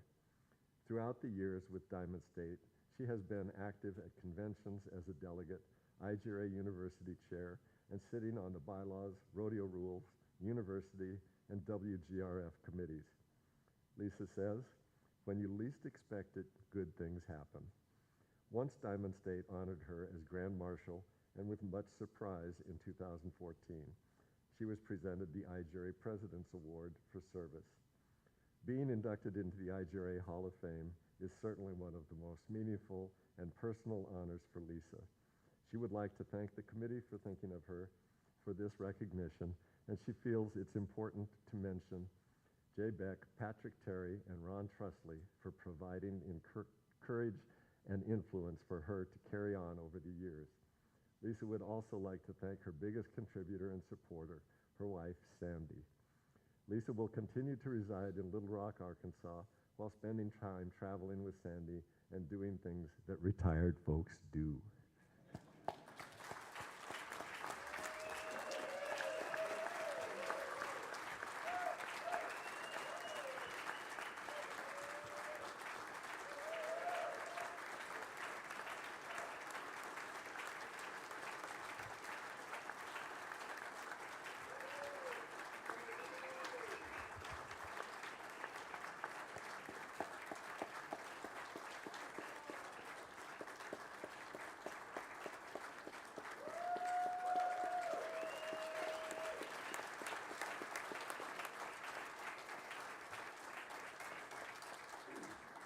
The mic's right here.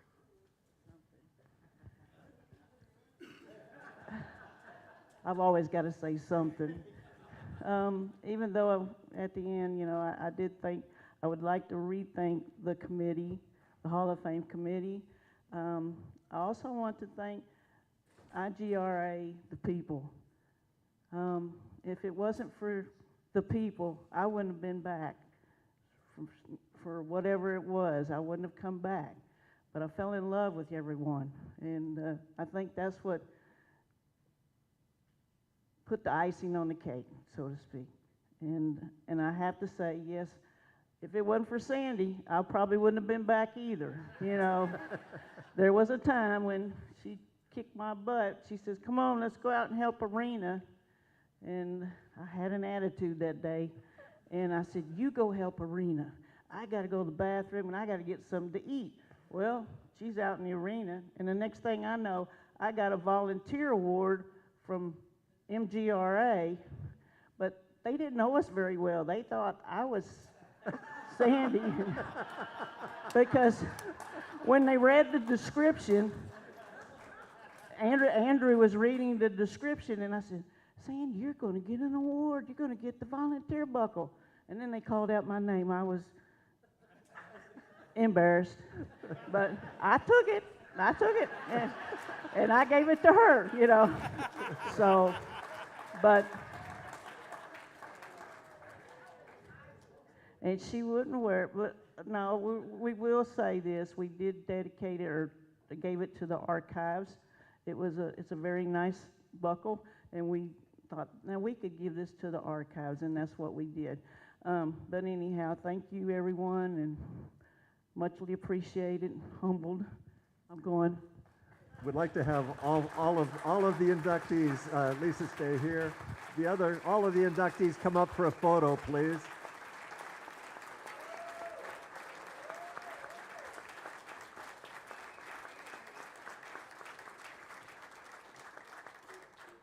Is Laura here? Can you come up?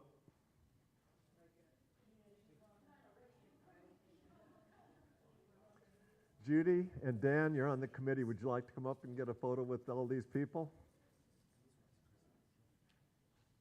And while we're waiting, Robert, would you like the microphone? He's behind you. Yeah, I wasn't sure of the policy before. Anyways, I did want to thank those that nominated me for this, my best friend of 25 plus years, Jeremy Snido, and the president of CGRA at the time, Carolyn Herbert, for this. Kudos to CGRA. Best organization ever. You have made me the president that I was and the person that I am, and assisted in that, and thank you for that. To IGRA, thank you for putting up with me, my phone, wherever. Asking for the mic and raising my paddle, all of those things. Thank you for making me a part of your family as we go through things, because as you know in my thing, I do have a family. I have 2 daughters, and that's my last but most important. My 2 daughters are here today. This is Nicole and Tiffany, and I want to thank them for sharing me for the past 32 years with all of you. Thank you. Okay, Pussy, here's the mic for you. Well, I really didn't prepare anything. I think you've heard enough out of me over the years, but I just want to say this has really been humbling. Getting to know all of you in different ways over the years, it's just been really, really an extension of a wonderful community. AGRA, thank you for putting up with me. They tried me as vice president a couple times and as media marketing director, which that was before computers, thank God, because I couldn't do that now. But I did my best job, I think, fundraising for, 9 years, 10 years of fundraising director. But it's been a great time, a great family. All my sisters, Miss Tessie, she called me the poster child because I was first runner-up 3 times before I ever won AGRA. And she was a judge, her and DeShannon, and I think Chili gave me the worst advice I've ever heard in my life. Breathe. What kind of advice is that? You should have told me to sleep with the judges. That would have been easier. I don't have any children here today, but I see a lot of ex-boyfriends, so thank you, boys. That's the only reason I got in rodeo. I like the cute young boys. But look at them now. They're all little old men, honey. But I love you all. Thank you very much. It is, in all seriousness, thank you to IGRA committee, the Hall of Fame committee, fellow inductees. Like I said on my little bio, we're in some very great company. 19 years ago when I was Miss IGRA, I was in Calgary when my good friend John King got inducted, and I thought, that is just amazing. So to be here 19 years later, living through this is just beyond anything I can say. And I know John and Ron and Dan had a lot to do with this nomination things. They started calling me and asking me questions like, do you remember how much money you raised? I thought, oh God, they're gonna audit me.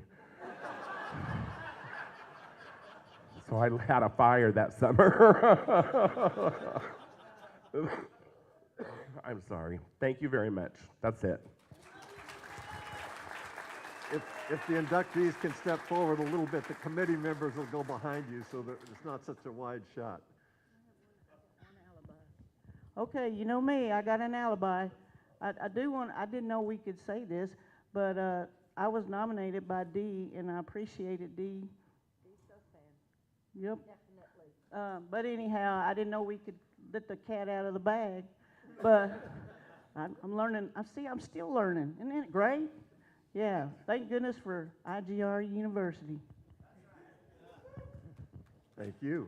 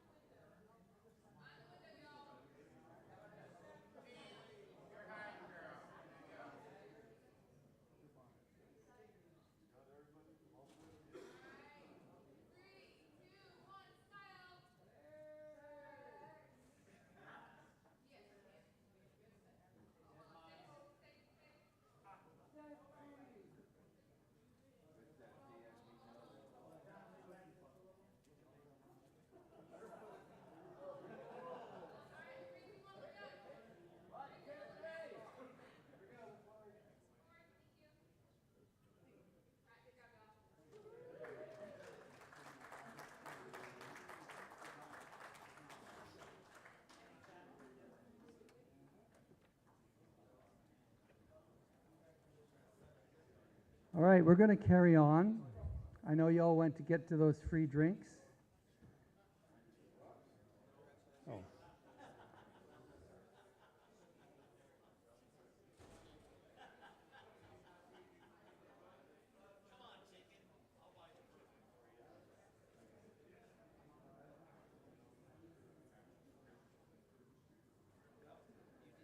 So we have no, wait for Gene to come back.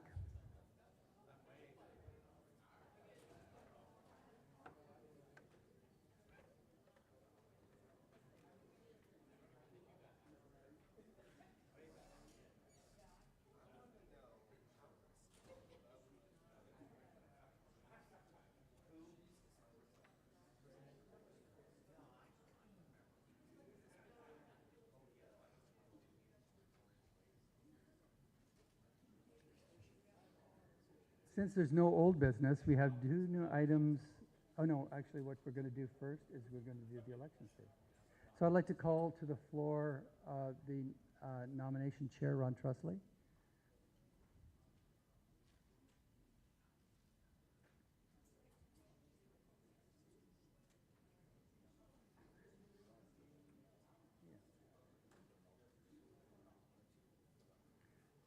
So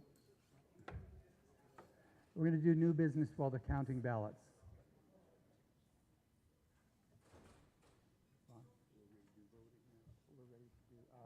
No, first we're going to do roll call. Yeah. Okay. And then we'll get to okay. Ooh, that's tough. Want me to go ahead and say it? Okay, to make sure we know how many votes, how many ballots.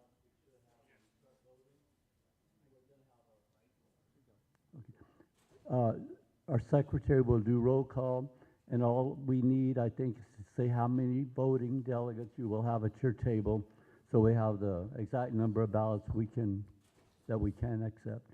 Gene?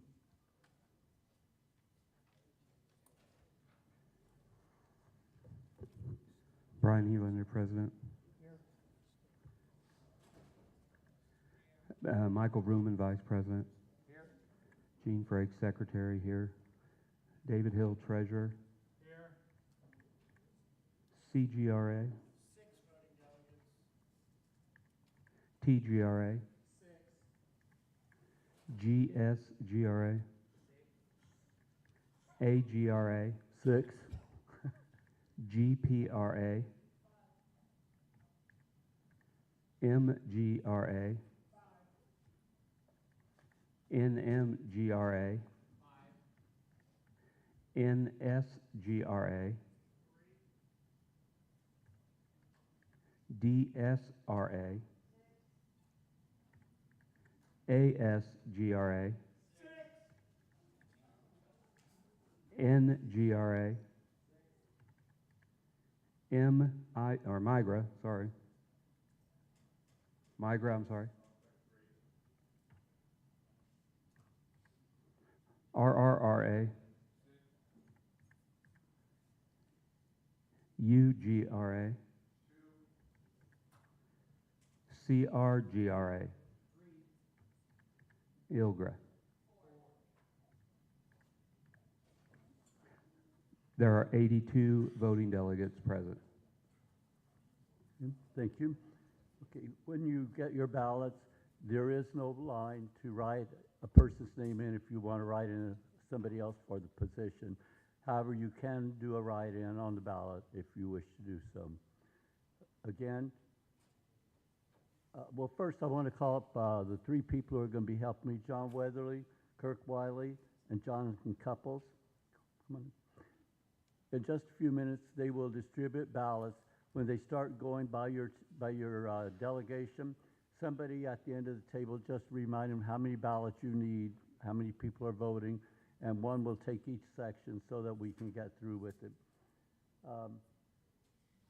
There will be no Q&A, but each candidate will have 10 minutes to address the assembly.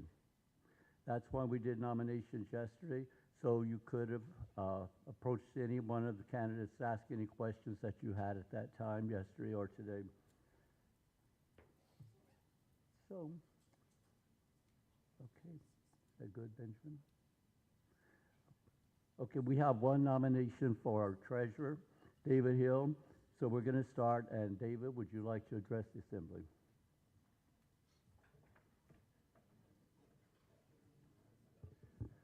I will appreciate your support. Thank you very much.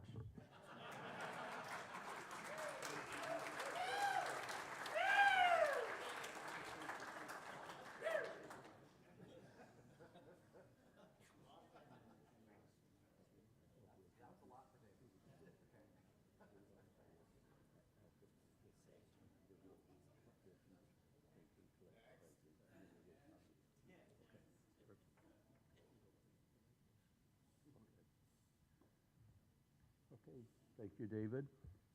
Okay, we're going to go ahead and have our presidential candidates to address the assembly also. Chris Tobin.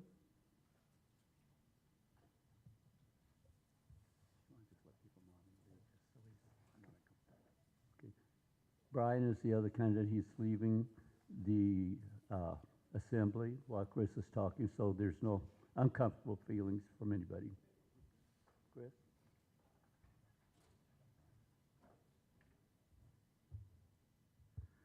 I wish mine could have been that as short as David's, but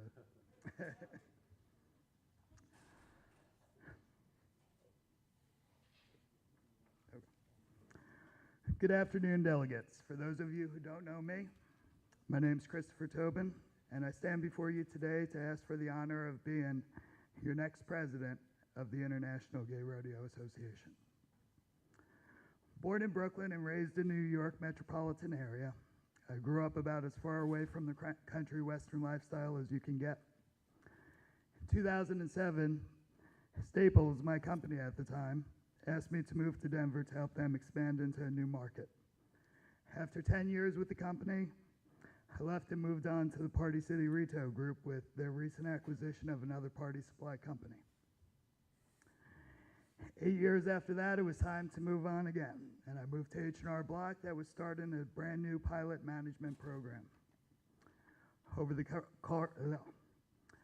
course of my 23 years across these three companies, I've held many management titles: sales, operations, district, market manager, corporate operations manager, visual, marketing manager, just to name a few.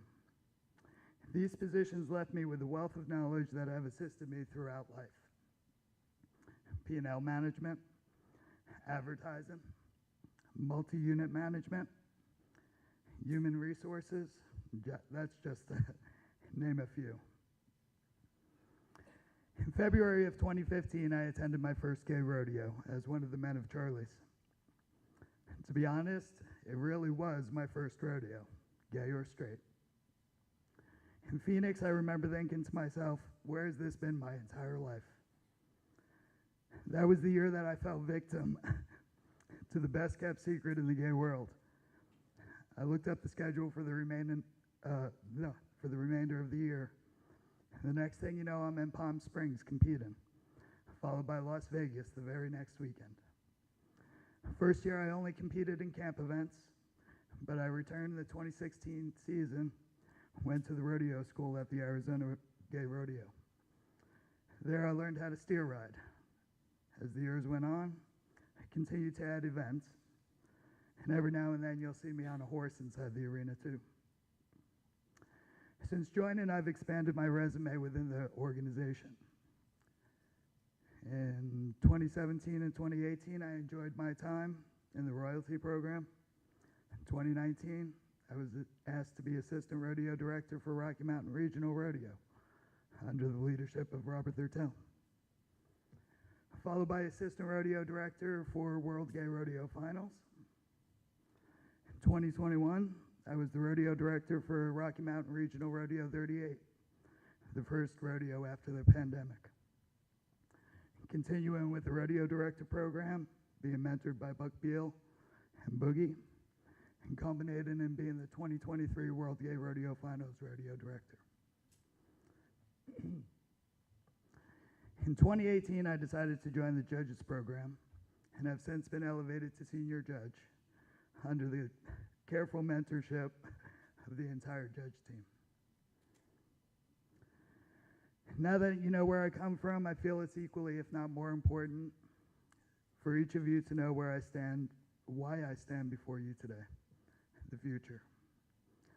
As we embark into the 50th year anniversary of Gay Rodeo, we have an illustrious responsibility to honor our history, appreciate where we are today, and invigorate our future.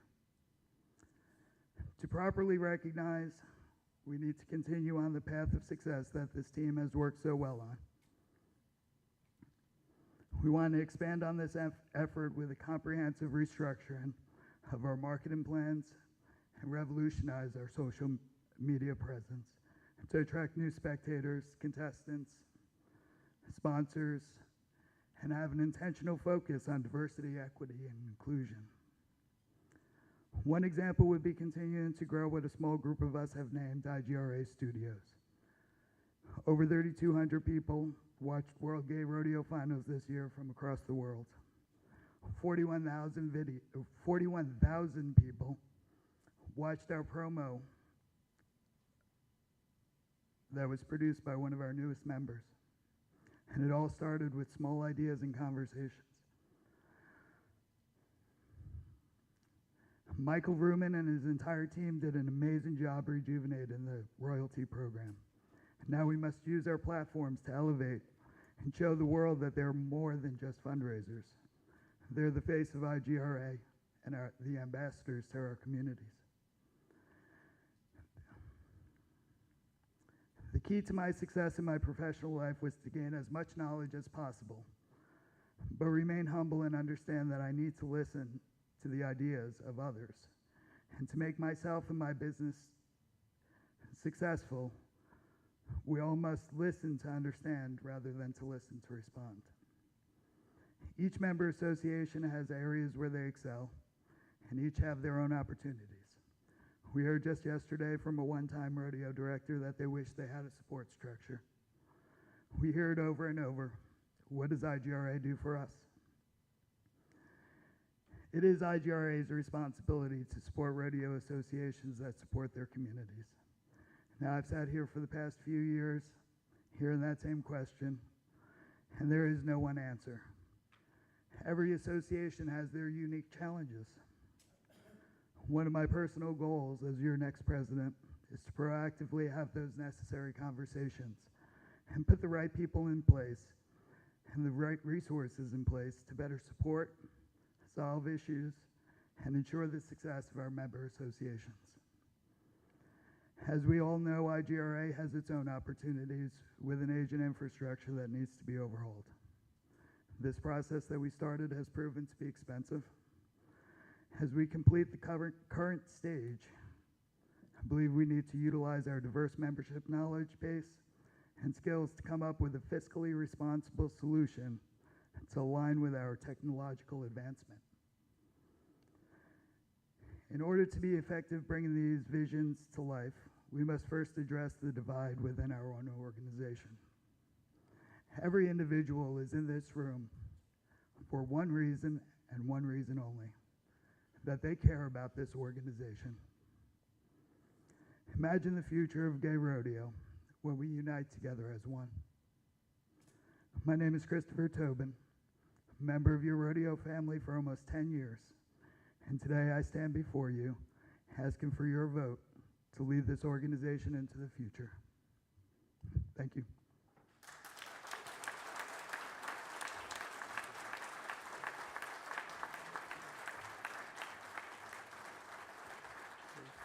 Thank you, Chris. Would someone let Brian know that we're ready for, okay.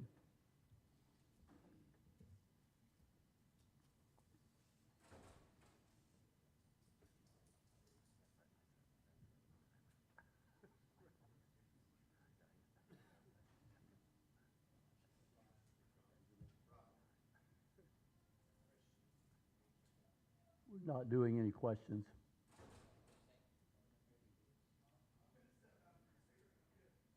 Okay. The next nominee for president is Brian Helander. So Brian also now has 10 minutes to address the assembly.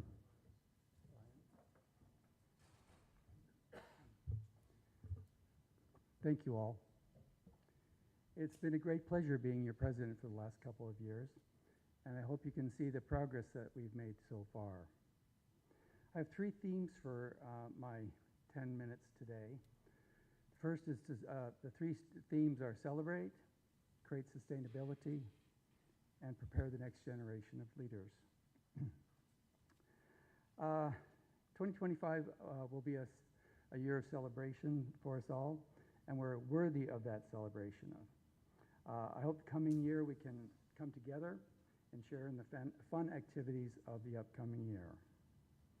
This is our time to remind the community of who we are as an organization and the impact that we've had on the community. In my participation with other sports leadership in the LGBTQ community, IGRA is seen as a respected leadership organization with a tremendous history. I would like the opportunity to bring this celebration across the finish line. In terms of creating sustainability, you know, I was kind of a 501c3 skeptic, if you recall, and I thought, you know, my mind is open and I can change my mind, and I did change my mind. And I don't know if you recall, but I said that if we're going to be a 501c3, we're going to be a good 501c3. And we were able to attain our GuideStar Platinum level Candid award, which tells the community that basically that we're a worthy and upstanding 501c3, and I'm very proud of that. And we all should be also.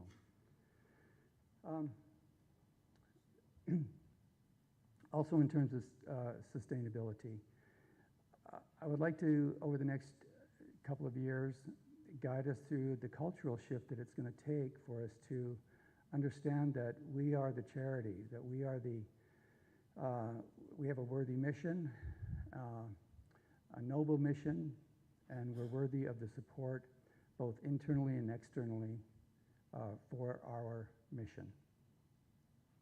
We need to clarify that mission to make sure that everybody understands what the mission is and why we exist. It's really important also to diversify our revenue.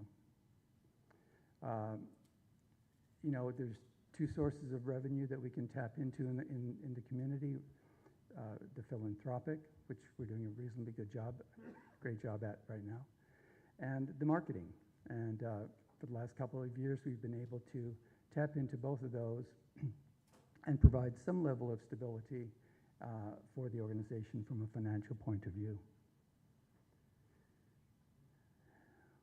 It's also my firm belief that we need to leverage technology to improve our organization and improve the infrastructure of the organization. I understand that this comes with a cost, but I believe that if we put our minds to it, like we have over the last couple of years, we can create that infrastructure change and improve our processes. We can't live in the paper world anymore.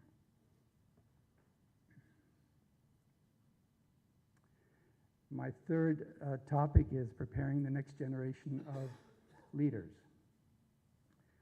We need to develop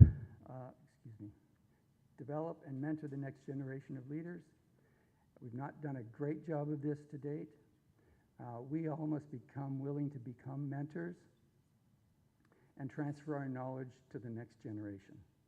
I have seen around the association at the rodeos and here today a number of younger folks that are really searching for that knowledge and for that transfer of knowledge. I experienced it here at this convention. I made a mistake. I made a punctual mistake in setting up my President's Roundtable. My grammar was poor, and instead of a President's ''S Roundtable, Future 2.0 Leaders, I had a President's Roundtable, and I had several presidents attend the meeting. However, there were 3 young folks in that room. There was a new rodeo director, there was a new trustee, and there was a new committee chair. For those of us that were in the meeting, the older folks, if you will, we listened to their concerns. We listened to them tell us that they were thrust into a role that they did not know or hadn't been told what to do or how to do it. But the older folks that were there shared their knowledge, reassured them, made sure they understood that they would be supported and that they would get through and be successful in their role with IGRA. So that's really what I would like to do over the next couple of years.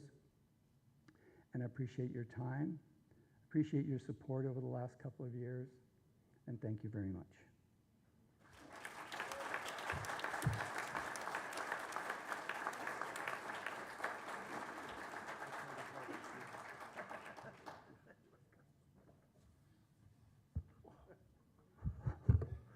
Some of us are not tall, Brian.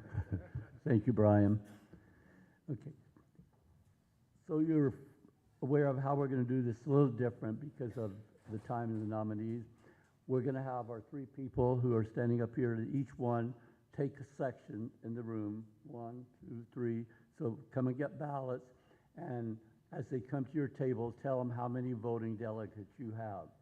Then, in a few minutes, we're going to collect all of the ballots, and then we will do the same for the next position, and then we'll go and count all of them at one time and come back. Did you have Table 10. It's okay.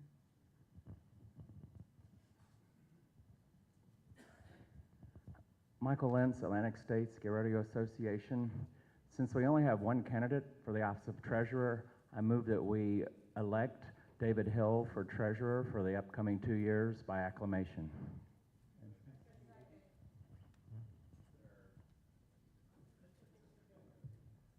It's yours to address. Well, can we do it according to our bylaws? We can do it? Stand by one.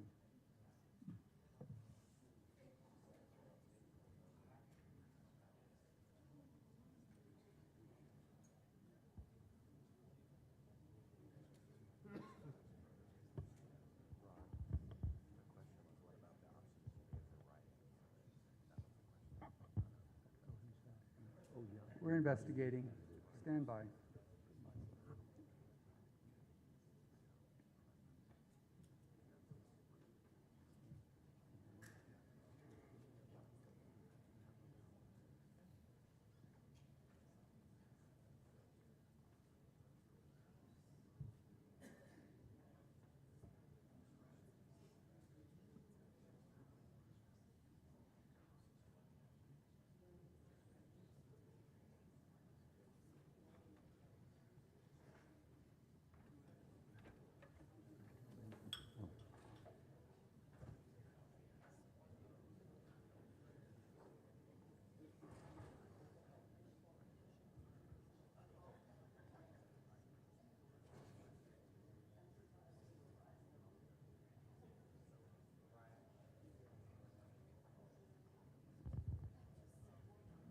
One moment, please.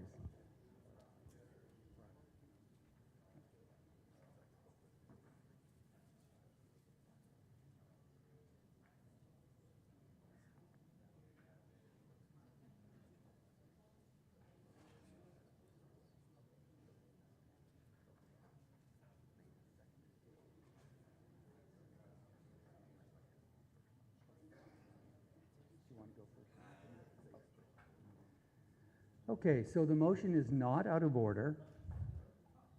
We are able to discuss and vote on the motion since it's been moved and seconded. Is there any discussion? And I'd like to turn it to Ron first. Because we stated that you could do a write-in name if you wanted. I think we need to proceed with ballot vote.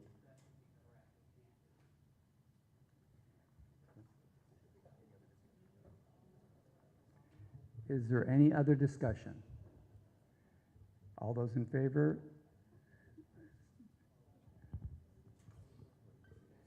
By acclamation. Yep. All those in favor of voting by acclamation say aye. Opposed say no. Motion carries. So, there we go.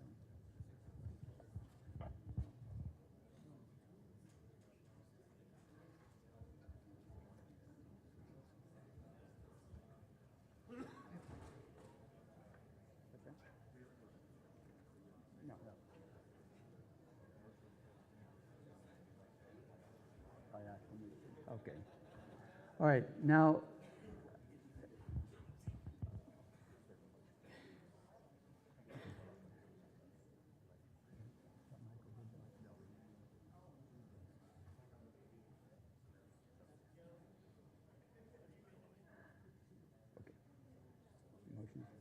So the motion has been made and seconded to elect David Hill as treasurer by acclamation.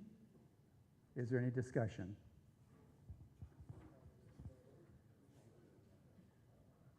Seeing none, all those in favor say aye.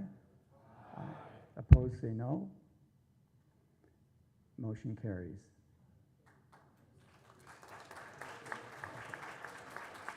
Okay.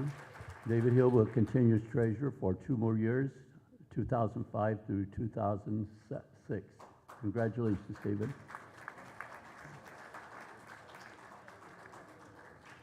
So again, we have 2 nominees for president, Brian Heelan and Chris Tobin.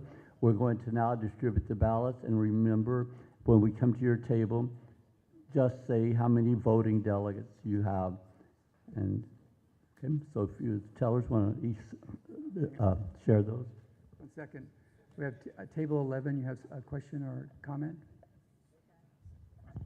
Guy Puglisi and jury, what would be the least disruptive way to request a 5-minute caucus? After you pass out the ballots or now? No. Yeah, after they pass out the ballot. They don't have to make that. Why don't we do that? Let pass out the ballots, but don't vote yet. And you're requesting a 10-minute caucus? Just 5. 5 minutes, and then we'll come back and you can write in your vote then.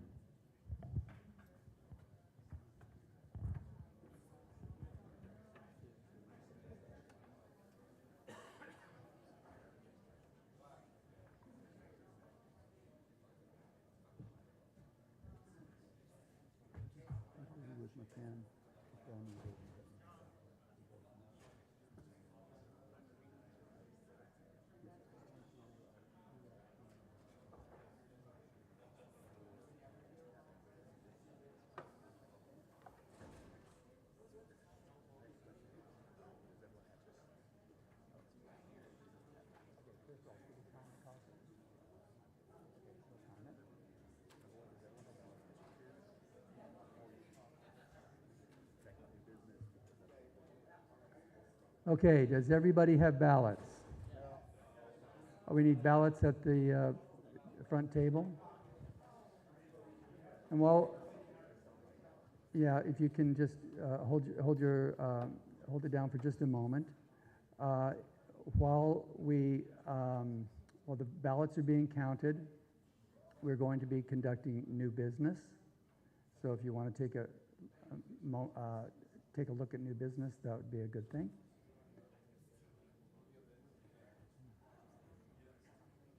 Just a reminder, election of an officer does require only a majority vote of ballots cast. They have my ballot already at our table.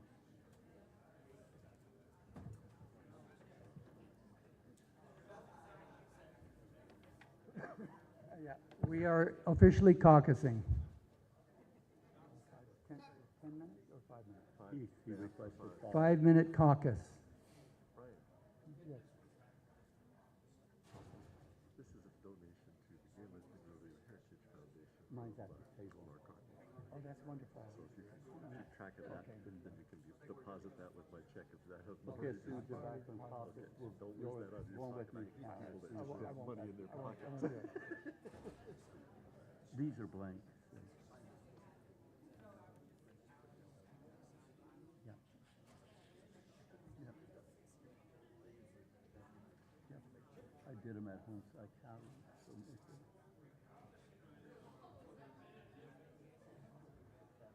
yep.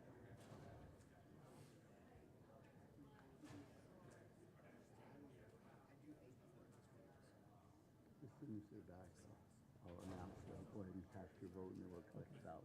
It won't take us long, I don't think, to count.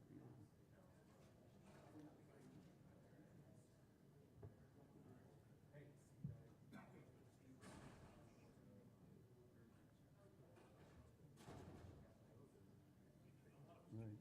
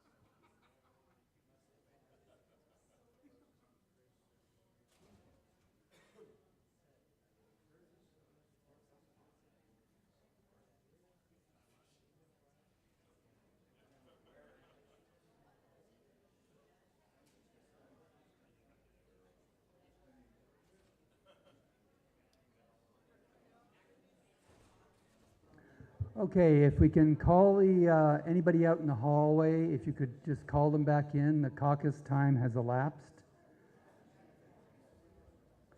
Can we come back to order?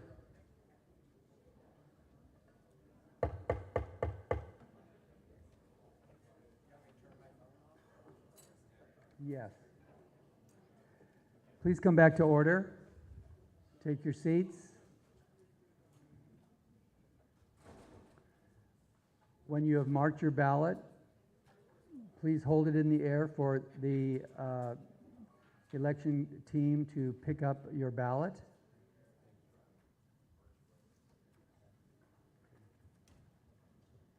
Yeah.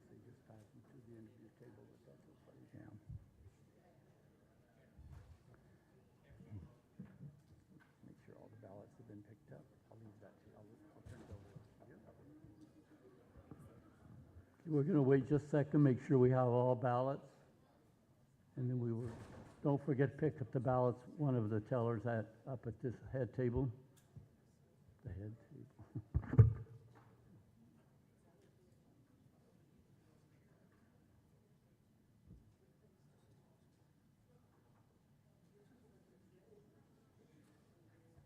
We have 2 more up here too. 3 more, 4 more, 5, 6.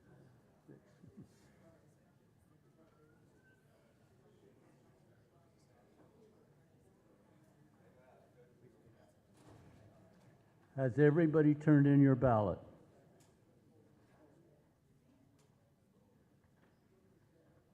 Okay. All right. Again, everybody turn in your ballots.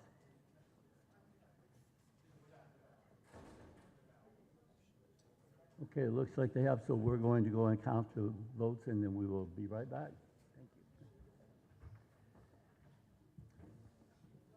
All right, we have 2 items of new business at this point. So Benjamin, what is the first one that we're pulling? What's that? NB01. Can you pull up NB01?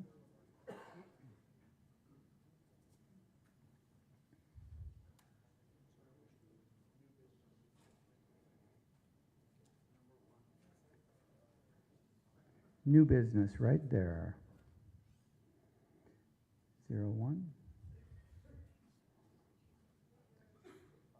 This is a resolution to the governing documents. Give you a moment to read this.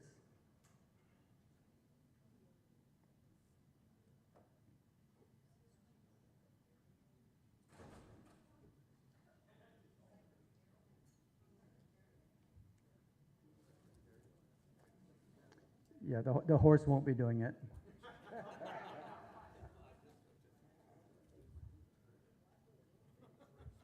Any discussion? Chuck, are you just playing with that thing, or?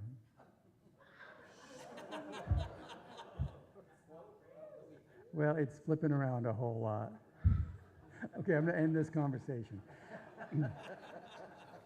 Is there any discussion on NB01? Seeing none, all those in favor say aye. Aye. Opposed say no. Motion carries. Can we now have NB02, please?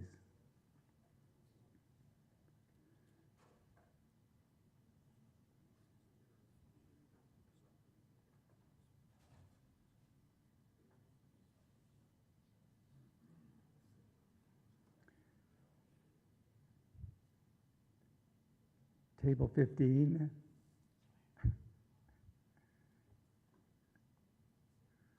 Of Browning CRGRA. This is to get us in whatever parallel to our 501c3. So this should have been changed years ago. It wasn't. We really don't engage in charitable activities to donate money. We are here for our charity. So there were 2 other things I think Michael Lentz had mentioned to me. I was hoping to get those, which further our IRS mission. And unfortunately, I didn't get those, but I'll try and get those for next year, but wanted to get this one in there for right now. Is there other discussion?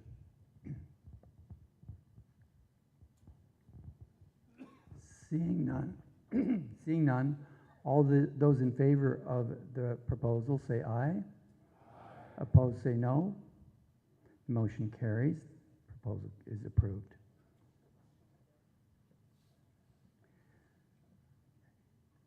Is there any other new business? Any other new business for the convention 2024? Well, while we're waiting, we'll start with announcements. Let's go to CGRA.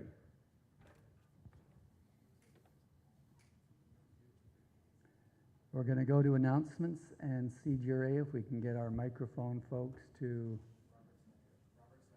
Oh, Robert's not here.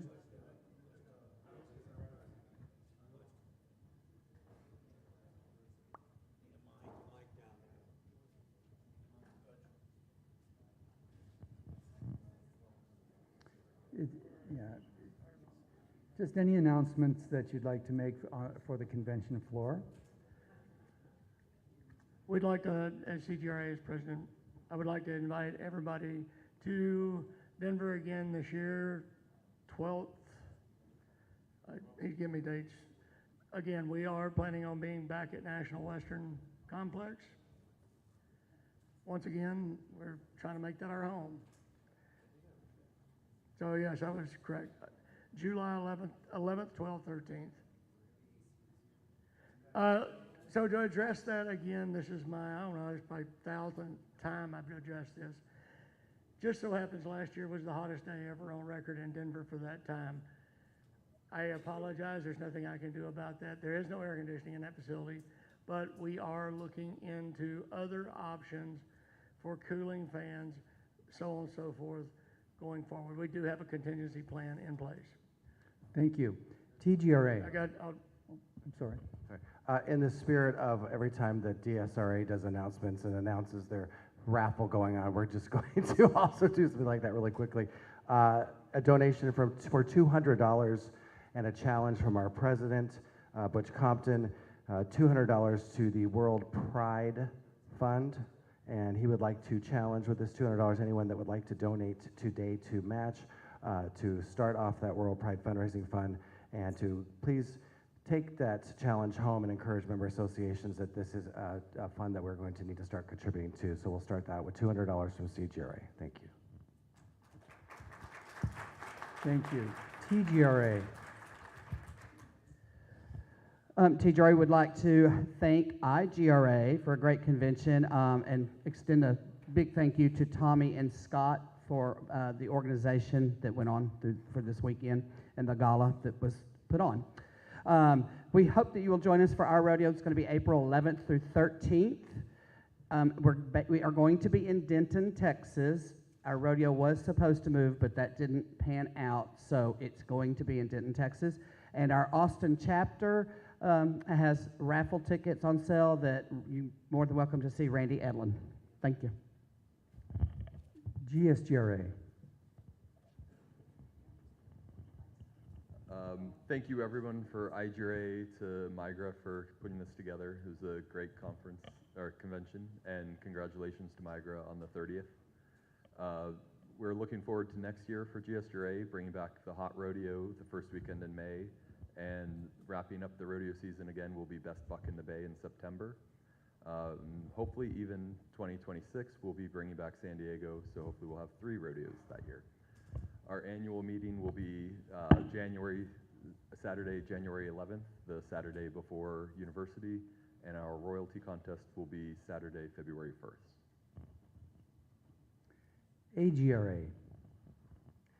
Good afternoon, everyone. Yes, we are putting in a proposal to host 2026 convention, so when you see that proposal, please consider Phoenix as the convention host. And then second, President's Weekend. Start off your rodeo, kick and buck to Phoenix. GPRA. Thank you, IGRA. Thank you, Frank and staff, Tommy, Scott, everybody that made a fantastic weekend for all of us and made it go smoothly. I know it's not easy. Been there, done that. Want to welcome everyone. Our rodeo this year, the dates are August 8th through 10th at the fantastic Canadian County Expo Center in El Reno, Oklahoma. We're going to have more up-and-coming things. We've got a few things done this weekend on the poster and things like that, and we're going to have some added money this year, but we don't quite know how much, so we're not putting that out yet. We're going to work on that this next few months and get that out. And I think Cammie wants to say something. Just on behalf of the IGRA Royalty Team, we're starting our fundraising off. If anybody wants to buy raffle tickets for a chance to spend a week at Gay Days in a luxury resort, hit up any of your IGRA Royalty Team for tickets. MGRA. We would like to thank IGRA for putting on a great convention. We also are planning to put a bid in for Convention 2026.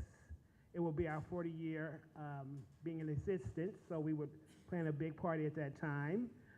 We also want to invite you all to our rodeo, the Show Me State All-Inclusive Rodeo, May the 9th through the 11th with the 9th Being Rodeo School.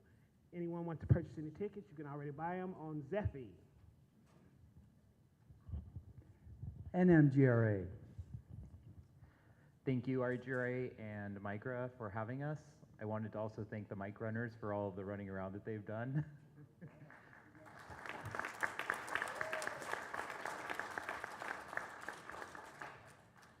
New Mexico would like to extend an additional congratulations to our very own Brandon Bays, Mr. IGRA, and Celia De Leon, Miss IGRA first runner-up.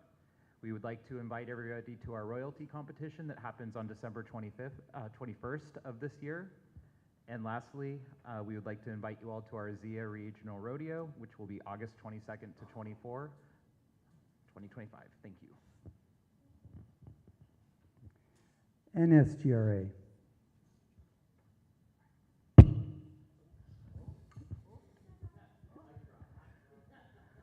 I also want to thank IGRA and MIGRA for putting together this convention. I want to thank Cowboy Frank for being a mentor to the new young people over there, teaching them how to work this entire system. Thank you to the mic runners, and North Star would like to invite you to the North Star Regional Rodeo, and that's going to be July 25th through the 27th next year. Thank you. DSRA.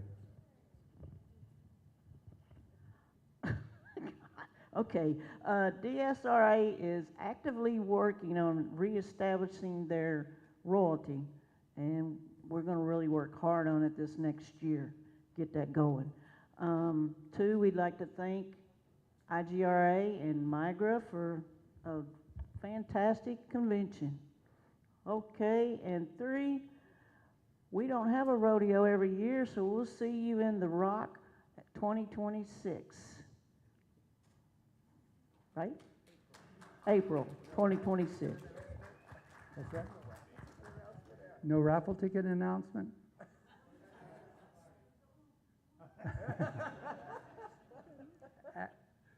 IGRA.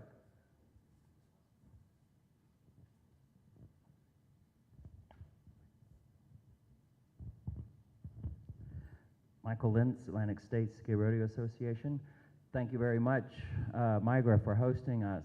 It's great to be back in the old Division I for an IGRA event.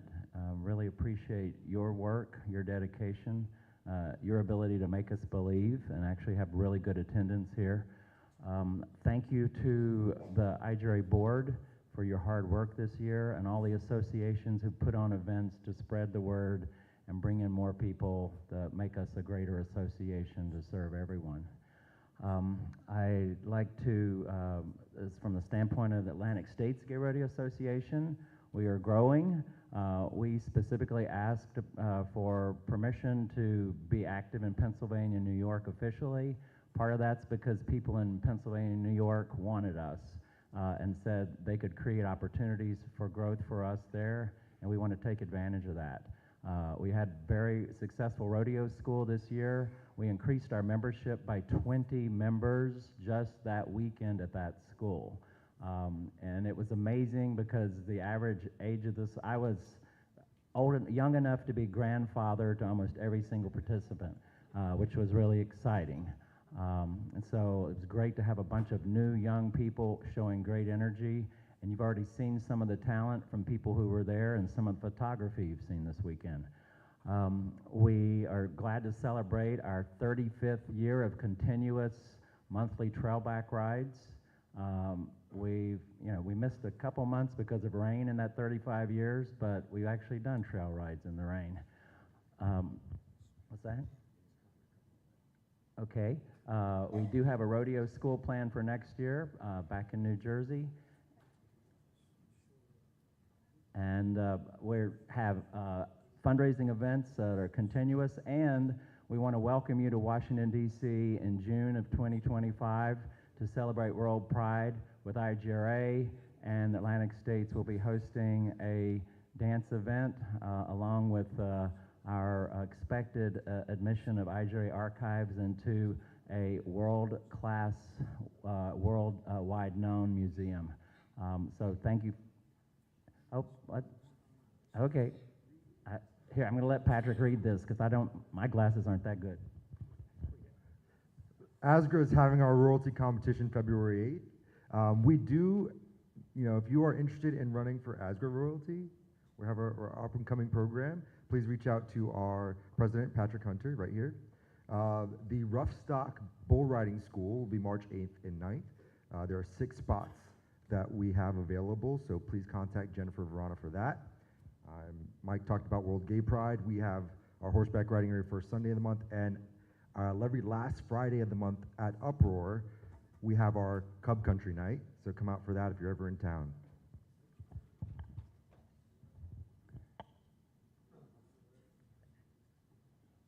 Migra. I'm sorry, Nevada, NGRA.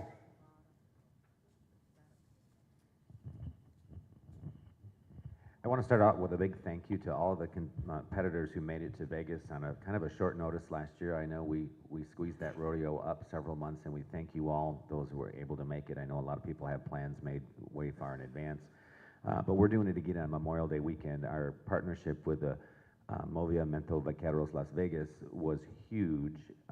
It is going to allow us to do some things this year, including the $5,000 in added purse money, which is our way of saying thank you for working with us and coming and supporting us. On the business card, some of you may have noticed that there's also a free drink ticket on there if you tip it over. So remember, hold on to that and bring it to Vegas in May, and we'll give you a free drink. We will be doing a nighttime rodeo on Saturday. We think it's going to start about 5 o'clock. That is subject to a little bit of an adjustment depending on how many contestants we get or what the buzz is going to be. On Sunday, we are going to start a little earlier so that we can be done and still do awards on Sunday night. We are still working with the Vaqueros as well this year to work with them and have an amazing performer on Sunday. The Saturday night show is going to be Vegas star-studded. We've got some amazing commitments already from strip performers that you would normally pay hundreds of dollars to see that have committed to being part of our Saturday night show. We're over the top excited to have Tequila Mockingbird in a black sash.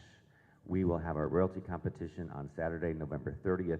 The night before, we're going to make her work one last time and host the Dam Water Bar Crawl in Las Vegas. So we hope you come on out for the Dam Water Bar Crawl on Friday night. We'll be visiting the bars that supported us at the rodeo, and we're really looking forward to having a great weekend there. We want to see you all at IGRA University in our fabulous city of Las Vegas. Our rodeo will include a rodeo school that will be free, limited events for that. I wanted to just share very quickly that we partnered up with the Black Rodeo in Las Vegas, and we provided them with a bar at their rodeo. It was an amazing partnership. We contributed a portion of the funds to their scholarship fund for their contestants, and almost $2,000 we were able to give them from the proceeds of the bar. But bigger than that, it created a really nice bridge. And I would encourage you that if you have a black rodeo in your backyard somewhere, let me know. I can get you connected with Lynette. She is amazing and very willing to work with us. And if you can partner up with them and maybe do the same thing at having the bar at their rodeo, it's a very profitable endeavor. And bring your blue balls back to the rodeo. We'll give you a free drink when you bring those back as well. Thanks. I'm going to let Migra have the last word, so I'm going to skip over to Red River.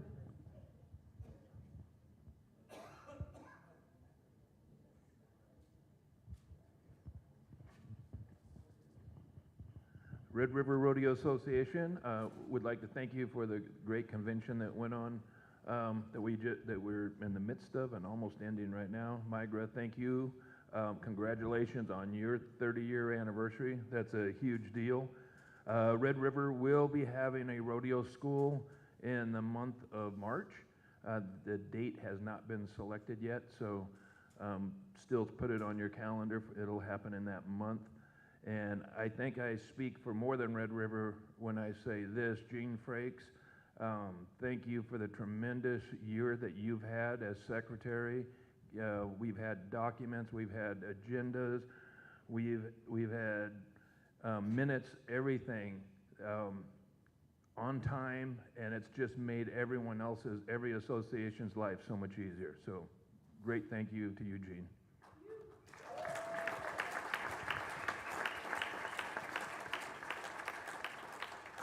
UGRA.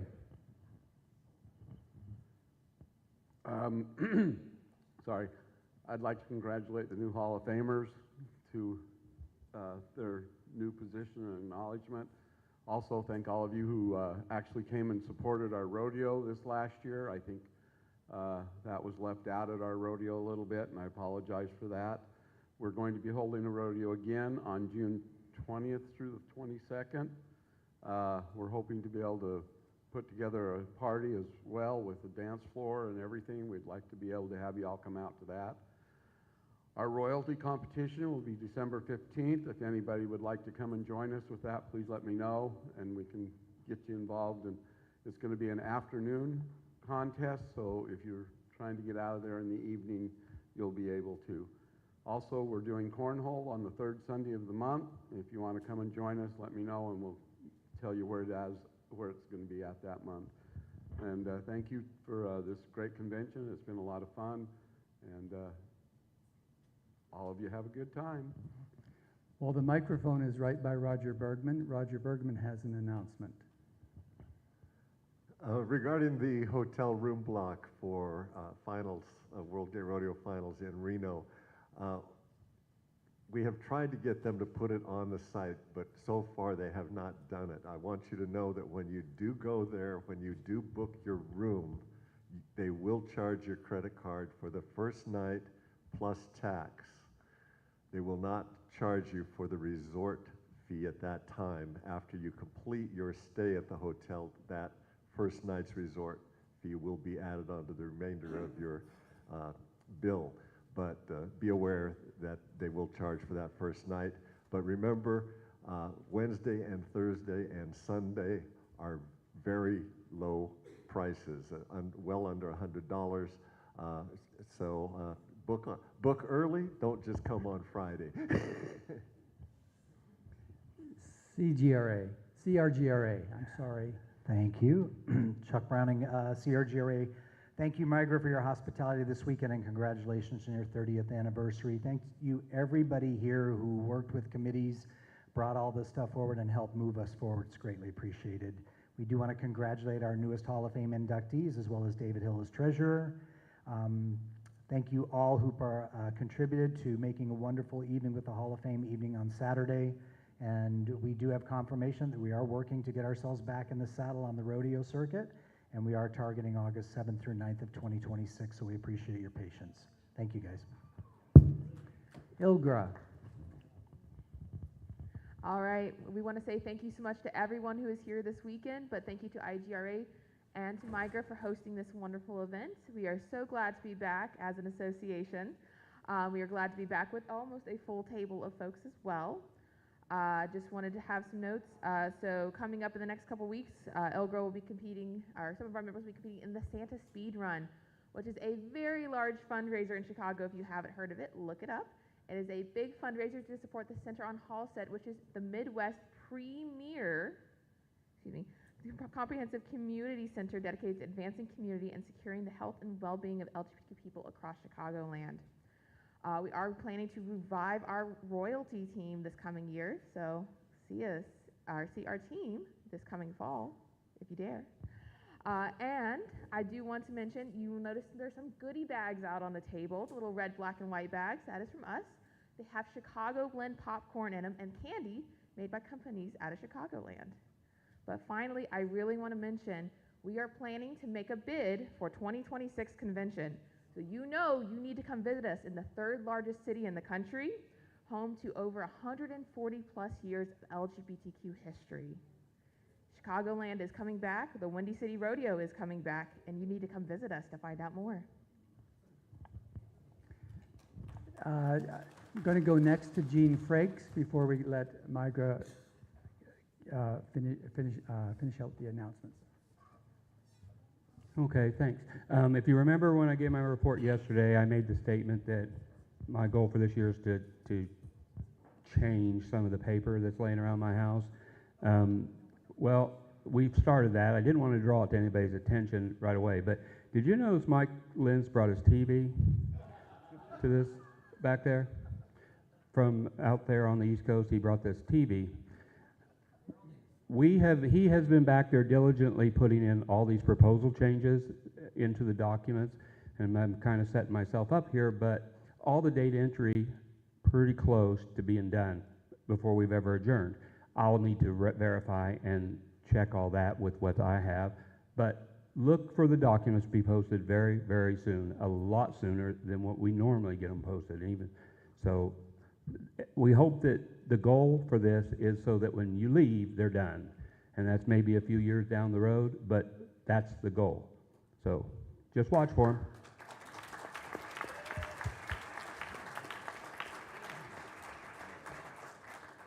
And finally, IGRA. Excuse me. So I'll try to make it quick. Whether it was a rodeo, which we haven't done in a while, or a convention, this is just another example of how IGRA and an association can come together and put together an event like this. I got to thank Tommy Channel. We had many phone calls, conversations back and forth. Look what we produced, and I got to thank you. Our members, thank you. It was just great having everybody back here in Michigan. We hope you enjoyed Grand Rapids and the hotel and our airport. I haven't seen it in a while, but I guess it's been renovated, and it is an amazing place. And so I just want to say thank you again for being here on behalf of all of our members. I do want to recognize a member too. You all know Ron, but Rochelle Kate, one of our newest delegates. It's her first convention here. We're really happy to have her.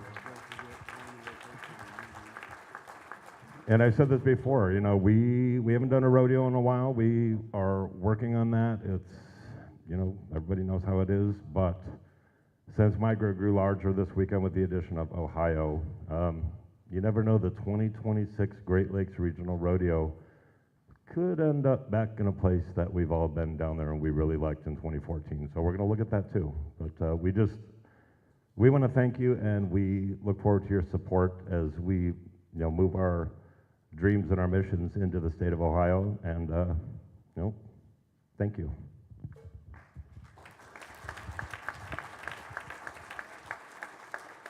Thank you all. I'd like to call Ron Trusley to the microphone to give us the results of the election.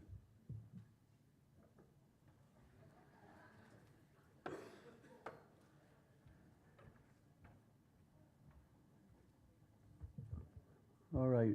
For President, 82 ballots were cast. Receiving a majority of the votes cast, Brian Helander will return as president for 2 more years. Congratulations, Brian.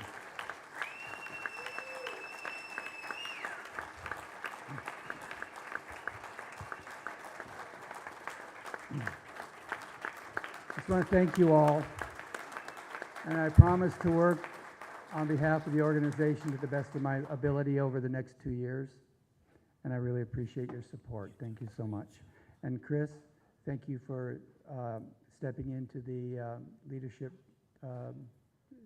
fray, if you will, and I really appreciate it. Good luck to you in the future. All right. Is there any more business? Seeing none, our meeting is adjourned. However, before you go, I have a couple of announcements. We have a board meeting to follow. I think we'll be in the room right across the hall here, followed by the Board of Trustees, followed by the E-Board, and it is now 5 to 4. It's a record, I think. And those meetings will start at 4:15, right across the hall from us in the meeting rooms. Thank you all.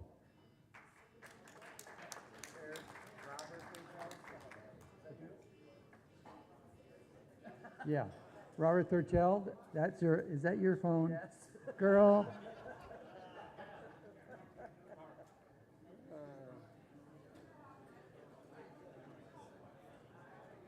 Very nice stuff. Thank you. It was a good, I think it was a good time.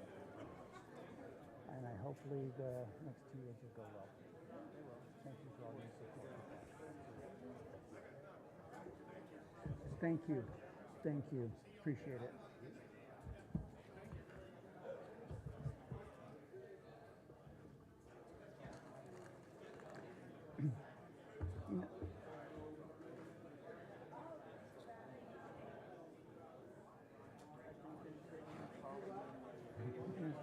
can.